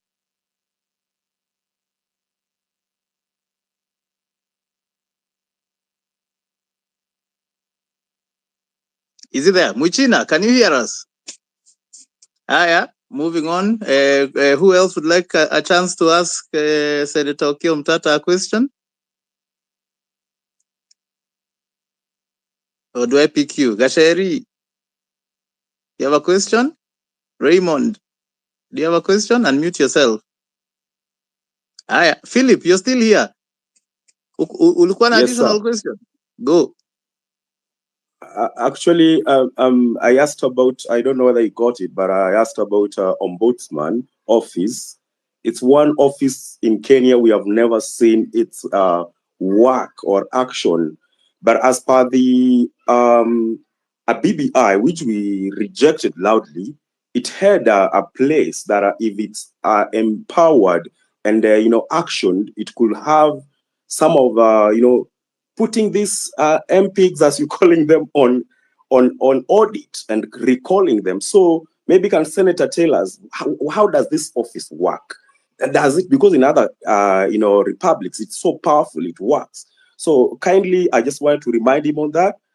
Basically, plus we the millennials, we are behind the Gen Zs, and I'm telling you, I tweeted today and said, even if it will take us 50 years, even if it will take us 50 years to revolt against this regime, so that it can be a lesson to any other regime that will ever take power. May it be so that even if the next 10 million years, this nation will never be the same again.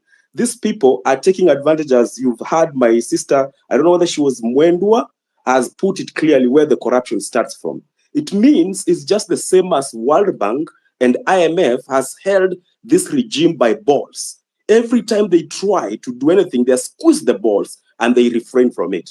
That's why you see on the very day of voting for the finance bill, we had observers from external powers, foreigners, wazungu, walikuwa kule juu ya dais, wamekaa kwa parliament wakiobserve the voting, and I was, wait, when did we become a colonial territory again in 2024? Wazungu walikuwa wameketi huko juu kabisa, wanatazama moja kwa moja vile mambo yanaenda. Sasa hapa tukija kuambiwa ati kuja kuambiwa kila mtu alipewa shilingi milioni 2. Jamani, milioni 2 kwa watu wote inamaanisha hiyo ni elfu ngapi? 1410. 1410. Hizo ni barabara ngapi tunaweza jenga Kenya? Unaona? Kwa hivyo hii hasira mimi sitaki ishe na Otero. Otero hata ni Otero ni omena, in fact hata si Otero. Yana nataka hii hasira ipande hivi, hii mushkil iendelee kushika hivi. Sasa wasomi kama Okiya Omtatah hawa tushughulikie na mambo ya kisheria. My brother Okiya Omtatah is the one who said CAS is unconstitutional. He went to petition. He said this Mudavadi office is unconstitutional. He went to petition. House levy thing is unconstitutional. We were just watching until today. Kinaturamba sawasawa, kinatutesa sawasawa. Unajua nafurahia kwa nini? Kwa sababu wale watu tulikuwa tunawaita tugege, hao ndio wanatuongoza leo kwa haya maandamano. Na nashukuru sana. Kwa sababu gani?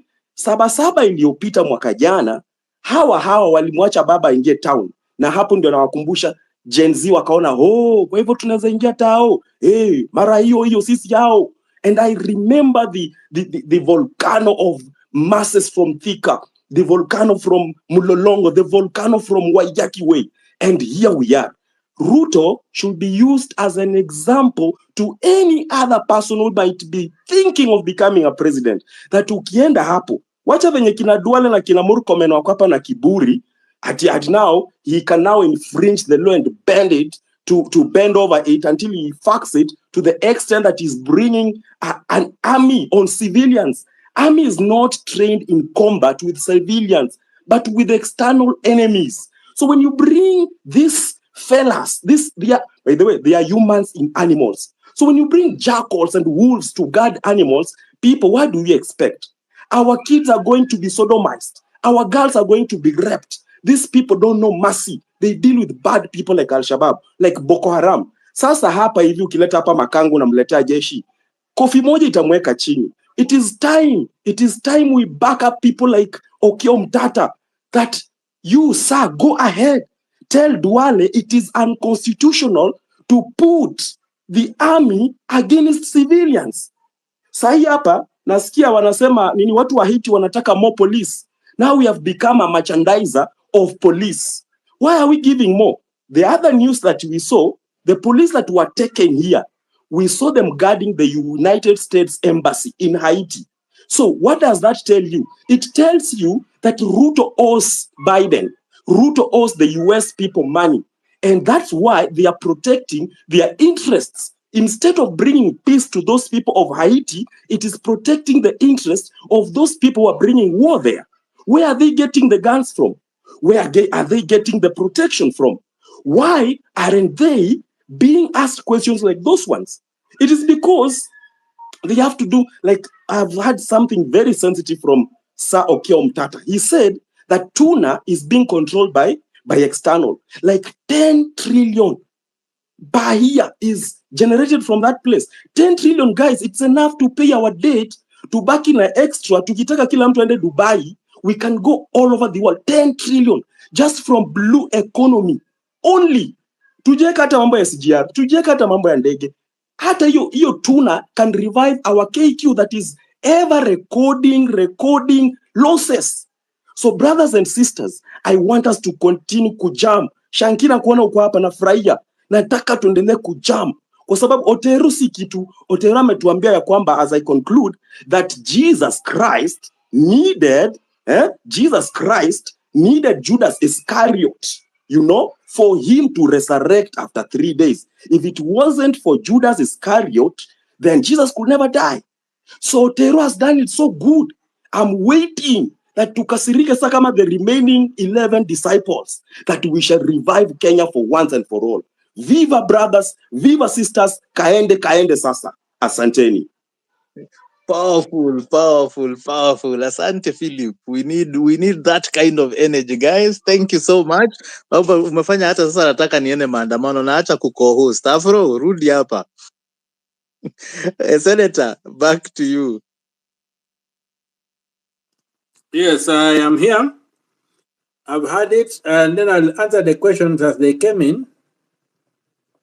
And so the question of the safety of our private data. Safety of our private data has a long history in terms of there was a bill which was sponsored by Gideon Moi when he was a senator, very well thought out bill on data.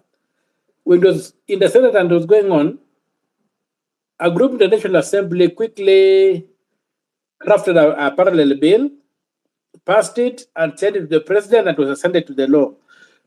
Despite the fact that county assemblies are also data players and the bill should have gone to the Senate, it never went. So there's a bill that's the current bill that's being implemented with the Commission of Data and what have you. It was really used to take away from what the Constitution has on data. And so they need to have it amended and to fight it. And so it needs a lot of efforts to be done in terms of these unconstitutional laws, which are used to claw back from what the Constitution has given. And that's why they're even going as far as saying that the KRA could simply pick data from anywhere and use it the way they want. Under the KRA Act, still there are provisions that are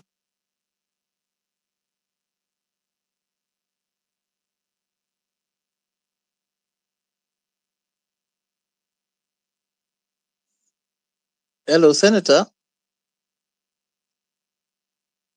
Hello? We can't hear you. Can anybody else hear Can you hear me now? Senator? Yes, you're back. Okay. So I was saying the data issues have a long history whereby there were two bills in Parliament, one in the Senate, the original one. Then a counter bill was introduced in the National Assembly, which was rushed through and then signed into law by President Uhuru Kenyatta. And it's the source of all problems with data. So that law needs to be revisited, needs to be aligned with the Constitution, so that the issues around data protection are clear and in consonant with the Constitution. The question Kivuta Kibwana asked me to speak about on the bills, whistleblower protection bill. There are two bills in Parliament. One lapsed, I don't know if it has been revived, was the whistleblower protection bill of 2021, which was in the National Assembly as Gazette published in a special Gazette supplement number 198. It was the National Assembly Bills number 50 of 2021. It is since lapsed. We have a new bill that is now in the Senate called the Whistleblower Protection Bill 2023. Kenya Gazette.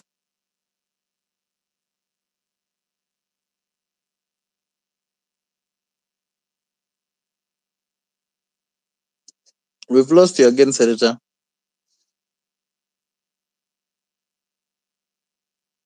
Senator, can you hear us? Yes, I'm hearing you. Can anybody? I can hear you clearly. Oh, okay.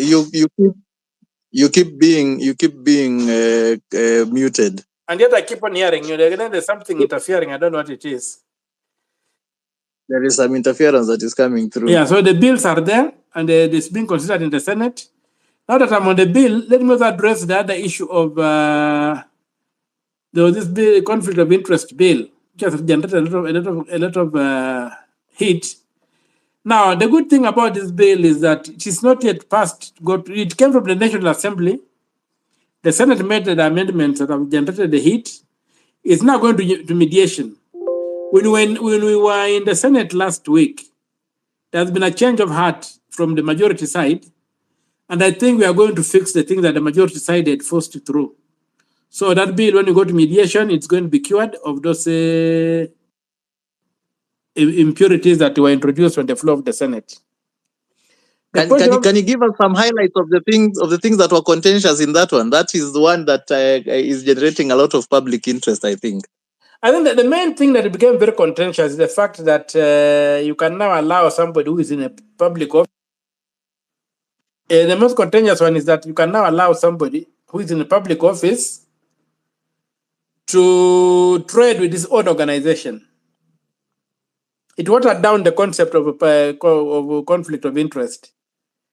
But I think there's an agreement. So the bill itself was creating a conflict of interest. Yes, it was justifying a conflict of interest. So that's the main thing that it is taking out. so that the question of conflict of interest would really not have any teeth. People just do what they want. All you need to, so there are no, that's basically what is in contention mainly. But as we are telling the majority leader that since he accepted that he had been misused and he had forced bad through the Senate bad laws, we wanted him to give us a list of all those laws where he was forced to do that so that we can recall them and fix them. That's the mood in the Senate right now. So there's hope at the end of the tunnel. Just like somebody has said, maybe we needed to hit rock bottom with Zakayo before you could realize that we need to take care of this country ourselves. There are amendments to Acts of Parliament, which were carried out by the last Parliament, mainly before election.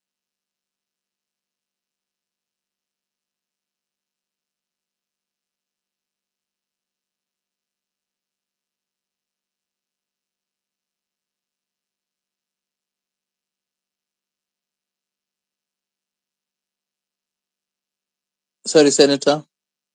We can't hear you again.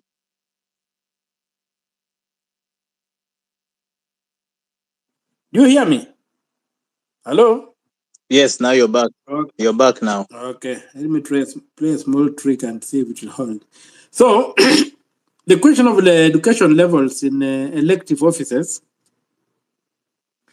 one is the constitution underpinning whereby, although the constitution says that you should allow, the parliament may set educational levels, the same constitution also says that an adult can run for any office.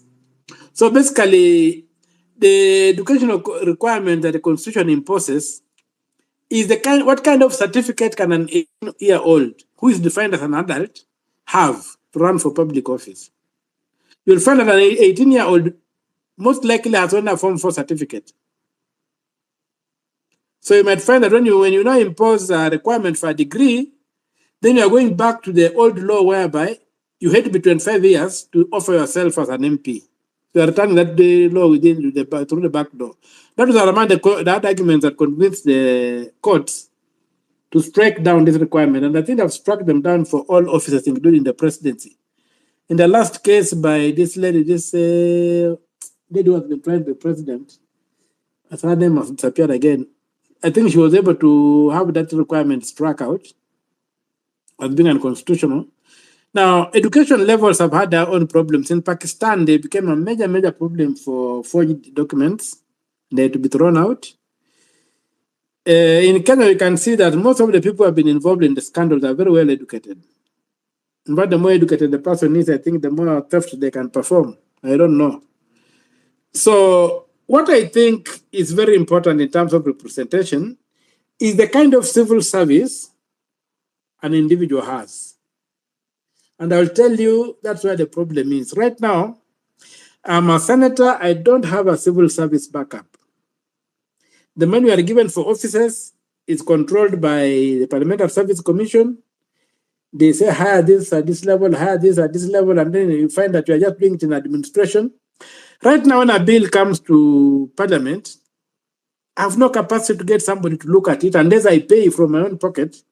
There's no civil service assigned to my office as an individual senator, that when I get a petition, I can then put to these people and say, an economist, what do you say to this?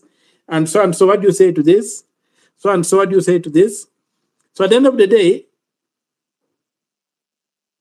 I end up using what is in my head. And however educated, I may be a veterinary doctor, but I'm dealing with aviation. How will I address the aviation industry? I would be a professor of law. I'm dealing with medicine. How do I address the law that's dealing with medicine? You need a civil service that can back you up so that you just become a mouthpiece, or you are a person who can speak from an informed point. So one of the big problems we now have on the floor of the Senate, and I saw it come out when we were debating the issue of genetically modified goods. There was debates whether hybrids are genetically modified or not, you see? Hybrids that come maybe through selection, natural selection of breeds, whether they're hybrids or not. And so we do not have the information required to be able to debate that particular topic. So I think, other than giving MPs CDF, there's now the talk that they want to give senators oversight fund. I wish they could use that money to just set up proper offices, even in the county and at the national level, so that you have a proper civil service which is staffed independent of the officer, staffed on the basis of merit and the requirement of the office, so that when you are doing your legislative work, you are properly guided in what you can do. Now, the question of education should not be legislated in terms of locking people out. And as I've observed that our electoral system is a universal suffrage.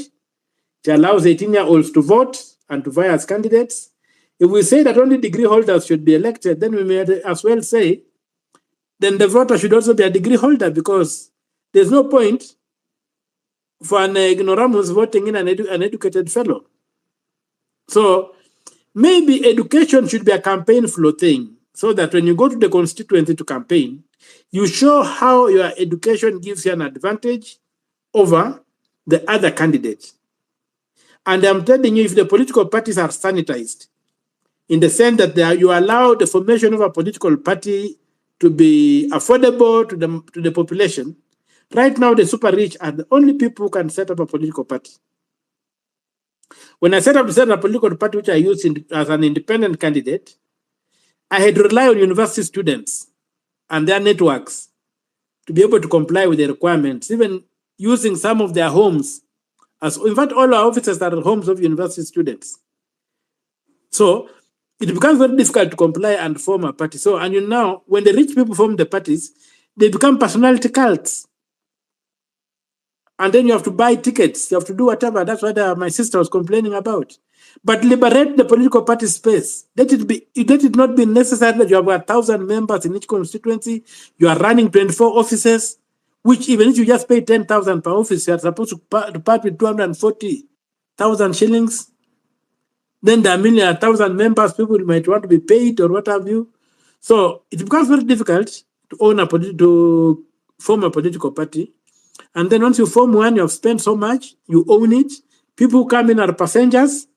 They have to do as they do, as you want, or they disembark. That's why the foundational problem is. So let us open up the political party space to people. Then the other issue was CDF. It's unconstitutional. What happened is that the way the other case had been framed, it quashed the act that was there in. Then these people came up with a new act, and they argued that this new act was not subjected to litigation. But if you look at the principles upon which the other act was nullified, the fact that a legislator cannot be an executor, period. You cannot have the new act running. But the executive, at one time, initially the Treasury had refused to release CDF after the Supreme Court had ruled. But then the executive now came in and as a way of negotiating with MPs, scratch my back, I scratch your back, they again brought back the CDF. And it's a lot of money, which if it was channeled through the government ministries, like even just the bursaries, which end up not even going to the students who are supposed to be financed. If this money was channeled through the executive, and maybe it is ring-fenced to various issues, we are able in this country to have taxpayer-funded education from nursery school to first-year degree, to university first degree. We can do that. Then up there, somebody wants to go for a master's, whatever, they can look for their own resources and do that. But down here, the basic education to Form 4, and then from there to university first degree, we should be able to support. We should be able to provide taxpayer-funded education so that it's not the well-being of your parents which should determine what you can get in education. It should be your endowment, how you are created, that should be able to enable you to get the education you need for your country. Your Einstein might be born in Turkana. You need to get that Turkana boy or girl to school so that he doesn't have to say that he has missed out because he did not have money, he did not have whatever, the parents were poor. No, no, no, no. We should not have any where our children are subjected to the poverty of their parents. Bottom line, children must be exposed to the wealth of their nation. And this country is a very wealthy nation. We should protect children and guarantee basic education and even up to first degree. So CDF has been a very, very bad tool. It has compromised our MPs. They don't even look at anything but CDF because it's the lifeline they have. When they get CDF, they can parade around, say they're giving CDF bursary checks, they're building this, they're doing whatever. But it's left with so much corruption, it doesn't achieve as much as it's supposed to achieve. It does one or two things, but that's not the potential of this particular fund. If you take into account the amount of money allocated to each member per constituency. The question of the ombudsman. Sorry, Senator. Just on that CDF, because I am a beneficiary of the free primary education. We drank maziwa ya Nyayo. My high school, I had books in school. I went to university, and I believe the fees was like 35,000, but we were getting help, and so the Higher Education Loans Board was able to if you got the full help, you were able to pay your fees. When CDF came in, what was the intention? Because I think it came in during Kibaki era. I was out of the country at that time. What was its intention, and how has that changed so that now it became an issue of bursaries and the high corruption? I think help us unpack that for those people who don't know maybe the history. If I remember well, the CDF was brought in by MP for Kinangop. He served one term, then was voted out. The MP for Kinangop, I think he borrowed the concept in India and brought it here. It was an attempt at devolution. To be very honest, the state had become very difficult. Regions were not getting state support. The budgets were being done in terms of whether you voted for a government or did not vote for a government. So the CDF concept was a good one. And where it was borrowed from, it is still a good idea, whereby constituencies are allocated funds in the budget. Then the MP and the people on the ground, I prioritize the projects they have to utilize those funds. Then the executive goes to implement those projects under the supervision of the MPs in terms of accountability in parliament. And that's how it works. So the separation of powers and the checks and balances that come with that were not breached. But in practice here now, it came that the money is given to MPs. They control this money. And even now that they say that they're putting up CDF officers and whatever, but they're down choosing who sits in this CDF officer, they're those who are controlling it. They manipulate. So it's just a charade. What should remain is that the executive should provide funds. It should implement projects.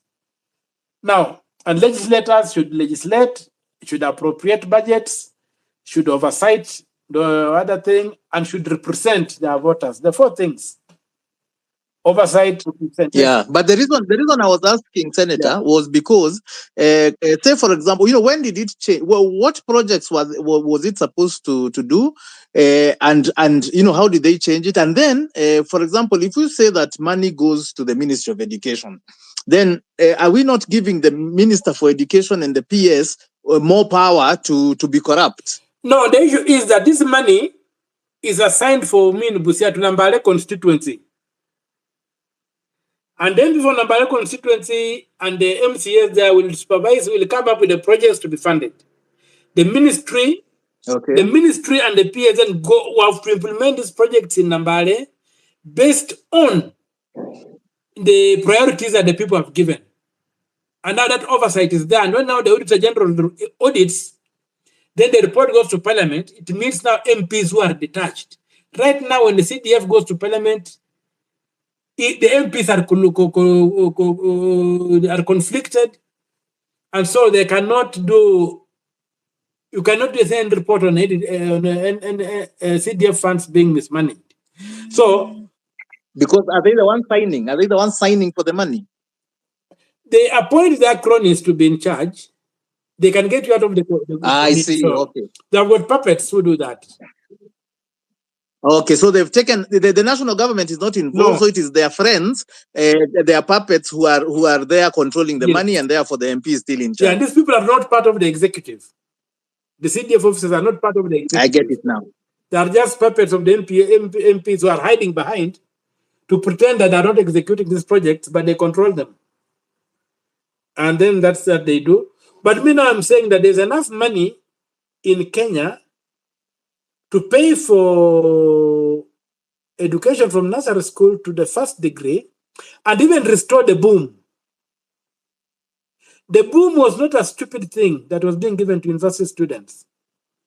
It was a recognition that some students came from backgrounds that were so difficult that they needed some form of support so that they could live the life a university student is supposed to live. They would be freed from the stresses of everyday survival. They could concentrate on their studies and achieve. So there's need to even restore the boom, even not just to get the taxpayer funded the thing. The university students should be given back the boom so that they can concentrate on their studies. This neoliberalism that came in and people must pay for education, people must pay, no, it should not be there. We need engineers, we need doctors, we need teachers, we need poets, we need people well educated in divinity. We are so to avoid the shakaholas of this world. We need all the disciplines that come with the university. That's why it's called a university. We need to get away from the narrative that says we have to drop some courses. Then see it as being a university. It can be a grammar school. It can be a business school and not a university. If we are going to drop other courses because we think that they're not necessary. They're necessary. All courses under the sun are necessary. We just organize our polity in such a way that we train our people. When we put premium on training for some critical cases, like today being a doctor, I don't even know how much it costs. Being an engineer, I don't know how much it costs. So much. People are paying through the nose. Being a teacher, it costs so much. Yet we need these people in the field. So we need to get down to look at that and ensure that education is given the attention it requires, right from nursery school up to university level, so that we can be able to churn out a human resource that can compete globally today. The most important resource we have in this country is not oil, it's not minerals, it's the human resource. And so we must build a human resource that it can go and conquer the world, like the Indians are doing across the world, with their human resource conquering the world. And we also prepare our homeland. We also prepare our homeland to be accommodative, to be a home that gives us the basic form of existence. We don't have to be going to be laborers and housemaids and whatever in other countries. If we have to export labor, we export labor that goes in to go and manage and run those countries. We don't export labor that goes to do what the citizens of the other countries don't want to do. So that's how I look at it.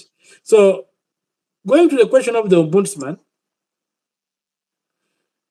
there was a ruling of the Supreme Court in a case filed by the Kenya Vision 2030, where it was determined that the ombudsman as structured today can only make recommendations to Parliament. So if they cannot make recommendations to Parliament, then there are toothless bulldog. So we need to look at the office of the ombudsman and give it the power that such officers have in other countries. And then give it also to people who have got convictions, not people who have failed elections. People who have got convictions and who can implement or discharge the mandate of the office. But now with the interpretation of the legal framework that has created it, as one where complaints can be investigated and whatever, then recommendations are made to Parliament and not given initially we thought that the ombudsman had been given the power of the High Court and they could make findings which you could simply go to register in the High Court and they become like orders of the High Court. The Supreme Court quashed that, and so we need to relook at the law of that office to make sure that it is properly staffed, and it also has the mandate to make binding decisions that can reorganize the public service. So, wow, how many more do you still have so that I'd like to admit other speakers and give them an opportunity to ask you questions so that at least the conversation. I'm about 5. There was a question about repayment of debt. I'm about a few to go. Let me run through them quickly. Repayment of net debt. We simply looked at with some experts who are good in audit, in a fraud audit. We looked at it and we just compared the data owned by official documents of the CBK and official documents of the National Treasury. And we had a balance sheet showing that the CBK had repaid the debt in excess. Omtatah, yes. Senator, can you hear me? Yes, I can hear you.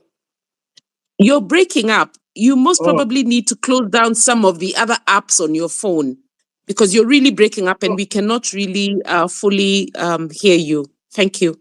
Can you hear me now?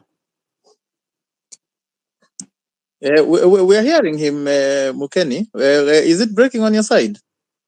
Yes, it is. Anybody else on the speaker panel?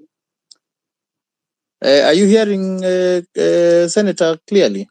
Because for me, I'm not actually having any problem with him. What happens is that we compare the data, the records held by the central bank, which are on their website, and the records held by the Treasury, in terms of the debts that had been acquired and how the repayments that have been made.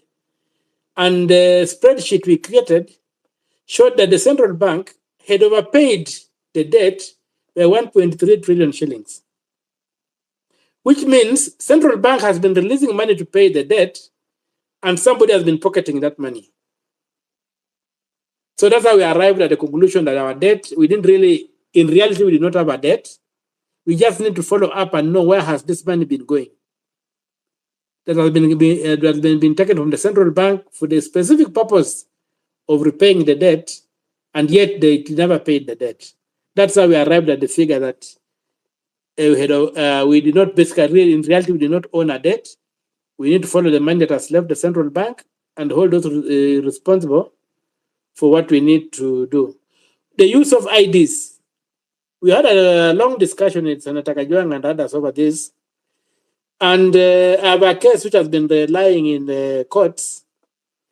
We were given a bench, but unfortunately Justice Onguto died. Justice Mumbi Wangugi and others were promoted to the Court of Appeal.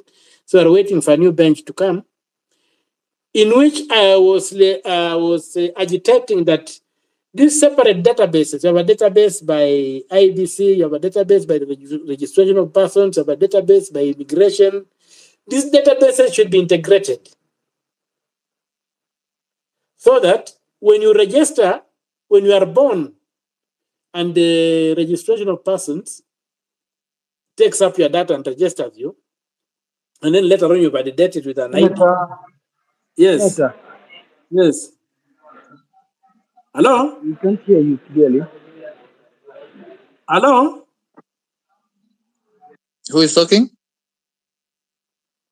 Yes. So that if we integrate our databases, so that the IBC does not have to generate an original database, whatever, then you'll find that the database at the Registry of Persons even has a role for dead people.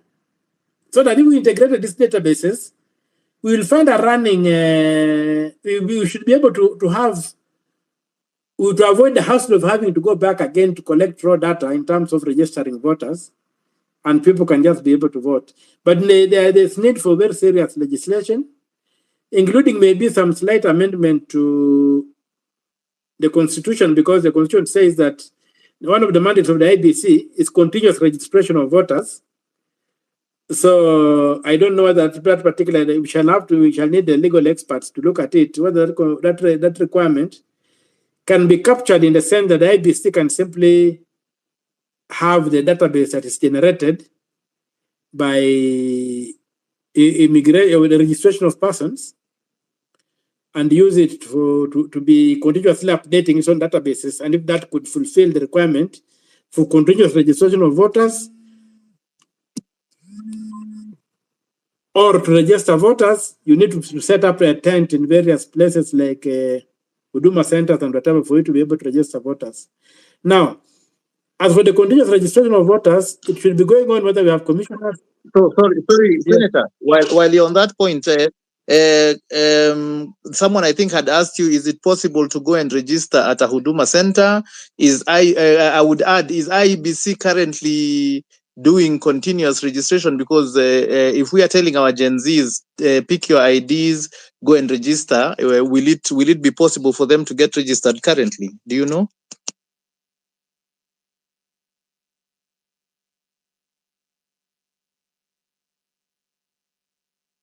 Sorry, Senator, are you speaking?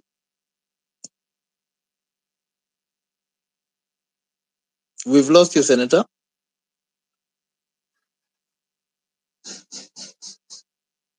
Can anybody hear him? Is it just me?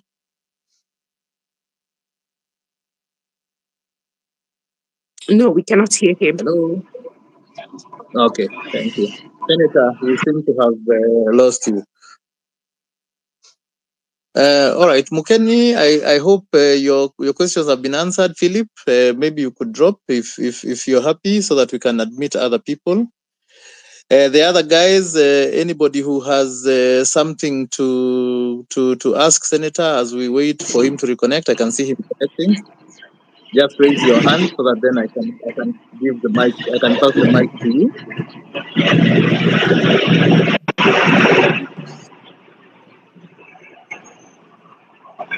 Hello, and when you come in, please just mute your mic so that we give whoever is speaking an opportunity. Just raise your hand. I'll come to you. And so for now, Sometimes I'm analog. Okay, you're back. There was the issue of the use of the ID for voting. That's what I had said, and there was a question which I was asked. If there's a continuous registration is still going on. And the answer is that there's no reason why people should not be registered continuously, because what registers people is not the IBC commissioners, but the secretariat. And the election, the continuous registration of voters is not dependent on the existence of the commissioners. So it should be, people should go and register even now. The registration is ongoing. And so it should not be lost on that. And I think the registration takes place at not every part of this country has got Huduma centers. You can also go to county headquarters. And not county, but yeah, in the county headquarters, the registration is continuing. I don't know if they are doing the same at the constituency level, but I know in the county headquarters, there's registration ongoing of what you can. Yes, I think for I'm thinking about my constituency in Nairobi, the constituency office, there is an IEBC office. So it should be possible to go to the constituency office as well. But maybe we should also hear from Kenyans in such forums to know.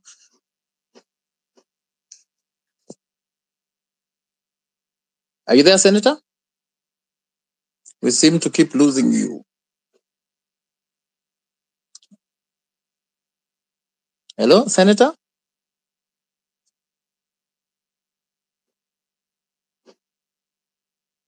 All right, Dev, I think you've been here for a while. Maybe you can take the mic as we wait for Senator to come on.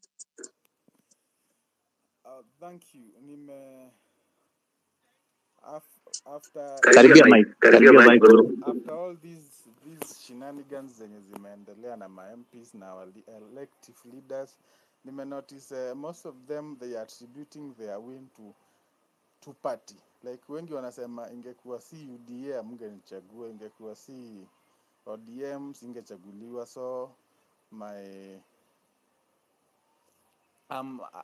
naongelelea UDA, they voted depending on the UDA or ODM. So ndo nilikuwa nataka kuuliza, is there like nauliza Okiya kama president anaweza kuwa independent, na akikuwa independent how will that go, like about the I thought conclude. Huh? I don't know if my phone is keeping sleeping now. Then I don't know. Someone calls me. Asisikiki. Are you hearing me now? Yeah, but there's feedback. There's an echo. There's somebody who calls me and my phone just goes off. I don't know what they're doing. Yes, they are agents of hate. They want to silence But it's us. interesting because when that number appears on my screen, my phone gets switched off. I don't know how that's happening. Wow. Anyway, you're back. We had Dev on the mic. Yes. Let's just hear him, and then maybe you can finalize and then also take his question. Dev, go ahead. So the thing as we all this discussion tunafaa kukam na strategies ama ways of which hii kitu haita happen tena, na kenye nafikiria ni independent candidates. I guess hao watakuwa more affiliated to people like to sisi wenye tumewapigia kura more than partyism or something of that sort. Na nilikuwa nataka kuuliza, can president be independent, na akikuwa independent how will that happen on kupitisha things kwa parliament ama membership ya parliament MPs according to partyism? Juu nasikia president should win with 50+1 and some majority MPs in parliament. How can that happen? I guess that is the best thing can happen to Kenyans. Independent. All right. So can the president be independent candidate, like you affiliated to any party, like is independent? Sawa. And in fact, Senator, maybe you can tell us after registering your party, is it the party that sponsored you to be independent, or did you go at it alone? Is it KL or KI? Yes. Thank you. It's KI. Is anyone hearing me? Tunakusikia, bro. Go ahead. All right. So this is the first time I'm talking these spaces. So first of all, I want to Karibu. So first of all, nataka niambie senator anafaa he should take his devices like the phone and laptop to be checked for bugs. That's a suggestion. And then senator, tuseme like if we say we are forwarding you as our candidate for the next presidential election, and then you have to realize that if these other parties, the involved parties, if they realize that you are a favorite, even at the moment, I'm sure they know you are a favorite candidate at the moment. I'm sure they are looking for ways to discredit you and to shut you down. So you have to be careful. Another thing is there was that lady. I saw a video, a clip of a lady mwenye alikuwa anasema steam panda, and how to include young people in this political era. So and she was talking about how campaigners are expensive and all sorts of political issues. And the first thing that came to mind was I think we need to educate people on how to choose leaders, because if people knew how to make good choices, they wouldn't go for those who give handouts and those who corrupt other people to ensure that they are voted in. So if people knew how to choose the leaders, they wouldn't necessarily have to go for those people who come with money. So I think that's the first thing we should do: civic education. Wherever you are, wherever you stay, you ensure that you educate people. Another thing is that for integrating the databases for IBC and national digitization. I think that's very possible, because even when you are applying for, let's say, HELB or NTSA, there are those you realize that the system already knows your details. Those systems, they already know that you have a KRA pin, and they just update your credentials. So I think it's possible. It's possible to integrate those systems to register you as a voter once you get an ID, so that when you just go and vote, you are a voter. I think there's also another thing about the IBC database, where when someone goes to register, you find that someone else has already registered with your ID, and they always find a way to still register you. So I don't get how they justify that, because that means there is a duplicate voter with your ID. But I think with the integration of those databases, I think that issue will be fixed. Now, the question that I have for Senator is, do these private entities in our country, let's say the Safaricom or any other private entity, do these people approach candidates, for example, as an MP or as a senator? Do they approach you for offering to fund your campaign, so that you go and protect their interests once you are elected? That's the question. And I would also, if the case is, if it's yes, I think those people who want to vie for any elected position in the coming years, if they are here, they should take that to account and know how to deal with that. Thank you. Asante sana KI. Senator unaulizwa, are you compromised? Do they pour money? Crashi. Mike ni yako.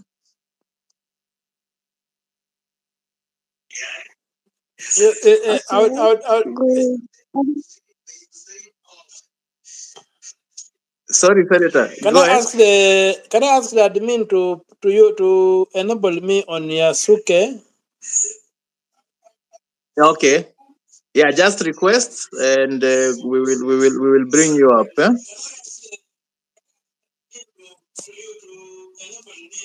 Krashi, go ahead. Just mute yourself here, Senator Okiya, so that Krashi can go. I've already requested, because this my other line is interfered with too much. Yeah, we understand. We understand. Just mute yourself on this one, and we will bring you up on the other one.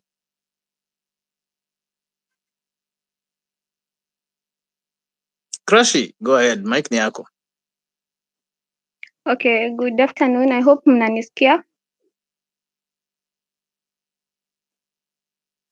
So, sorry, okay. Yes, tunakusikia. Go ahead. Mine, I don't know if it's a question or an opinion, but firstly, ningependa kuuliza Senator if these MPs and MCAs na pia hizi viti za women rep na the CS kama ni very relevant, because to be honest, I don't see the use of the MP, the MCA and the women rep, because if hizi pesa zenye wanalipwa ukihesabu, we have 290 constituencies, yeah. Approximately, I'm not sure what the MP wanalipwa, but tuseme they are being paid 300,000. Ukimultiply the 290 constituencies, hiyo ni pesa mingi. Kiti ya women rep pia ni ya satisfy the 2/3 or whatever. So in the real sense, hakuna kitu yenye women rep anafanya. If we were to be honest, wanawake, the voters wanawake ndio wengi. And if these women would have really wanted to vote for their own women, wange vote. So we can also say ni women hawataki kuvote for their own women. Because ukiangalia the governor Kirinyaga woman, governor Kitui ni mwanamke pia. Governor Nakuru pia ni mwanamke. I'm sure Charity Ngilu is the governor in Kitui. I'm not really sure, but yeah, kuna governors wanawake. So if these women really wanted to vote for their own women, they really would have. Sioni kazi ya women rep, hiyo pesa inaweza tumika kukuwa located in some other things, some other meaningful things. Sai ukiniuliza kazi ya CS, personally I can't tell you the work of a CS. I don't see that because I believe the president himself anaweza fanya hiyo. Personally, if you ask me, that's just my opinion. So if these seats zinaweza tolewa, of which I'm very sure the MPs wanaweza ni crucify hapa wengi. Nikisema kila county ikuwe na its own MP badala ya hii mambo na constituency, because personally I don't see the use of my MP Roysambu. That man does nothing. Nilienda alininyima basari because I'm not Kikuyu. The other time I went for my basari nilipata ameuza simply because I was 3 days late kuendea basari.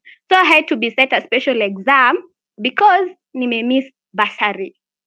So I really don't see the use of kukuwa na 290 MPs, kukuwa na women rep, kukuwa na ma CS. The other thing ni tulikuwa tumeongelelea kuhusu tuna push the hashtag Ruto must go. Sijakataa Ruto aende, but this man haizi resign. Tuseme tu haizi because simply he's a dictator. It's hard for a dictator kukuja aseme nimeacha kazi all by himself. Na from the way tunaona, mi personally mzazi alikuwa ameniruhusu niende maandamano, but from what has been happening lately, say mzazi hawezi kubali nitoke nje, na siwezi mcrucify na siwezi mweka yeye ndio makosa because amekubali niende hizo zingine. But from what is happening right now, Ruto from what I see, Ruto nikaa anataka kutukalia because he can do anything for his power, he can do anything ndio ajione ako hapo. I'm even sure like most of us hatuna voters. Personally I don't have, but nitaendea. But are you really sure tukiamua ma youth sisi wote we can vote? I'm sure tunaweza toa Ruto by election 2027. But honest opinion from me, 2027 is too far. Hatuwezi vumilia hii yote. Siwezi vumilia the fact that I really pay a lot nikienda my checkup kwa hospitali. I'm being taxed kupumua because the inhaler I used to buy at 300. Right now I'm buying it at 800. So Ruto tuseme tu as much as hiyo finance bill haijapita, tuseme amechangia vitu zingine pia kupanda. So that's just my honest opinion. So Mr. Senator, can you just answer me those questions about the CS seats, the MP seats, and the women rep seats? Kama zinaweza toka. Na hizi nominated seats, I believe nominated seats inafaa kuwa ya disabled people. Na sasa tuseme labda kuwasimamia albinos. Tuseme tu, but to honest opinion, that's just what do you think? What's your take on this? Thank you. Asante sana Krashi. Senator, I've been trying to see your request. I don't know if you're there. KOT sijui kama unamuona. But in the meantime, I can pass the mic to the next person. Dr. Lovely, how are you? Hello, sir. Hello, who's talking? Yeah. Oh, sorry, Chege, it's me back. I wanted to drop myself, but I needed to do it professionally. This is Philip McLeod once again, the last one, yeah? Go ahead. Yeah, Krashi has spoken about three things. One, she has spoken about overly being represented, over-representation.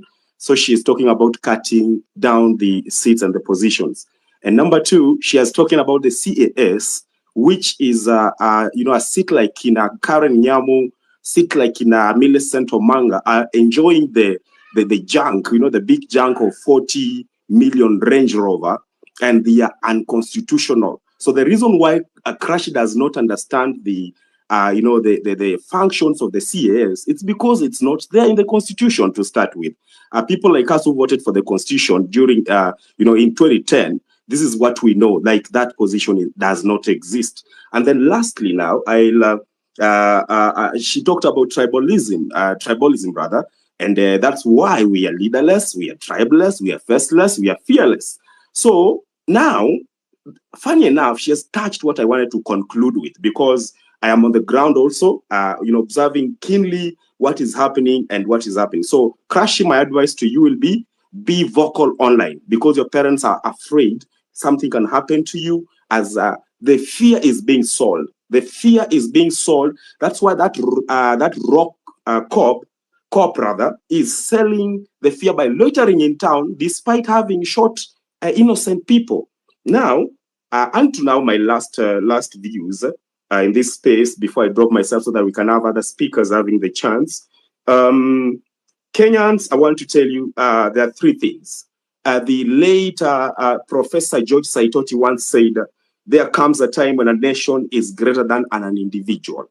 And today I am an individual, you are an individual in your own space. And that's why we need to come together and say, whoever has, the people that are in power right now, the MPs, senators, and all those people have powers from us voters. We donated that power to them constitutionally. And now they need to be servants, because the other day I saw a Netherlands, PM, Prime Minister, coming to an end of his term, and he was going home on a bicycle. A bicycle, guys, border, yani Black Mamba. The guy was going home. See ati ako hapo na Range Rover, ma limousines na msindikisha sijui hapo na Isukuti. Hapana, just simplicity and humility, because he knows the nation is greater than an individual. And second one, I am pretty sure you guys are familiar with the word that and really Chege and Afrocentric or KOT, whoever gonna record this, kindly somebody will need to send me this, because I will need to push this on TikTok too. We have another community there that is very, very nice for this. Now, second one, it's winners take it all, or winner take it all. The reason why our lady who tried to vie via an independent and left Kenya because it was joining Azimio needs to listen to this. Winner take it all. This is the reason why you remember during 2017, 2013 government, this is the time Duale used to sing in the parliament, a tyranny of numbers. Tyranny of numbers. You cannot do anything until we... And that thing is what has been married today. That tyranny of numbers is what made the finance bill go through. So once we kill the spirit of winner takes it all, I'm telling you, are going to get closer to home. Lastly, I'm going to talk about now people like Krasha said she was denied a bursary because she's not from the tribe of the MP of the Roysambu constituency, whatever area it is. Now, and to this, degenerates like Karen Nyamu, who is now bashing Faith, the LSK president, Faith Odhiambo, for dropping the appointment and the the invitation to the government's table to continue frustrating us. Now she's calling her out because she's one person who really enjoys unconstitutional office. You see, that is why people like her now have, and it's a woman against a woman. Guys, hey ladies, are you here? Raise your hands. It is a woman bashing another woman, and that woman supposed to be supporting the very, very woman representative in the parliament to pass laws that are, defending women. Defending women. We have people like Gladys Oruoba, people doing free pads, yeah? Sex is a choice, but menses are not a choice. Doing billboards all over Nairobi. But when it comes to voting for Eco Levy, she's voting yes. As in, wait. Lastly, we need to be very, very careful of our parents and our elders. The other day, I have witnessed 2 videos coming from Eldoret. In fact, 3 videos. The first one, I saw a group of militia people being charged with power, bows and arrows, ready to take on Gen Zs who are to go to the streets on the last Thursday and last Tuesday. So they were charged. They can shoot, even kill their own, because the elders are not happy. You cannot, as I'm talking to you, in Kericho and Eldoret, those two wheelbarrows that were erected, that is like that, a statue of Nebuchadnezzar has been erected. Now they still worship Ruto. It is okay. Number two, please learn, elderly. Please Sorry? learn. All right. We need to shun this issue of tribalism coming from our parents. You know what? I have seen 2 videos of this elderly man asking, talking over why is this being against this? Why is Gachagua biting Ruto every time he goes out and stuff? Do you know why that is taking us back to 2007 and to 2008? Kindly, guys, be aware of our parents. They might kill this war, and our elders might even bury it. So viva once again. Let's continue pushing, because the change is no longer a walk in the park. It's a force that we need to push, and it's a force we need to reckon. Thank you so much for the chance. God bless. Asante Philip. We still don't have Senator Omtatah, or do we have him? No, we don't. So I can see him. I can see him. He's here. I can see him from my side. Senator. Yeah. Oh, can you talk? Actually, we were trying to get him on I can talk, but I was requesting if you could activate him on the other handset. This one, like they give.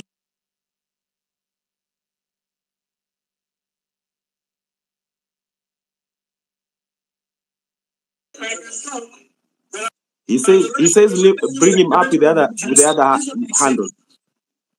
Yes. Namskia, Okay. The problem is,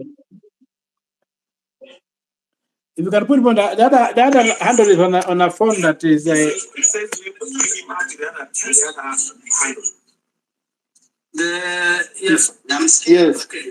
Yes. Okay. If you can activate yes, okay, I've requested. If you can put him on the I'm trying. On a phone that is.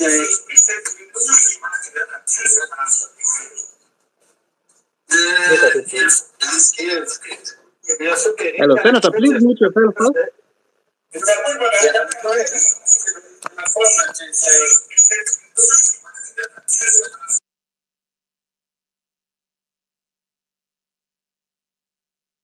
All right, Senator, I was saying I'm trying to add you, but I can't see you. So if you could just cancel the request and then request the mic again, we will add you. Meanwhile, guys, we need people to go to Uhuru Park.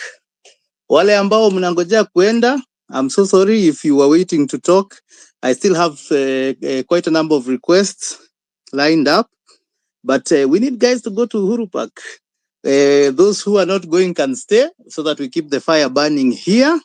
Tutajaribu kumrudisha Senator ndiye aweze kutuongelesha. So, Dr. Lovely, Raymond, those guys who haven't spoken. I also would like to go to Uhuru Park, so maybe we could have it.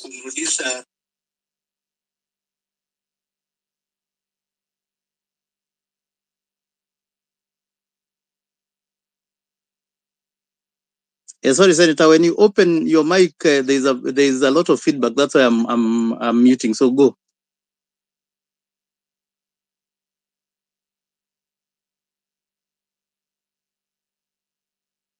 Sorry, Senator, when you open your mic, there's a lot of feedback. That's why.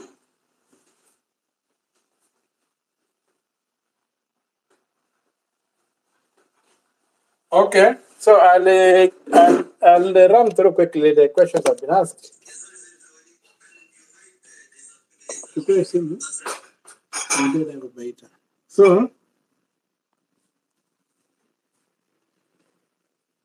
So I've got this issue of whether private entities approach individual candidates. Know that individual candidates may not be approached. The formations are approached. The formations are approached.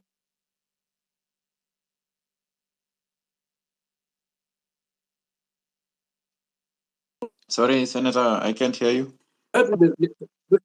Right now, can you hear me now? I can hear you now. It's coming and going. So now we can hear you. Yeah, I don't know why I'm not seeing the request from the other one. Has she? Have they requested?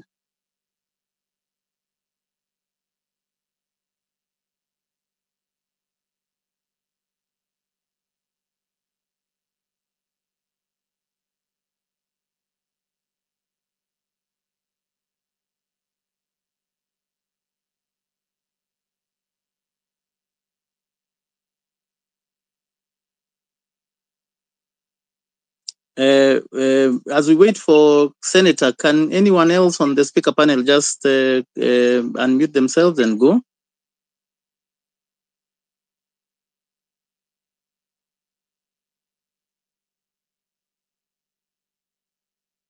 All right. Or should I just drop the guys here and bring up new guys?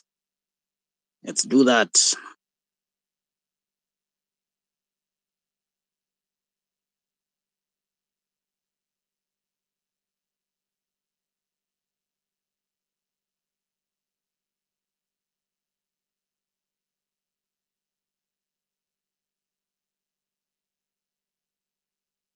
Ukiingizwa kwa speaker panel, just unmute yourself and go as we try and sort out Senator Okiya Omtatah.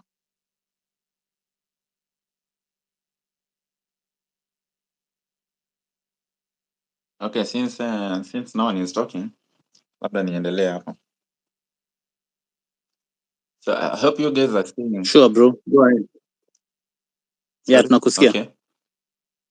I hope you guys are seeing how Ruto anafanya vitu unconstitutional. Everything he says is unconstitutional. That's why our LSK president Faith refused to take up that job she was asked to. Is because Ruto anafanya vitu unconstitutionally. Hata ile siku kuna wakati alisema I don't know which chapter of the constitution mandates him to provide housing. I don't know. There's nothing like that in the constitution. Everything and anything he wants, he doesn't follow the law. He doesn't respect the law. And yet he's the sole person. He's the one person that is supposed to protect the constitution. So I hope that thing alone, fire up a lot of guys here, and just to know that that guy is supposed to go.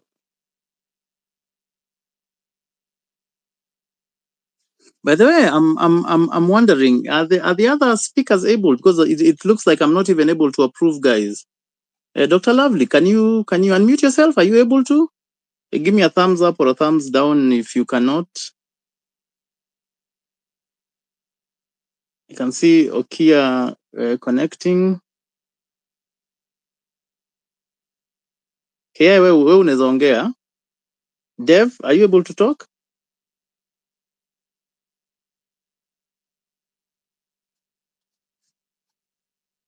I am suspecting that our space may be infiltrated. So guys, follow each other, follow our flow. I'm having a feeling maybe we leave this and I can open a new space and let guys come there. Hii ni kama imekataa. If you can hear me, give me a 100.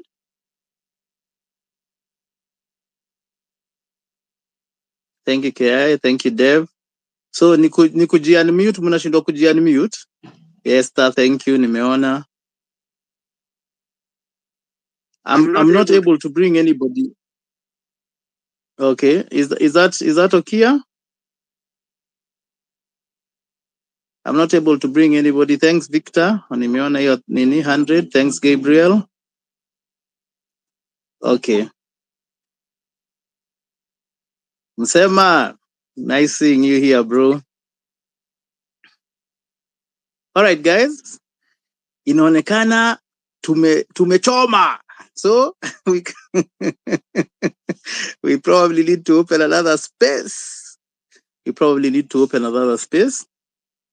Okay. All right, I think I am going to exit, alafu niende kwangu nifungue space tuendelee na mjadala. Sawa guys, see you on my space.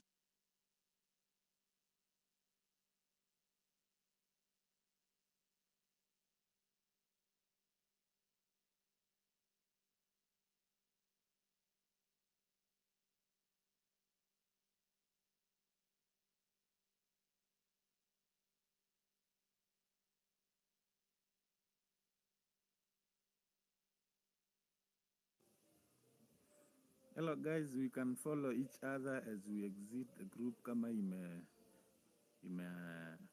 fail. Are you getting me guys? I don't know what's the problem.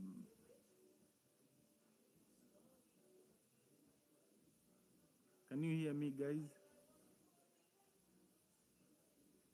Hii inaka imecrash ama maybe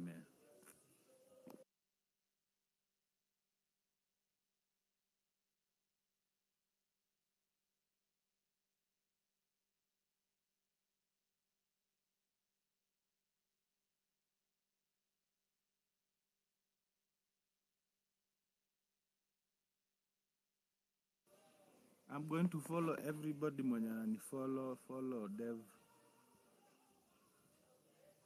Let's follow each other as we exit this group to gain at least si wote tukue mabig wig bwana. Tuache kuuzwa na mtu mmoja kama Osama then tunaona kama tumefail. Wakiwa wajuu wata bribe nani?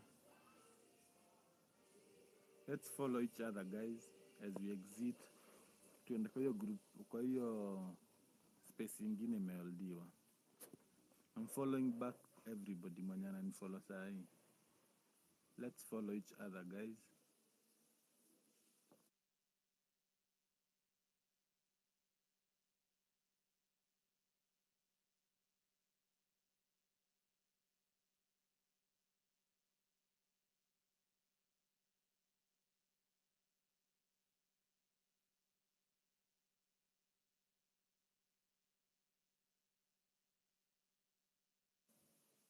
Mwenye haja follow ni kufollow.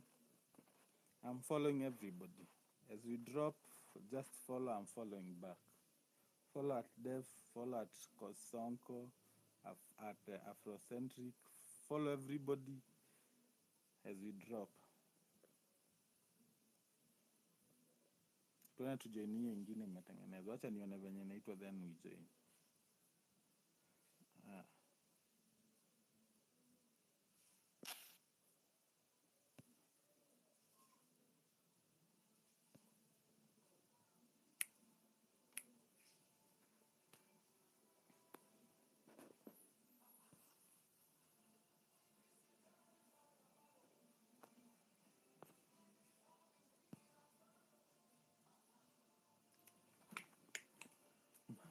Fucking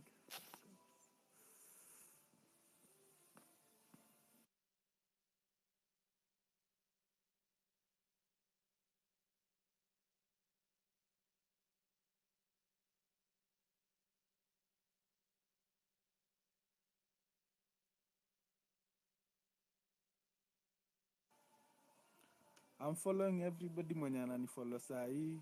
Go ahead and follow Dev. I'm following back everybody.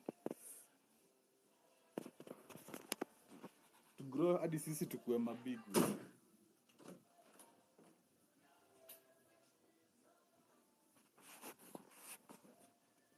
Let's follow each other as we drop. Let's follow each other.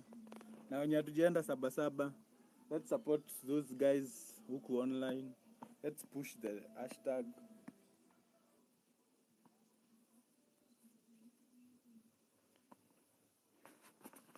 Let's follow each other guys. I'm following back everybody mwenye ananifollow sahi.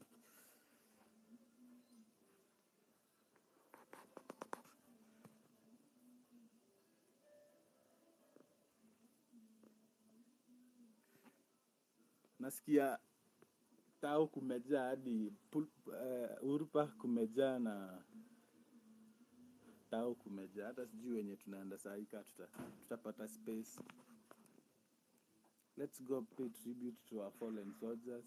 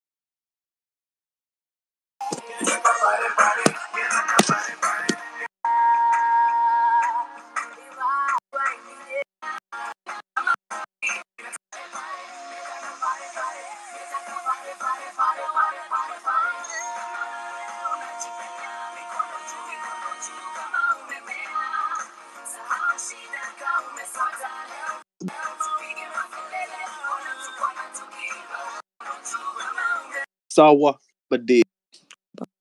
Bloodshed, a lot of police brutality.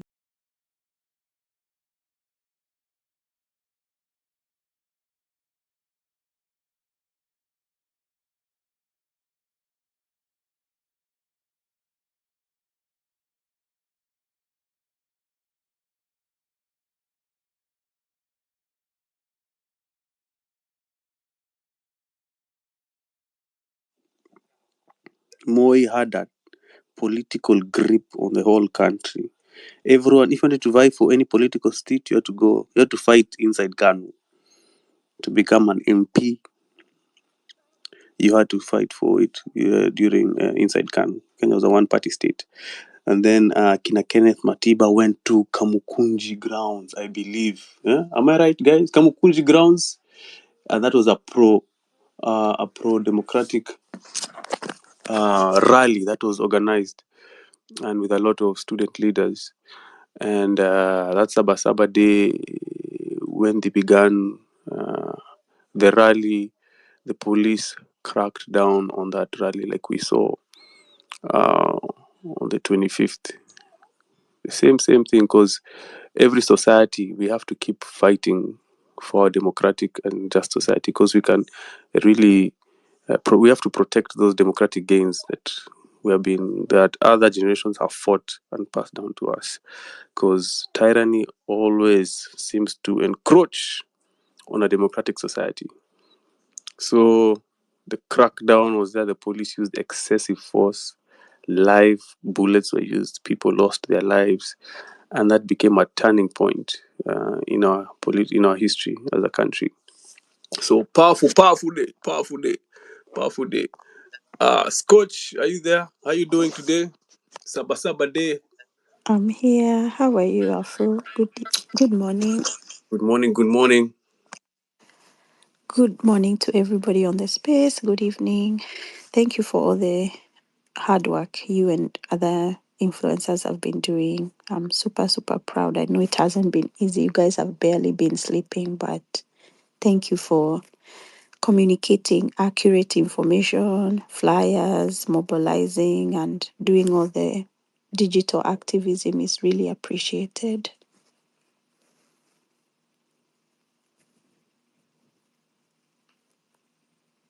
Hello, can you hear me? Yeah, I'm listening to you. Oh, I'd gone to retweet something to put something on the Jumbotron regarding Saba Saba Day. okay. Yeah, we need a lot of civic education. Me, I'm not gonna lie, like I'm learning a lot.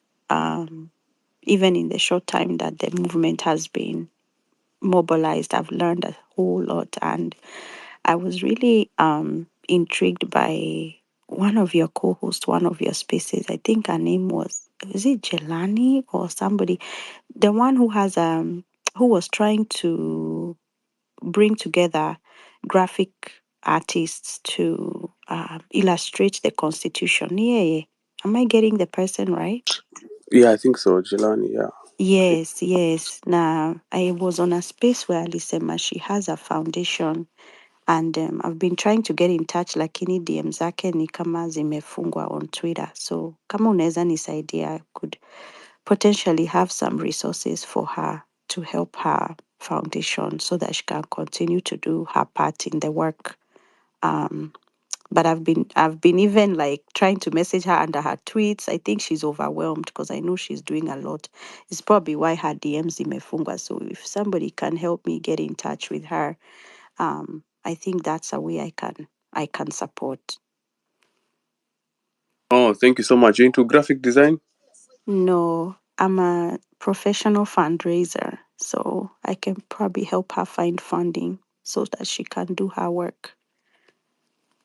I write grants and I raise money for NGOs professionally, so I thought I could connect with her ndio nimsaidie kutafuta funding for her foundation ndio aendelee kufanya hii kazi, because every little helps, and wherever anybody has a skill or talent that can help the movement in any way, it will go a long way. Send your information. Sorry? Send your information directly to Afra or me, and I'll send information to Giovanni. Okay, asanteni sana. Mm-hmm. Okay, no problem.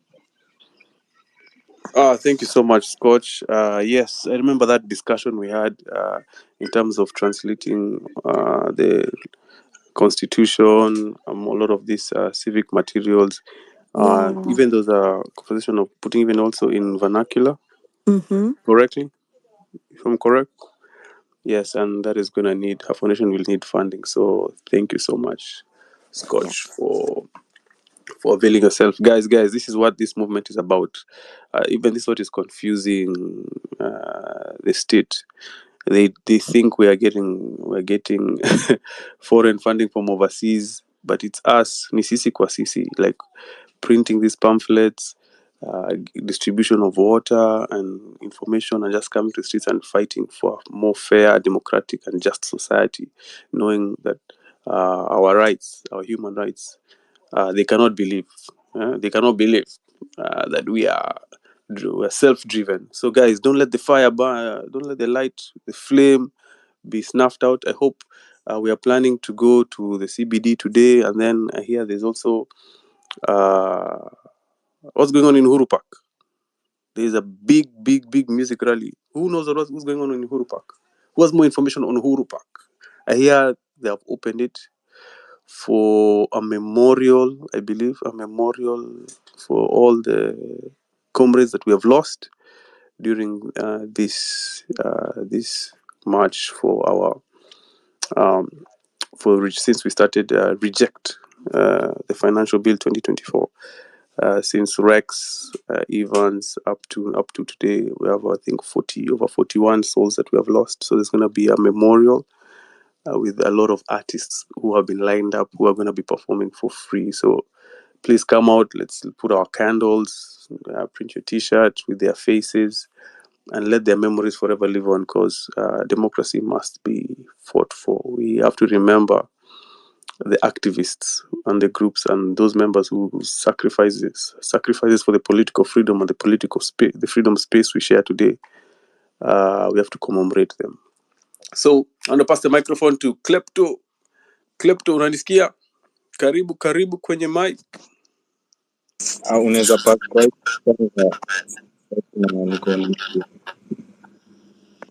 Umesemaje? Unaweza pass kwa Isaac for now for a minute. Oh, okay. You're setting yourself up. Okay, no problem. Isaac, karibu kwenye mic. Okay, thank you, Afro. Am I audible? Very audible. We can hear you. Okay, thank you.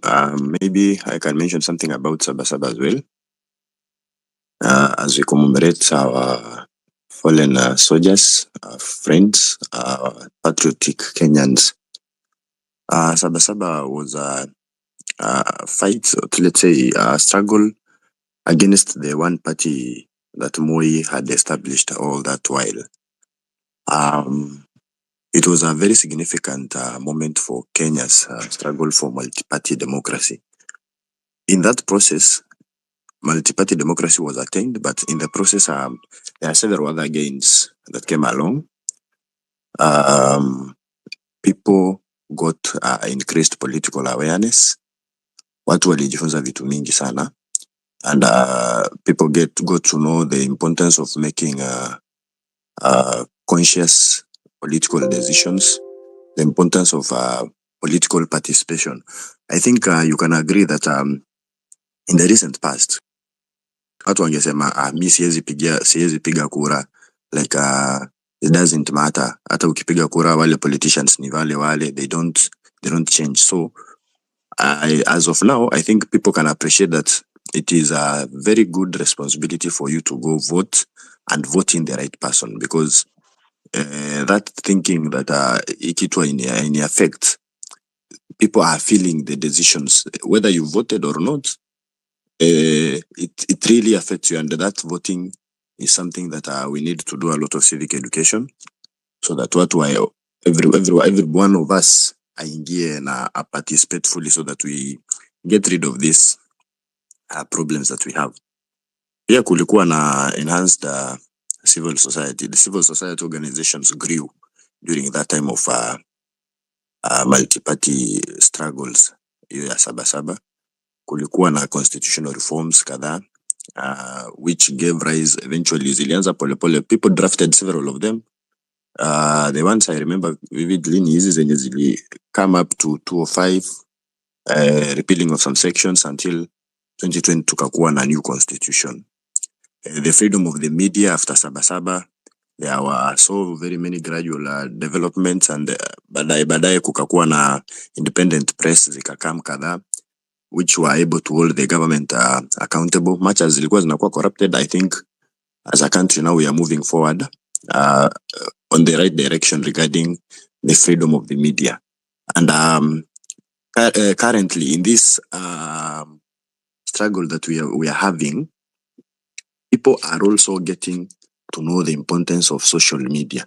The media, for some time, the government had found a way ya kufilter news. News ilikuwa inakuja kama vile serikali inataka, because some of the personalities who owned the media ni hawa politicians wengine, they are friends of the government, so they can sell a narrative in a certain way. But sahi, the media has to report things the way they are, because every one of us is playing a role in spreading information in a certain way.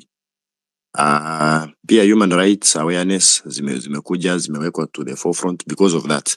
I think we need to also learn from SABA SABA and know how we should go forward. From SABA SABA, we can see the importance of civic engagement.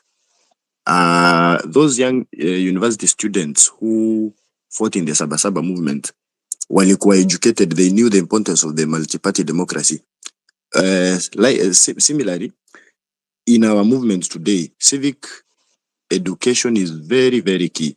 And I trust you me, when people are educated, they cannot be lied to. Once you are aware, once you've been made to be aware, you know how the constitution states, you know your rights, you know what is expected of you, you know what your leaders should do for you. There is no way you are going to buy into propaganda. You see, the government for a long time has been using these propaganda tactics. They stand and say they are going to do, and then you realize that